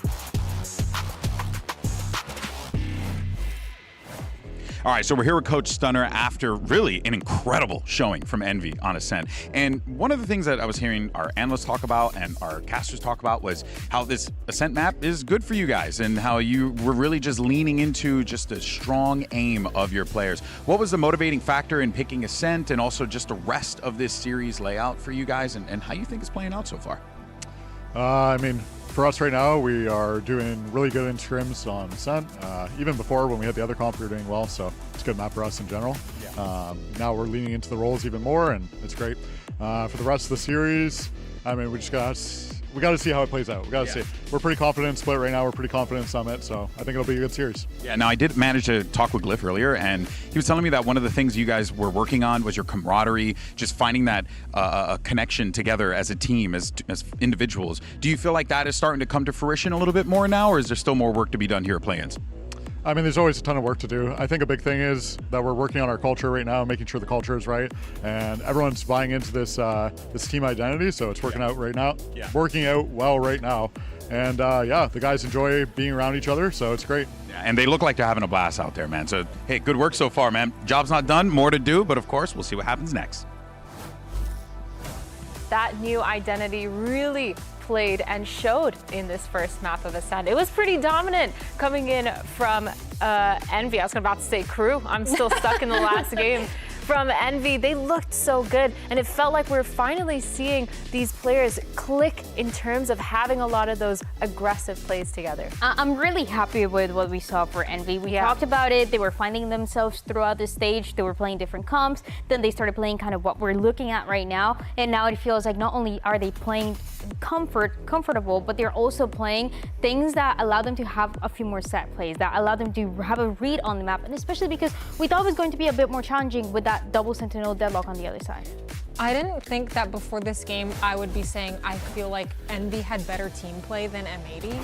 Yeah. I did not expect those words to come out of my mouth. I think a lot of us did not expect that. Yeah, they were playing together, and I feel like Envy's normal play style is like very individual based. They do a lot of solo plays. They're very good in those clutch situations, so it's like a good play style for them, but not what I expected at all. I think M80, if you're playing a double Sandy comp, you have to get at least 6 or 7 rounds. Oh God, okay. You can't go into that second half at a 4-8 deficit and you have double Sandy. It's just, you can't win at that point. It's and one of the main reasons they were in that deficit was because of these two players, Demon 1 and Kesnet. You're seeing a lot of the highlights on the screen right now, but they've been doing so good. The aggression has been phenomenal, and they just haven't stopped with the confidence. If you're an Envy fan, this is exactly what you wanted to see. You wanted to see a Kesnet that is playing the way that he has always played throughout his career, not so much the way that he was playing recently in Stage 2, where he was really struggling on this Neon. And for the other side, you want to see a Demon 1 that is looking and finding consistency. He did it in that series that they won in Stage 2, but it feels like it's something that he's still looking for. And with the Chamber and with the Neon and both of them having a little bit of momentum going, this series can really go their way. Something else that I noticed throughout the game was it felt like there was a big vibes diff. Yeah. I feel like Envy was like getting up, you know, talking smack, whatever. And then when we tapped into the comms for M80, it was pretty quiet. They were not super hype even after winning the round. I was like, this is a little peculiar. Yeah, I think it was crazy. The confidence too from Envy was just so funny. We heard some trash talk, but I think overall they just played really well. And the big thing we were talking about were the comps. And actually the deadlock, the double Senti comp, a little bit of what you were touching on, Lexi. It just wasn't working out. I mean, Nismo was missing a lot of his util. It felt like he just wasn't getting there with it. I will say I think Envy did a really good job of baiting out a lot of the util, but I feel like they didn't get much value from it. They weren't even really playing around the util very much. Yeah. And like I said, it's really difficult going into a second half with the double Senti. Like going into attack. It's very, very difficult. There's not a lot that you can do. You have much less initiative util pieces to really take map control. It's very difficult. Yeah, a lot of this map was going to be reliant on M80 starting with a lot of confidence with this composition that in the past has worked for them. But yeah, it was a mix of an Envy that was having a good read on how to play around the map, how to get that information, figure out where this deadlock was going to be located and play around it, or it was simply sometimes just a little bit of a faster play where Nismo was in the complete opposite side. So I think it was a little bit of that luck and a good calling, while on the other side just understanding how they had to play it, because you see an Envy that when they win usually just them running it down, but this time around they were able to slow it down, get that information, and then go for that exit. And for M80, I'm actually curious to hear what the Coach Kaplan has to say to bring them back into map 2. All right, well, we're here with Coach Kaplan in the highlighter yellow. Ooh, love to see it, man. Well, firstly, it's great to have you back at work. Always a pleasure. Glad to be here, man. Of course, of course. Now, let's talk, though, about what happened in that map 1. You know, you guys are coming in this with a lot of hype and a lot of positive energy about M80, and so many people were really stoked to see this squad. But coming on stage, things are a little rocky. What's going on with the players? What did you guys talk about in between this map 1, map 2? We know there's some pressure, there's some expectations, you know, and people put us as the favorites for this game, some people. So we appreciate that, we agree, but we just got to play like ourselves, and I think we're just getting rid of some map 1 jitters, and we'll be A-okay going into the next map. Do you guys feel like you have a good read on these next 2 maps? Like, you know, as we get ready for, obviously, we have Summit on the horizon as well. So I know there was a lot of conversation about M80 Summit. Are you looking forward to maybe unveiling that? I mean, you have no other choice at this time. Yeah, I'm pumped. You know, obviously as a coach, like to save it for another series, but happy to show it. We worked real hard on it, and I'm feeling good about it. All right, well, I know you want to get back to the booth, so I'm not going to hold you up any longer. Thank you, man. Go to work. Go to work. Get out of here. This guy. That's really exciting, because talking about maps, we have Split coming up next. This is M80's pick. Now, guys, they're starting on that defensive side. They started it on Ascent, and they struggled a lot. They have a lot of changes to make. But going into Split, what do you expect we're going to see, Alexis? Hopefully more rounds on defense. That's so real. That's crazy. I mean, that's kind of what I'm hoping for. I'm hoping, I don't think they're going to play double Senti, to be honest. I don't think that that's super strong on Split. I'm hoping they lean into a double duelist or even a KO. I think Nismo KO is really strong. And I'm kind of surprised, if anything, for Stunner. He said that they're pretty confident on their Split, but they have lost it the 3 times that they played it this year, so it had to be a massive change coming from them. Yeah, well, Bren and Emily will be back with map 2 right after this short break.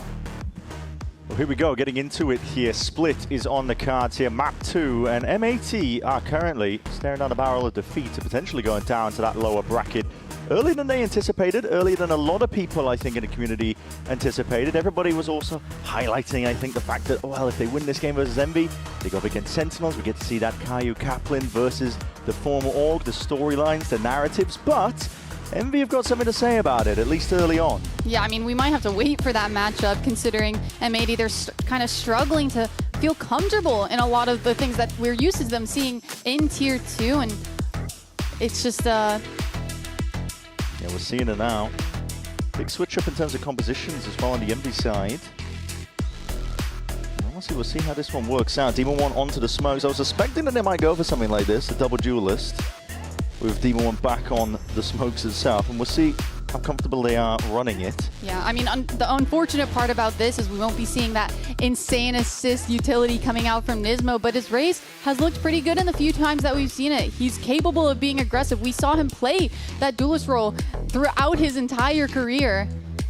And especially looking over at Envy's comp change, I love seeing Knights on that Phoenix. I think 2 players that have really been stepping up are their 2 newbies, you know, Glyph and Knights stepping into the roster, Glyph calling and finding his footing in it. I think he has a great idea of how he wants to kind of guide this team throughout these maps this time around.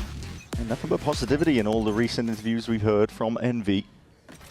Well, let's get to it then. Side round for them, we get to see M80 on their defense here on Split. Heavy presence towards mid. Pretty standard stuff as far as most things go. Alvin's going to be under an immense amount of pressure. Needs to decide, do you want to commit? Or do you want to try and at least buy time for the rest of the team to get in? M80, they have players in position, but already toppled, falling. It's a feed that's filled up in teal. And they are dishing it all the way out. M80 on top of things now. And a strong start to split. It was necessary for them to shake off the nerves of the first. And that flood coming in from the rest of the team looks so clean. I think that's something that they're going to be wanting to try and do more this time around, especially with this double duelist comp. We want to be finding those team fights. We want to be brawling it out. And so far, great look on Pistol. Yeah. Getting the energy out as well. Driving the energy for his team. Time to work. Pretty close quarters here from Caillou, but luckily nobody's going to be home. MV got their sight set towards mid for their eco. We'll see what they can do. Orb up. A lot of damage in the process, and Ismo. Looked like they were going to go a little bit aggro through that Viper smoke, but decided to chill out a bit, see if M80 actually make a mistake, over-aggress into them, allowing them to play a little bit slower this time around, just kind of... It's a hell of a shot. Yeah, straight through the wall. It's damage done. Nismo immediately swapping the guns around. He understands it. Doesn't want the rifle in his hands any longer. Now grouping up to see if they can take that B main control. Trying to end up towards a B split here. They don't want to fall into any big traps with that raise nade. What is that? An insane shot out of Kesnet. Elvin's head on the chopping block immediately. Kesnet is just running away with things, and they've lost control over towards Heaven. These players unaccounted for. This can't be happening. Envy just waltz their way into the B site. M80's defense just crumbles. Don't get me wrong, Bonnie is insane with these scoped weapons. We've seen him shine time and time after, but... He's going to have a hard challenge ahead of him now. Still finds the first. Looking for a little bit more. Slide to the side as well. Just trying to isolate these fights, but Kesnet finally dealt with at least. But this guy's done more than damage in the round. Basically won it for them. Final kill flows through. It's a thrifty for Envy. Kes has been doing a lot of standing today, but I think it's well-deserved. Yeah, I mean, Envy played that so perfectly, playing so slow, even though they're on that weaker buy, so that they don't fall victim to any of the utility that M80 has, whether it's the raise nade, whether it's that Neon kind of putting a stint in their aggression, instead playing it slow, trying to bait out a pick or find a pick, and Kesnet did just that to open up the round, and for M80, it fell apart from there. He is a beast. This time around, he is a beast. This is a Kesnet that we've loved to see, finding his footing. He was a player that was struggling a lot mentally as well throughout this entire stage. M80 prime for a potential play over towards this one, but Envy might just explode out of this one. It's a paranoia held, and that's off that Prowler's contact. Stun though, it's dished out on either side, but it's a lot of damage done around the corner. Cheeky idea from M80, but it is dissuaded nevertheless. And Nismo, slide off angle. He's doing significant damage in the process. Knight's just trying to chase them down, see if he can hunt down his following few kills. A little bit of a gap there. It's getting messy. Potentially opportunities. I'm finally down though, and they don't have a lot to work with here. They're out of that Fade info utility. They have a Molly to maybe try and isolate some fights, but he's getting pinched. Yeah, he is. Rossi circling and swirling around now, finding where the stragglers lie. Caillou, barrel pokes out, that will spoil the party. Could have got deadly, could have got dangerous, but Envy, they recover it. I mean, these different looks that we're seeing out of Envy, them even knowing that M80 are on that weaker buy, trusting in their utility to kind of disrupt any sort of trap play M80 was going for there on that B main, and fully investing into it, being confident that they're going to come out on top of these brawls. Just looks so clean. And this is a side of Envy that, frankly, we've been waiting for all year. Yeah. We've been waiting for them to have that, yeah. And Kesnet, he was disheartened at times, really, talking about it. He's only really ever known individual success in every single team he's been part of. And this one, this Envy, a tough time of things. And as I speak, okay, cursed him in real time. But the rest of his team's going to be following through off the pressure. They're taking that space nicely. The trade intact. And now Alvin's the one trying to anchor this one, but he is also surrounded inside the smoke. It's the only defense he has, twisting and turning around. But the protocols are nice. Leaping into the fray. Shorty in hand. They clean up the kills regardless. Season and nade, though, should be a little bit better, but not quite getting the target. Sidestep. Glyph is still alive for now. 3v3. M80, though, in position, but his wraparound from Knights could be absolutely everything. It's watched for. Snizzle with that peak, but still you got to deal with the anchoring players. And it's all Envy once more. I mean, M80, they had the right read. They got that first opening kill, putting down Kesnet. But just the mistake of giving up your life after that, leaving Alvin on an island alone on that site. We need the side anchors to start being able to play their lives, play around and off of each other. You know, someone getting that first point of contact and then swapping on the next. And they had everything right in that 3v3 too. Bro, I'm trying to help them win and they can't win. I'm trying to help them win. What does he mean? A lot of bros. We're seeing a similar look here. M80, this is what they were doing on their previous eco. Trying to set up a bit of a trap play to punish some of these players' forwards, but Envy, they're so ready for it every single time. They wait in the smoke, they wait for the util, and it goes both ways. I mean, Kesnet's just creating so much chaos and disruption in any kind of look M80 is trying to have. Whether they are playing further back, getting that info on that Viper on Raptors last round to this round, just absolutely trusting in his teammates' utility, taking that space and shutting M80 down.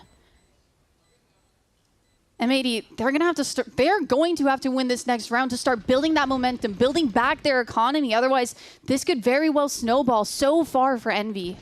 Definitely could. It's M80 that are lacking a lot of that confidence, that first map jitters that Kaplan was talking about. They need a round on the board, anything to see if they can stunt this string of rounds that Envy have managed to put together off the back of the Thrifty. Kai's going to make a go of things here. They've got plenty of money to work with, but he's going to be shut down regardless. It is dangerous tidings currently.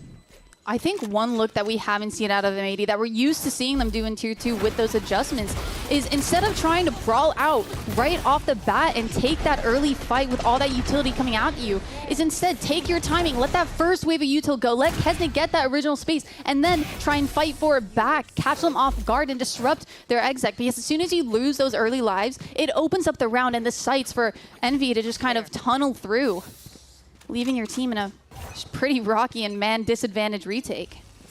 It's been tough going here. Envy, they're all in this time though. A lot of utils going to be flying forwards, and this is some fake pressure. It's very much real. Bonnie very much ready for it though. The deep TP, Team 1 is punished. Overdrive now popped up.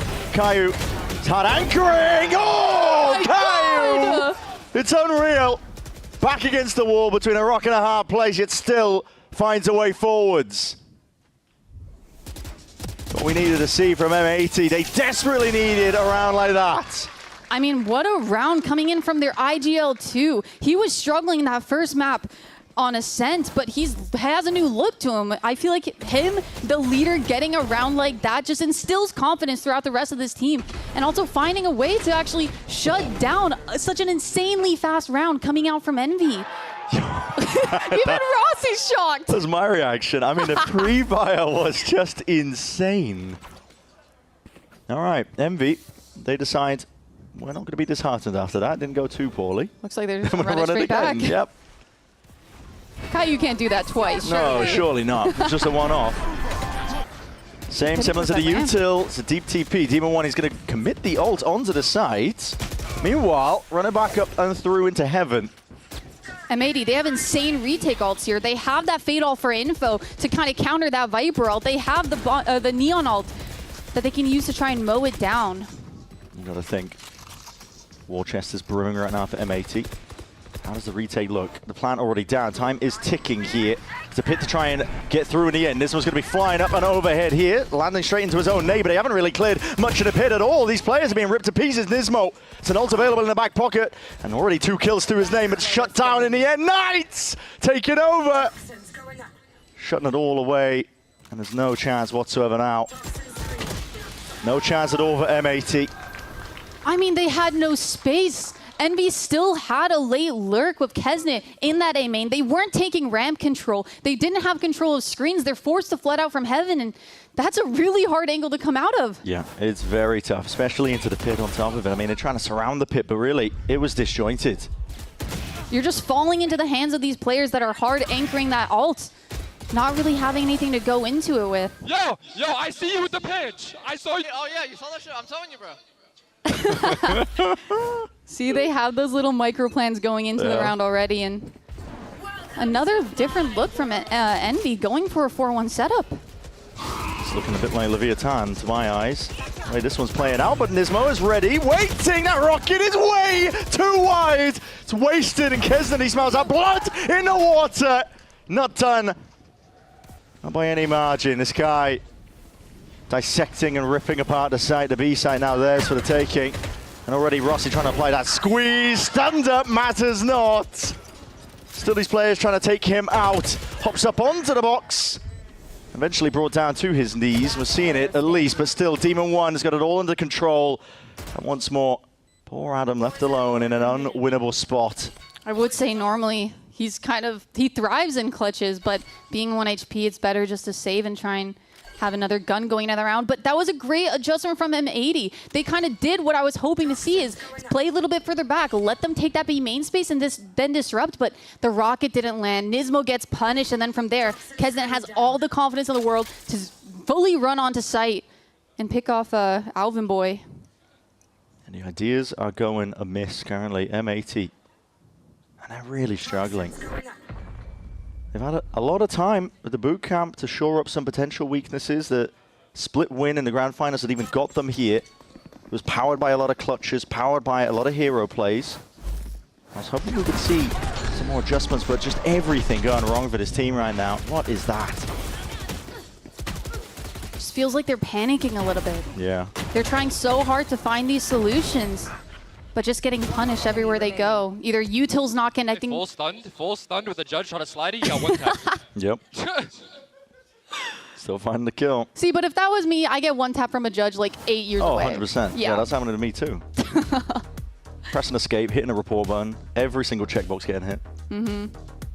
And yeah, this is a tough one, isn't it? M80 are, I mean, struggling is an understatement at this point, because they are losing grip of the entirety of the series at this point. They need a course correction, but it's a weird one, to be honest. When we've been talking about a lot of these Tier 2 teams going in, EMEA, Tier 2 teams have been having a ton of success in the play-in so far. In fact, we're guaranteed to have one of them in the playoffs of EMEA. It's just the way it's going to work out later on. And so a ton of success there. But for M80, a lot of these teams in Tier 2, you would expect them to be the underdogs, I think, going up against the partnership teams. It's kind of been flipped on its head ahead of this series with the narratives. I mean, just because of how much success they found, and also if you look at their prep time, they had a whole month to kind of reinvent themselves, have a new look coming into stage 1, and really build on that foundation that brought them so much success in the first place. Whereas Envy, they arguably were the underdogs with just the little prep time they had, and just how kind of rough they looked around the edges. It feels like the pressure is really getting to M80. Crumbling beneath the weight of it right now, while Envy are just running away with a map. Alvin again is going to be feeling pressured once more. Tested into the anchor spot, but the paranoia is good. A bit of spam. Supplementary in from mid. Rossi is going to be punished. It's a big one. I mean, a round like this is the one that got them one of their first rounds on the board. Playing that 1-3-1, being willing to flood into that B side, and they absolutely put Envy's aggression to a stop and even got another weapon online for Bonnie. Exactly what M80 ordered. Envy not willing to rush into too much yet. Slow and steady while the orb is up. But you're right, M80, they got that extra gun. 2 rifles in play. See how this one gets played, though, now with a Prowler being broken. They're setting their sights towards that direction. 52 seconds. And they already used a lot of their Crazy shots. util. Yep, definitely so. At this point, Envy are running out of answers in a round like this. It's a beautiful smoke team, and once barely out of there. Whittled down and just trying to gear up themselves into that B split. It's all on Bonnie. Holding down onto the high ground, but he just turns at the right moment. Twists on a dime. Shuts it down, and that spike out of grips, out of sight, and out of options as Demon 1. M80 back into things. mean, that first kill, even though Envy were running a 4-1 setup, just getting that extra gun online puts M80 in such a great spot, and the utility that they use, that flood, kind of denying Envy's only plan from there because their lurker was picked off, just completely to a halt, having them reevaluate what they want to do, and they started to get a little bit disconnected. Like, this is insane. That's a great idea. I mean, listen, he puts up the orb, drops it down when Rossi's trying to take a timing off the back of him, catches him completely unaware. Yeah. It's the right round to do it. Yeah, it's the right round to do it when you're on an eco as well. It's risky, but it got them the gun, and it gets M80 a round win, and it forces a timeout out of Envy. I believe the first one we're seeing from them in this entire series. Yeah. Could be mistaken with that one, but... It looks like they're trying to bring out an attack op, have a little bit of a different look, and maybe might feel like they're getting a little bit more of a read on how they want to play against either the super fast aggression that Envy have been putting or those slower rounds that we've been seeing here and there. They don't want M80 to get momentum. They don't want them coming back into this half, because as soon as it swaps to that second half, there's no telling what M80 can bring out on the attack side, especially with such a seasoned caller like Caillou. Yeah.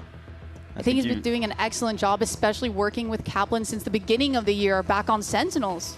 Yeah, this has really been an opportunity for them to go on that road of revenge, really. Caillou and Kaplan had a poor exit out of the partnerships. Everybody knows it.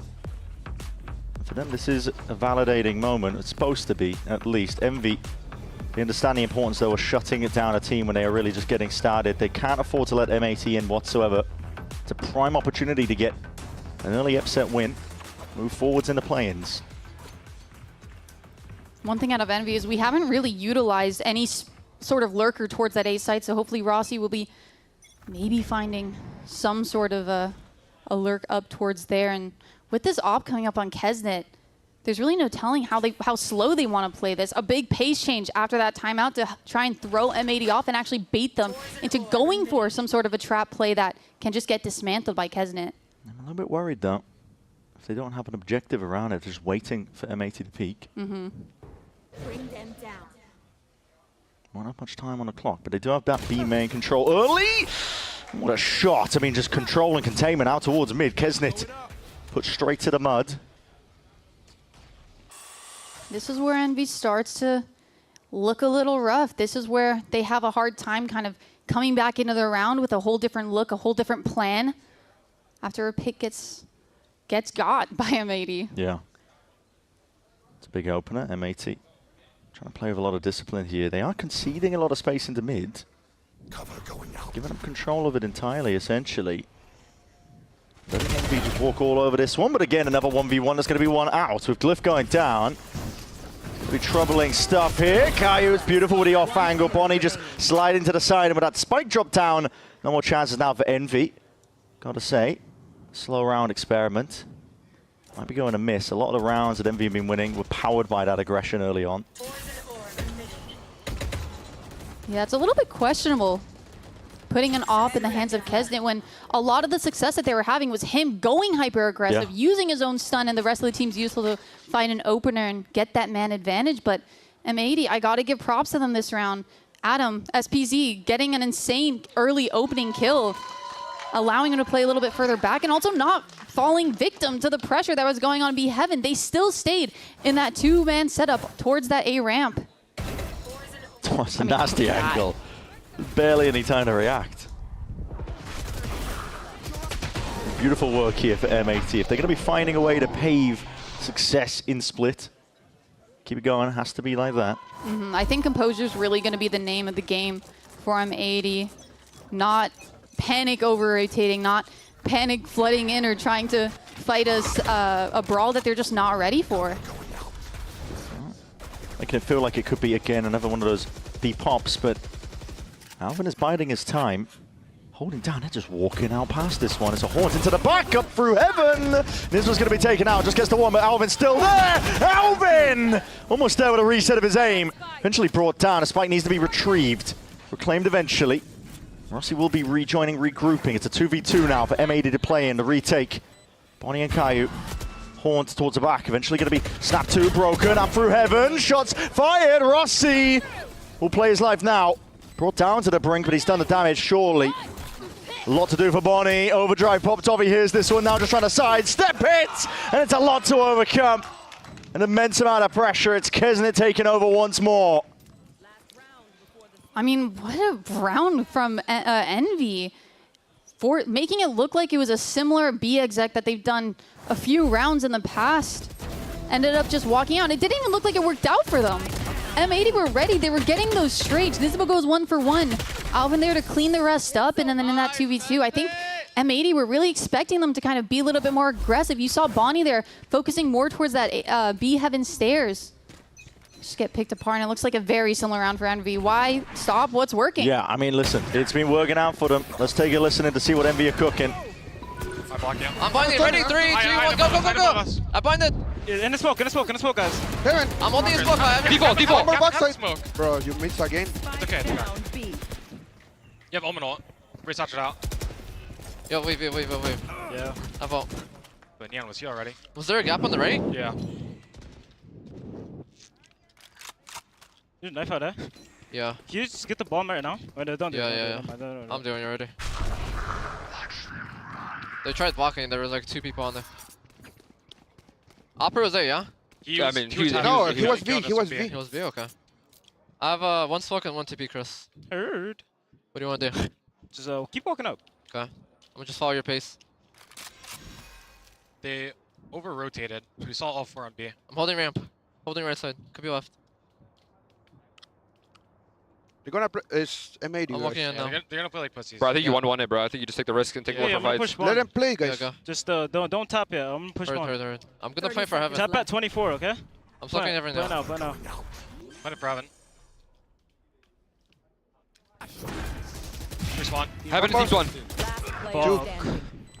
Ropes and 2 spawn. Play it for you. There's smoke for bomb. Shadows traveling. You're so tilted. I know you. Okay, I mean, that is unbelievable. That is unreal. I hope my mic wasn't live at the end of that because I'm making all sorts of noises over here. That is just ridiculous by Demon 1. I mean, M80, they should be expecting that aggression on Knights getting that first pick. No one was playing anti there. They were able to get the trade. But then Demon 1 just getting that insane flick. Just they gets were ahead ready of it for it too. Yeah, they're all looking for the one side of the smoke that was jutting out of heaven. They weren't expecting that. No, that timing was crazy. Literally, as soon as that first player tries to get on that spike. It's I mean, it sublime. can't get more perfect than that. No, it really can't. It really can't. MV sitting at 8 and 4, again in the lead at this half. They're on the verge of knocking M80 straight down to that lowers.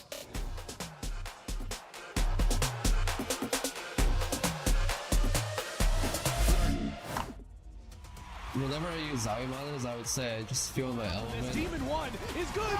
Without Nyack. The biggest difference was the ghosting. It was a immediate change. If you see something and it's not actually there, you're gonna miss your shot. Black Equalizer and Vibrance, I can react quicker to it, I can shoot better at it. This guy is just spectacular. And that way I can always trust him, that I can just focus on competing. My performance will always be at the top level. Zowie.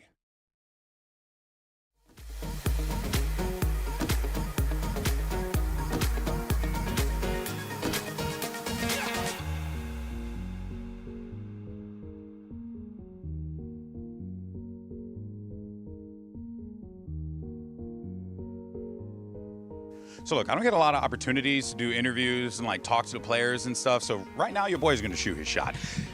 Demon 1, help me with the op. What can we do? Can I get any training? Do I have a chance to get good with this gun? A chance? Yeah, it's pretty easy to use. Do you want to help me? Yeah, if you watch the matches, you can probably pick up a thing or two. I mean, of course I watch matches. So can I get like specific training from you though? Like, can we sit down in a Discord call and you train me? Yeah, on the stage, go ahead. No, like in a call. Like, can we? This guy, you know, we can't get him to go. We can't do it on stage. Unbelievable.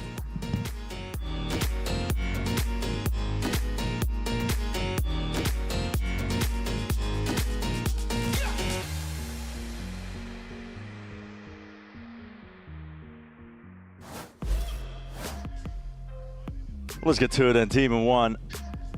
absolutely spurring away GB's advances. Will not be doing any individual one-on-one coaching, but guess what? Lock in with ExpressVPN, scan that QR code on your screen, and Envy, I mean, they're the talk of the town right now. They are 8-4. They are dominating, genuinely. M80 are the ones that are having to come up with answers here. It's their map pick of Split. We wanted to see what they've been cooking up after such a long break of preparation, the boot camp, everything adding up to this. For them, it was like, I mean, essentially everybody making out like we were rolling out the red carpet for that matchup against Sentinels, but they are finding it a heavy test, I think, early on. Yeah, and I think a big part of their attack half here, we talked a little bit about it, was Caillou, but I think another player we have to look at is Bonnie, being able to go head-to-head with Kesnet and meet that same aggression that we're so used to seeing him have. It's Kesnet currently. He's on a heater. 15 kills to his name. Trap play cooked up. Paranoia being held, some util off the back of it. Slight jiggle. Steven trying to get that information. Trying to contact peek out of this one, not even using the util, but the bullet's rattling down. It's done a lot of damage. Bonnie potentially in trouble. The molly well placed. It's going to be slowing down the aggression for now. I mean, what a call from Envy, too. I think realize that M80 has a read on it. He slipped the net. SPZ, that haunt went straight past him, and he's looking for a little bit more. He's calling for the rotation. Troops to arrive away because he realizes he's got that timing. All this space over towards it. Contain now. None the wiser. Two.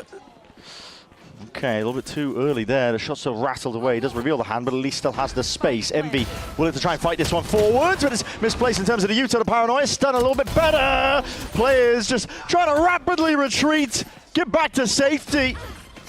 But Envy in a good spot. Nade to play forwards. SPZ is desperately trying to make the most of this one now, but that great push forwards. It's immediately traded. Now Nismo's left in that 1v3. Going to be surrounded now rapidly at that position, accounted for, but there's Kesnet once more. I mean, asking for a miracle coming out of Nismo there to win that and get that pistol round online for them. But Envy, I really like that mid-round call for them. Instead of falling into that trap set of realizing that M80 has a little bit of a read, and instead of letting M80 try and bait that out, peeking into them towards that mid site, or towards that mid, and kind of just doing so much damage. And I think that's the name of the game for Envy right now. They always feel like they're one step ahead. Even in that retake, M80, it looked like they had a good brawl kind of brewing towards that screen, but Envy peeking so early into it and just disrupting that. You're just getting one step ahead of the timings. I really want to see more aggression coming out of M80, especially coming out from Bonnie and Nismo. I want them to be the dynamic duo that they've been working all year to kind of become and showcase here in stage one, and or sorry, in Americas, on the stage. There we go. Exactly right, though. It's not what we were hoping for from M80. It's looking lethargic in terms of their opening match here in the play-ins. They need to start disrespecting Envy. I think right now they're so focused on having the perfect utility, having everyone ready, when I think they need to start, instead of planning, start actually acting. Start doing. Initiating, yeah, exactly. Less hesitation. Oh, they've revealed their hands. The Outlaw invested into here in a round like this. Doesn't come up with what they were looking for. Plenty of targets that are waiting on that half armor, but we'll see. They're moving in a different direction. Not going to have a lot of time, though, to work towards onto the B side. In fact, Kesner's waiting there, scumped weapon in his hands.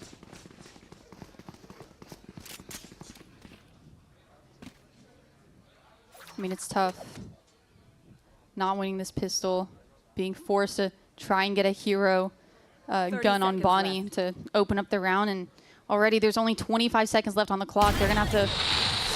That's the Outlaw down and out. They'll be able to reclaim this one, but like you said, there's only 20 seconds remaining. Time is of the essence. They don't have much of it whatsoever. Trying to play the way forwards. Rossi just peeking out wide, and it is all just shambolic.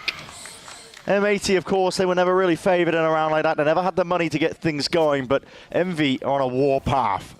But now they're down 6 rounds again, same as they were in map 1. It's such a hard battle to climb back onto, especially when we look at their most recent split. There were a lot of problems that they were having on the attack that led it to go into OT against SRB.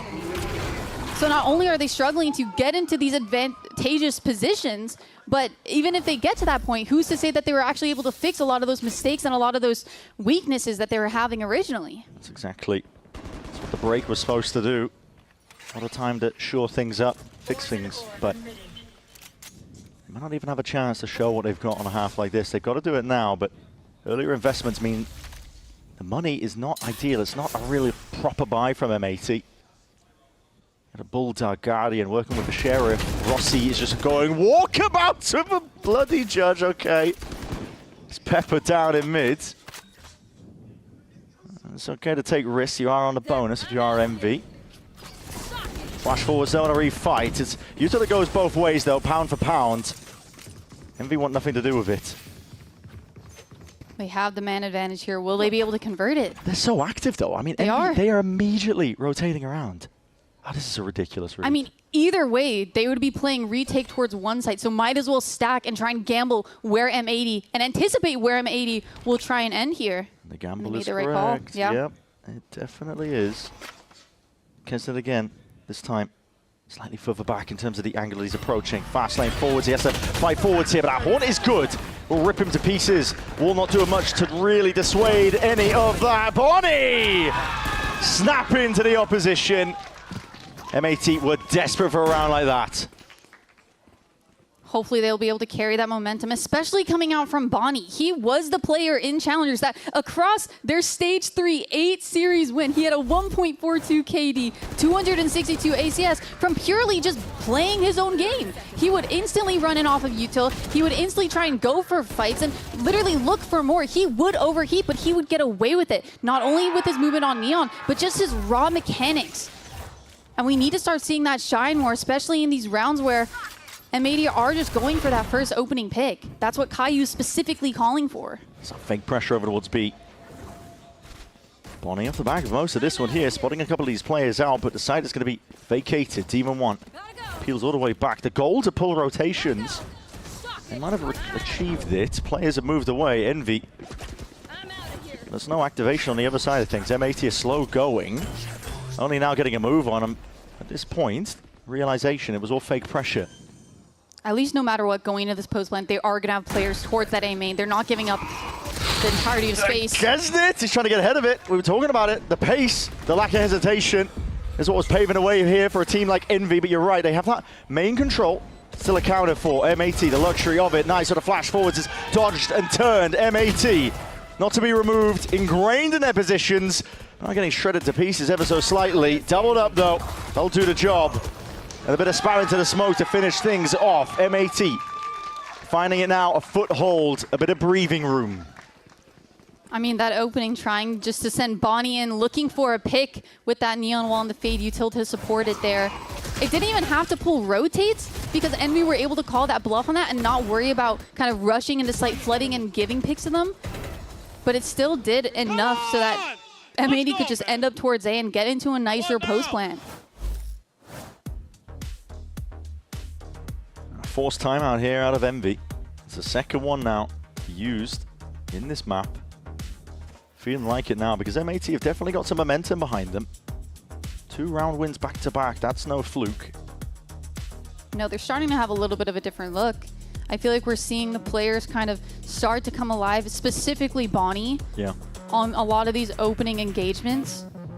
Even when it seems like there's so much util being thrown at them, he finds a way to go past it and punish Envy. And even though Envy, I feel like they're doing a fantastic job at having different looks, whether it's trap, it's early round trap setups, or going for some sort of mid-round aggression, or even playing full retake. I mean, that last round, it didn't work out for them. There was a little bit of disconnect, and M80 did a great job at putting that stall pressure towards that screens, and kind of left Envy to fight for their own individually, just flooding out one by one. It's been what's winning rounds for Envy. It's getting ahead of the util, the setups that M80 are trying to set up. This time they'll shut down Envy. And after these timeouts, it might be a little bit harder for Envy to have a strong read on M80, especially if they're coming out with a new look, maybe a pace change, speeding up, especially towards this mid area. See it now. It's the right weapon for the job. Bonnie, he's got that outlaw. Looking to put a punish on for the Envy economy. They're on an eco. Now forwards though, this is aggressive as anything. Hoping for a deep push into B main. They've got a flash being held at the ready by Knights. M80 though are cautious. Not willing to rush into anything here. A lot of util being used to see if they can lay claim to some space in mid. I mean, also just a very passive setup from M80, not following up with bodies after that utility to take space, knowing that Envy are in a little bit of a weaker buy. They may only have classics, but we've seen that those classics can do damage on both sides. Yeah. Just really taking their time, not falling into any traps or not wanting to. It can be a deadly game, to be honest, if you run out of time against an eco. Opens you up to mistakes. The goal to play perfect Valorant. That's how you end up losing. 35 seconds left. There's a stack of players in B main that have not been removed. Where is the spike going? What is the goal? And we're so split across the map. All over the place. 27 seconds left. What is the goal here? We don't have much to work with here, but now they're going to be moving forwards anyway. I mean, they just jumped the gun ahead of it, realizing they lost control over towards mid. It's a paranoia and it's a good adjustment here. Talvin just got to play time by his life, make sure he doesn't give up this gun. Being assailed now, double TPs just to get the hell out of here. He does his job, does it well, buys time. Doesn't give his life up. Been able to find a follow-up kill. Last one. Left is going to be Glyph. Navigated in the end. I mean, Alvin, he played that perfectly, knowing that all that focus was coming on towards him instead of his teammates on site, trying to stay alive to buy time for his teammates to kind of be able to either go for that B main crunch or at least get that bomb down and set up for a post plant. He lived so long, and in the end, we still weren't able to kind of get that gun or get a trade-off. And that's honestly something I want to see more out of M80 on their attack half, is I don't mind them playing a little bit slower. They're too close for comfort, way too close for comfort.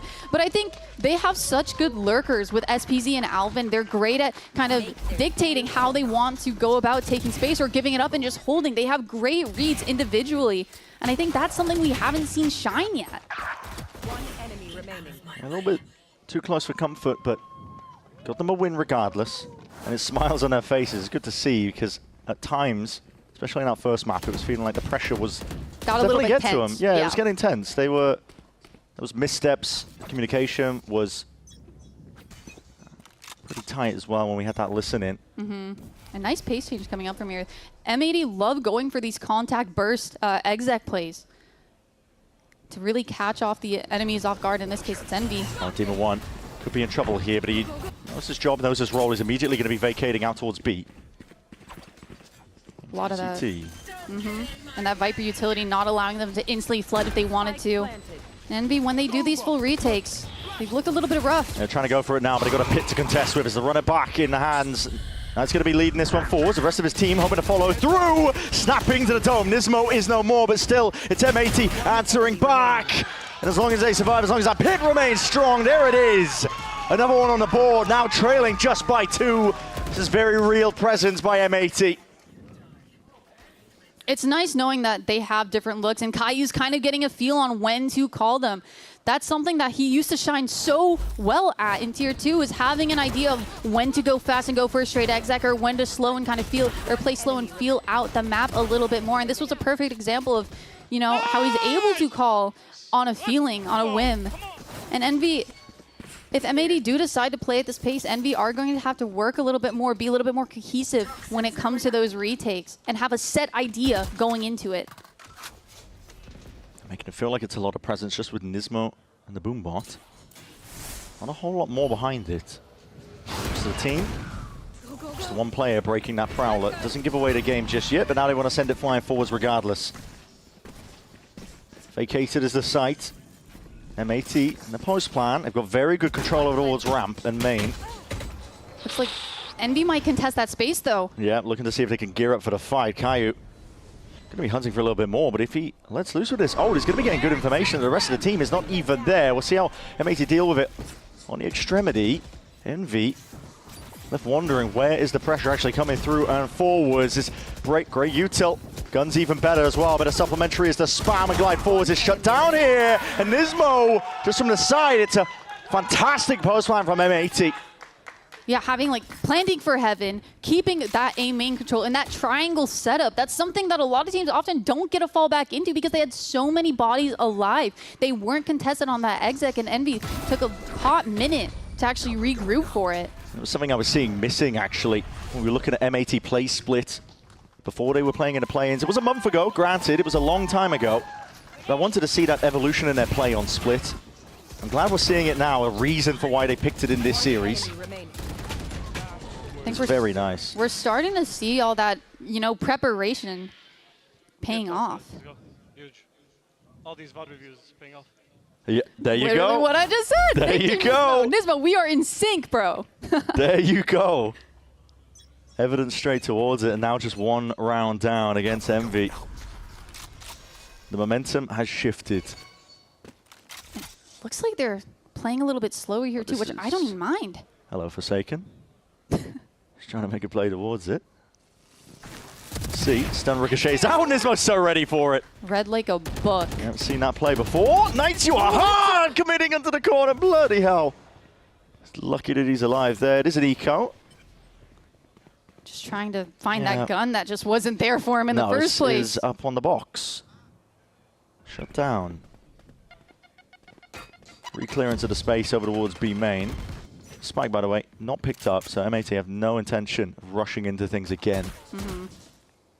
And they do fairly good in these little duo pairs that they have going on, knowing that, hey, even if Envy do a disruption or a trap play, that we'll be able to get that trade out. They play very cautious on rounds like this, but so far it's paid off for them. It's just that clock and the stacks that Envy have been willing to do. Yep. They're 4 here. Troubling. If they spot this out, though, Alvin does have an ult to get all the way over towards the B side if it just gets a little bit too dangerous for them, and now they're going to be sending it forwards anyway. Ult's popped off. It's Kesnet without overdrive. They've kind of pulled the trigger potentially a little bit too early. These Envy players are being pulled way out. 20 seconds remaining, and now it's just a clean-up duty occurring up towards that A side. Kesnet ramps his way around, will earn himself at least the one, just trying to glide to the side, but it's defended. And M80, they draw it level. I mean, man, these ecos have me on the edge of my seat, and I'm standing. Like, it is scary how they want to play these rounds, but I am hoping that with the ults online, they will start to pick up the pace, maybe throw Envy a run for their money and catch them off guard. They've been trying so hard, especially towards that B main, to have a lot of those trap setups going. It doesn't matter how we did it, it matters how we finish. That's it. That's true. It's all about how you finish, and right now, M80 looking like they're potentially sailing all the way to Summit, that map 3. Pit going to be layered down here. B main control. It's been a big priority from M80. I'm ignoring around it, so MV just trying to put a stop to any plays that are made. M80 just trying to gather as much info to see where they would want to take that space towards, either towards vents or towards that B heaven. Hello. Raise Rock is going to be popped off here. This is Nismo up the gut, straight through mid, but he hasn't spotted too many players whatsoever. Just seeing the tail of one of the individuals. Nismo trying to play this one forward, but he's vulnerable up in the process. And Rossi, he's still active here inside the pit. Reinforcements arriving. It's Kesnet straight in there. And a TTP into the back. What a punish. It's a spike left into no man's land. It's all gone too wrong. M80 trying to punch their way through a difficult situation. They tried so hard to big brain that, having Bonnie actually run through that ult and pop the Raze ult. You hear that Q on the side of Envy, but you don't hear any footsteps towards that mid. He was trying to catch them off guard there, but unfortunately, they were playing so far back already, unable to actually get anything off of that ult. And Kesnet just being that anchor outside of the Viper ult was killer. It was flooded all the way in. Set up the Viper's Pit. Ambitious here from M80. Critical round for Envy to put online. Great chip damage coming in from Kesnet. Spam is going to be going back and forth here.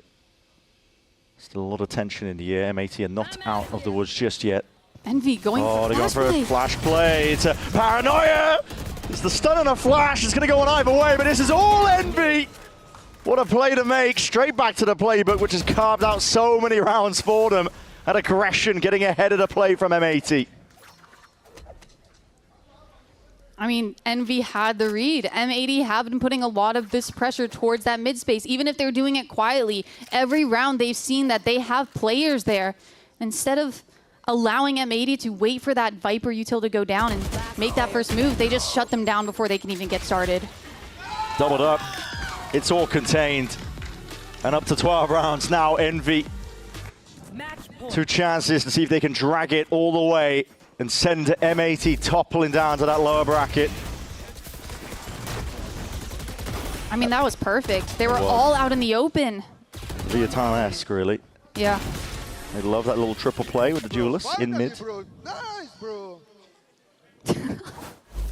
I gotta give Envy props. Not even just their team chemistry going into it, but the reads that they've been having that I can only imagine are coming from their IGL glyph.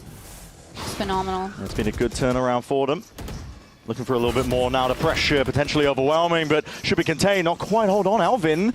He's unaccounted for. They thought it was just a 1, and he slipped the net. Found himself at least another kill to reciprocate and potentially earn a way forwards in a round like this. And M80 hearing all that pressure towards A, knowing that there was 3 towards that site, but still not taking space towards mid. No, instead regrouping towards that A site, taking that 4v1. Well, Glyph is going to be getting all the information as well with that one. That's 4 tags, remaining 4 players. And the TP from Team 1. It's not heard. They're deaf and blind to it all. Big wraparound now. This is M80 being squeezed. The hammer and the anvil. Envy, they can taste it. Something in the air. The level up of their play. Rossi just taking these solo fights out. It's up to Nismo and Alvin. But that Dayward Destiny versus Sentinels. It's all on the line for them. M80 still alive. And the 2 players who do it, Nismo, who has gone through so many teams in Tier 2 since 2021, being able to see the rest of his teammates find success in Tier 1 and not be able to get that for himself. And Alvin, just last year on TSM, he was 1 match away against the previous iteration of Envy to make it to Tier 1, to actually ascend, but just falling short in that last match. 1 series was all it took, and you know, they're the 2 players to be able to keep them alive in their first showing here in Tier 1. Massive step up. Individuals popping off. M80 are not done yet.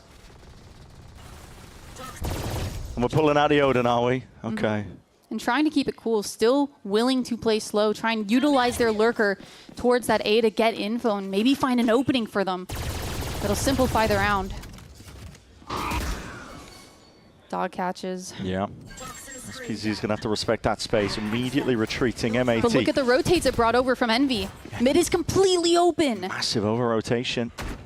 Envy have left B completely open. Demon 1's going to be a hard challenge ahead of him. He wants to try and hold it down over towards that B main angle, but without B heaven control, it's going to be tough. Let's see if he can at least vacate. Peeling back, but he's really looking for the pick, but it will respect it. He gives up that space now. M80, they spotted us out, sniffed out where the empty site is, but Envy, not one that takes things lightly. They've got to run it back, waiting in the back pocket, and they're going to be looking to see if they can flood their way in. The plan down, Knights. He's forwards with it now, trying to lay claim to most of this one, but again, it's shut down, but over the shoulder now. It's Glyph and Rossi activating. I mean, there was great punishment on the Phoenix ult, but that's not a body. They still going into this 4v3 retake. No utility. Try and find more. No util really to work if it just comes out of the raw aim jewels, but Envy are just on top of it all.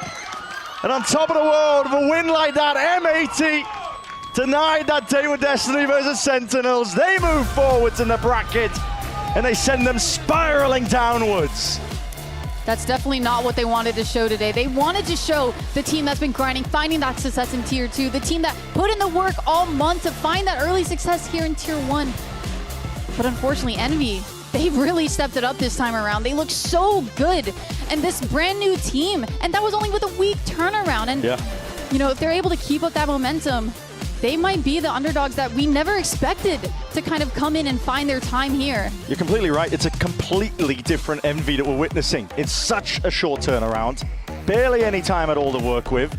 But the improvements are resounding. Communication looks clean. The set plays clean. Players are on the same page. And now there's life and light in their eyes. This is an Envy squad that moves forwards in the bracket. They know their opponent coming up. It will be Sentinels.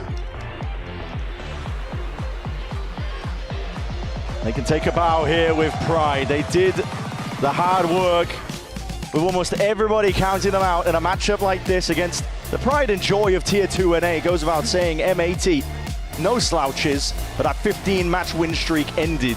I mean, what a great way for them to start off Plains as well, as the team that was unaccounted for, the team that no one expected this out of. And for them to start off hot, taking down the Tier 2 champions, like you said, and hopefully instilling some confidence in that they have a good foundation to go off of now. We see them playing so well off of each other that really it should only go up from here. They'll start to get their map pool sorted. They'll start to find their comfort picks and comfort plays and play style overall, because there were so many unknowns with Envy going into this tournament. But now it feels like they're starting to find their way, and it's really only up from here if they can continue and be consistent with that. Yeah, it's one of the benefits that's provided to you. With this play-in format, doesn't matter how well you did in the groups, it's all about how you finish. That's all that people are going to be remembering.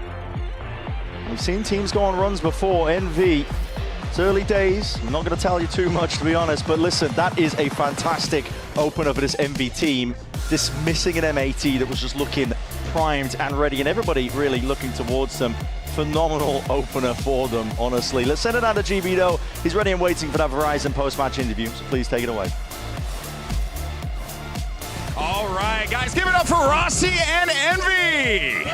Well done, well done. Thank you. We were talking earlier. You sounded like you're pretty confident coming into this matchup. What was it particularly about this game, but what was it more importantly about your team that gave you this confidence coming into today?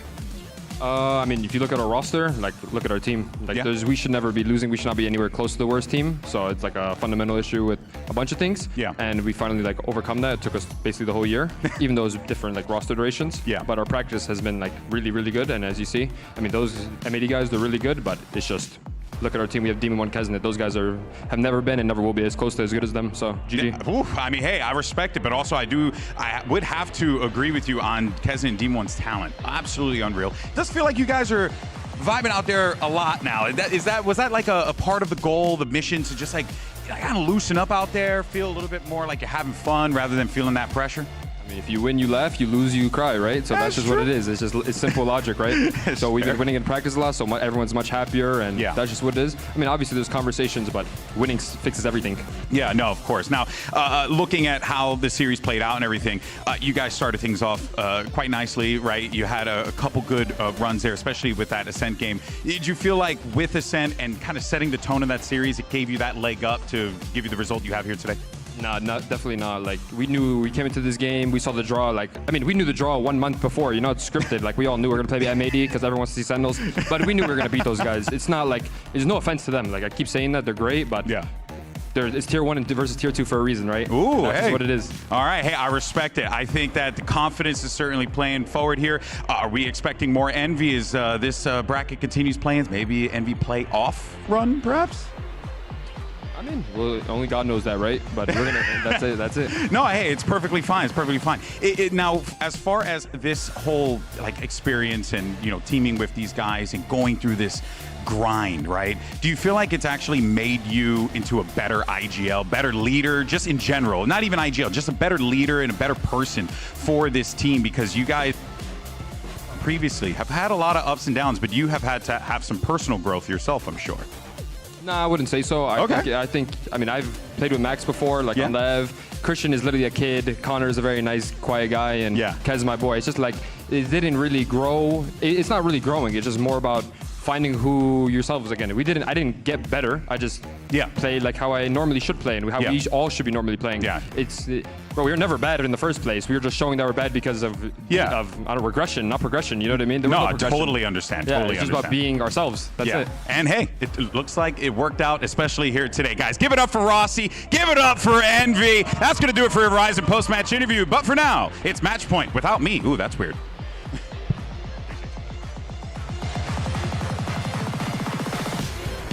Yeah, GB, we've kicked you off the desk for a reason, and I won't tell you why. But hello and welcome to Match Point. We're here with our match winners from Envy, Glyph and Knights. You guys, that was such a good game. It feels like you guys had this big turnaround as a team where you started playing really well together in this server. What were the kind of talks that you guys had to get you to this point? You answer this one? You can go first.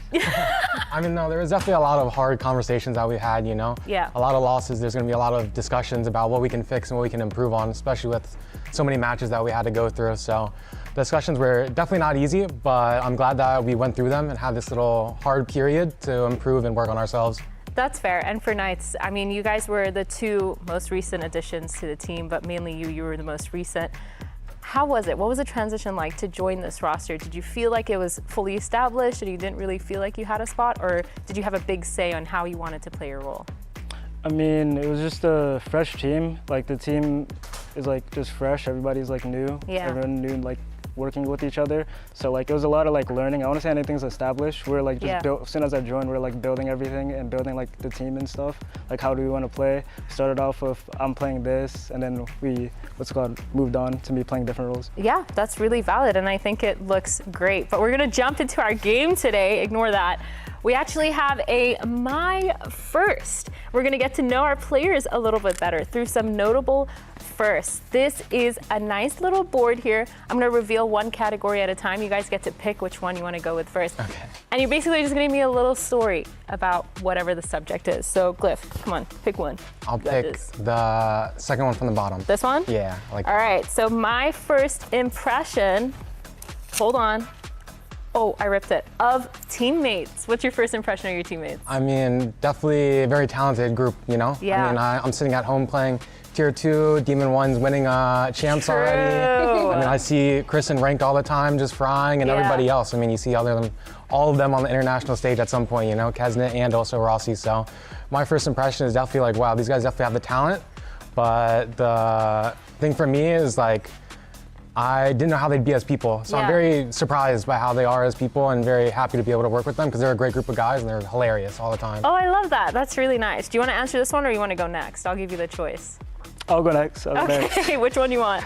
The bottom one. Bottom one, okay, let's see. My first time playing on stage was... I mean, it was amazing. Got the ace. I love VCT, that, yes. Debut ace.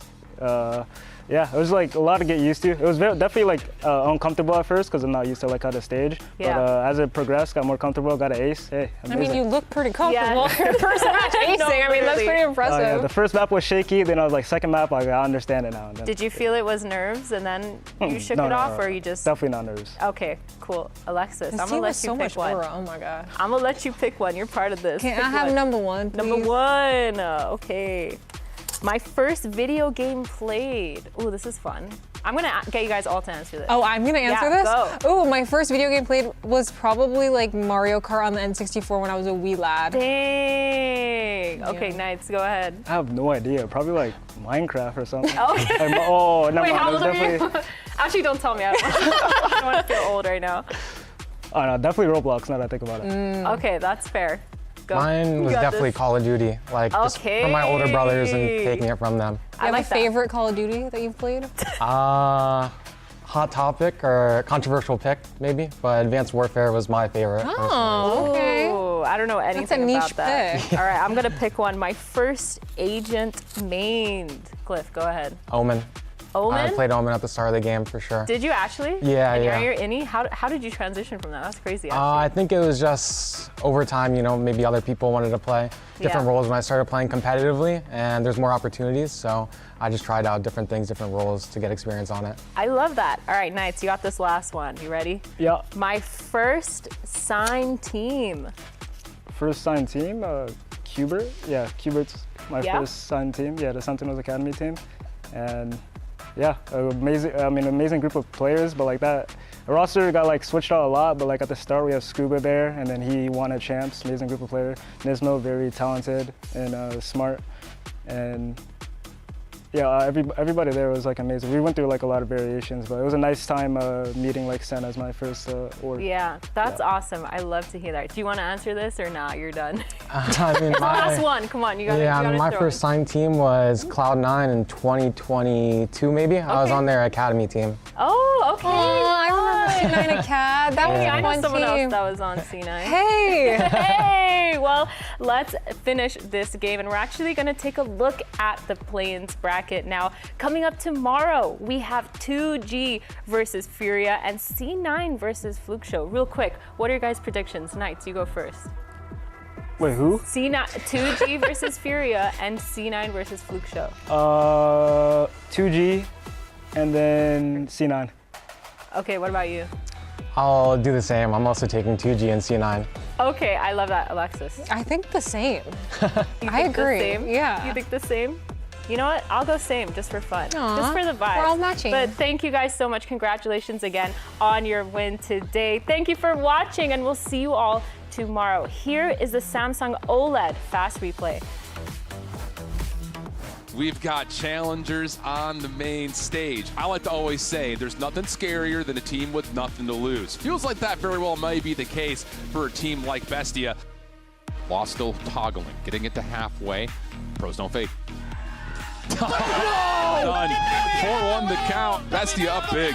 David on the first peak, that's your spike carrier down. Lost trying to play the backside of the site. This is an easy zip, zap, zoop. Oh my goodness, it is so good from Bestia. Welcome to play-ins. Bestia with an exclamation point early on Thursday. Here comes the retake attempt. He's going to the first contact, able to connect onto Tube. Nice swing from Lost, does not connect, and Heat will make sure Taco cannot swing. 6-0. Nice relay ball. Push you out into the open, no problem. Taco looks like he wants to try to counter this, but what a response there. It gets the reach, trying to stay alive, has all of crew right in front of them. This looks a little bit more like it. Very quickly, we're through 2 maps of Valorant. There's the paths, trying to dive on forward. Hello, how are you? WZera able to find 2 before being traded. Dante will win out the angle. Melzer by himself, nowhere to go. Surely you throw these paths through main. Heat's able to connect this. May be running out of time. He finds another one. Wait a second. Crew's able to turn this into a huge boon. Oh my goodness.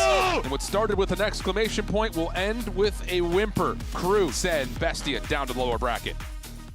M80 versus Envy though, this is bound to be an absolute banger match. Everybody's kind of talking about this M80 squad. They are really the best of tier 2. Envy themselves, I'm guessing, in terms of where they want to play this one. Team in one, sidestepping on ice skates, taking over now. Can't be stopped, locked in top bloody form. High speed dash up towards the top. Knights just takes him out. Rossi though, eventually falling, but still Knights is forwards, and Glyph responds, clearing up a pretty picture. Let's go, boy. So now Alvin's the one trying to anchor this one, but he is also surrounded. Nisma with that peak, but still you got to deal with the anchoring players. Rossi is just going walkabout of a bloody judge, okay. Will not do much to really dissuade any of that. Bobby! Snap into the opposition. But vulnerable up in the process, and Rossi, he's still active here inside the pit. Reinforcements arriving, it's Kesnet straight in there. And a DTP into the back, what a punish. It's all gone too wrong. Envy are just on top of it all. And on top of the world, with a win like that, M80 denied that day with Destiny.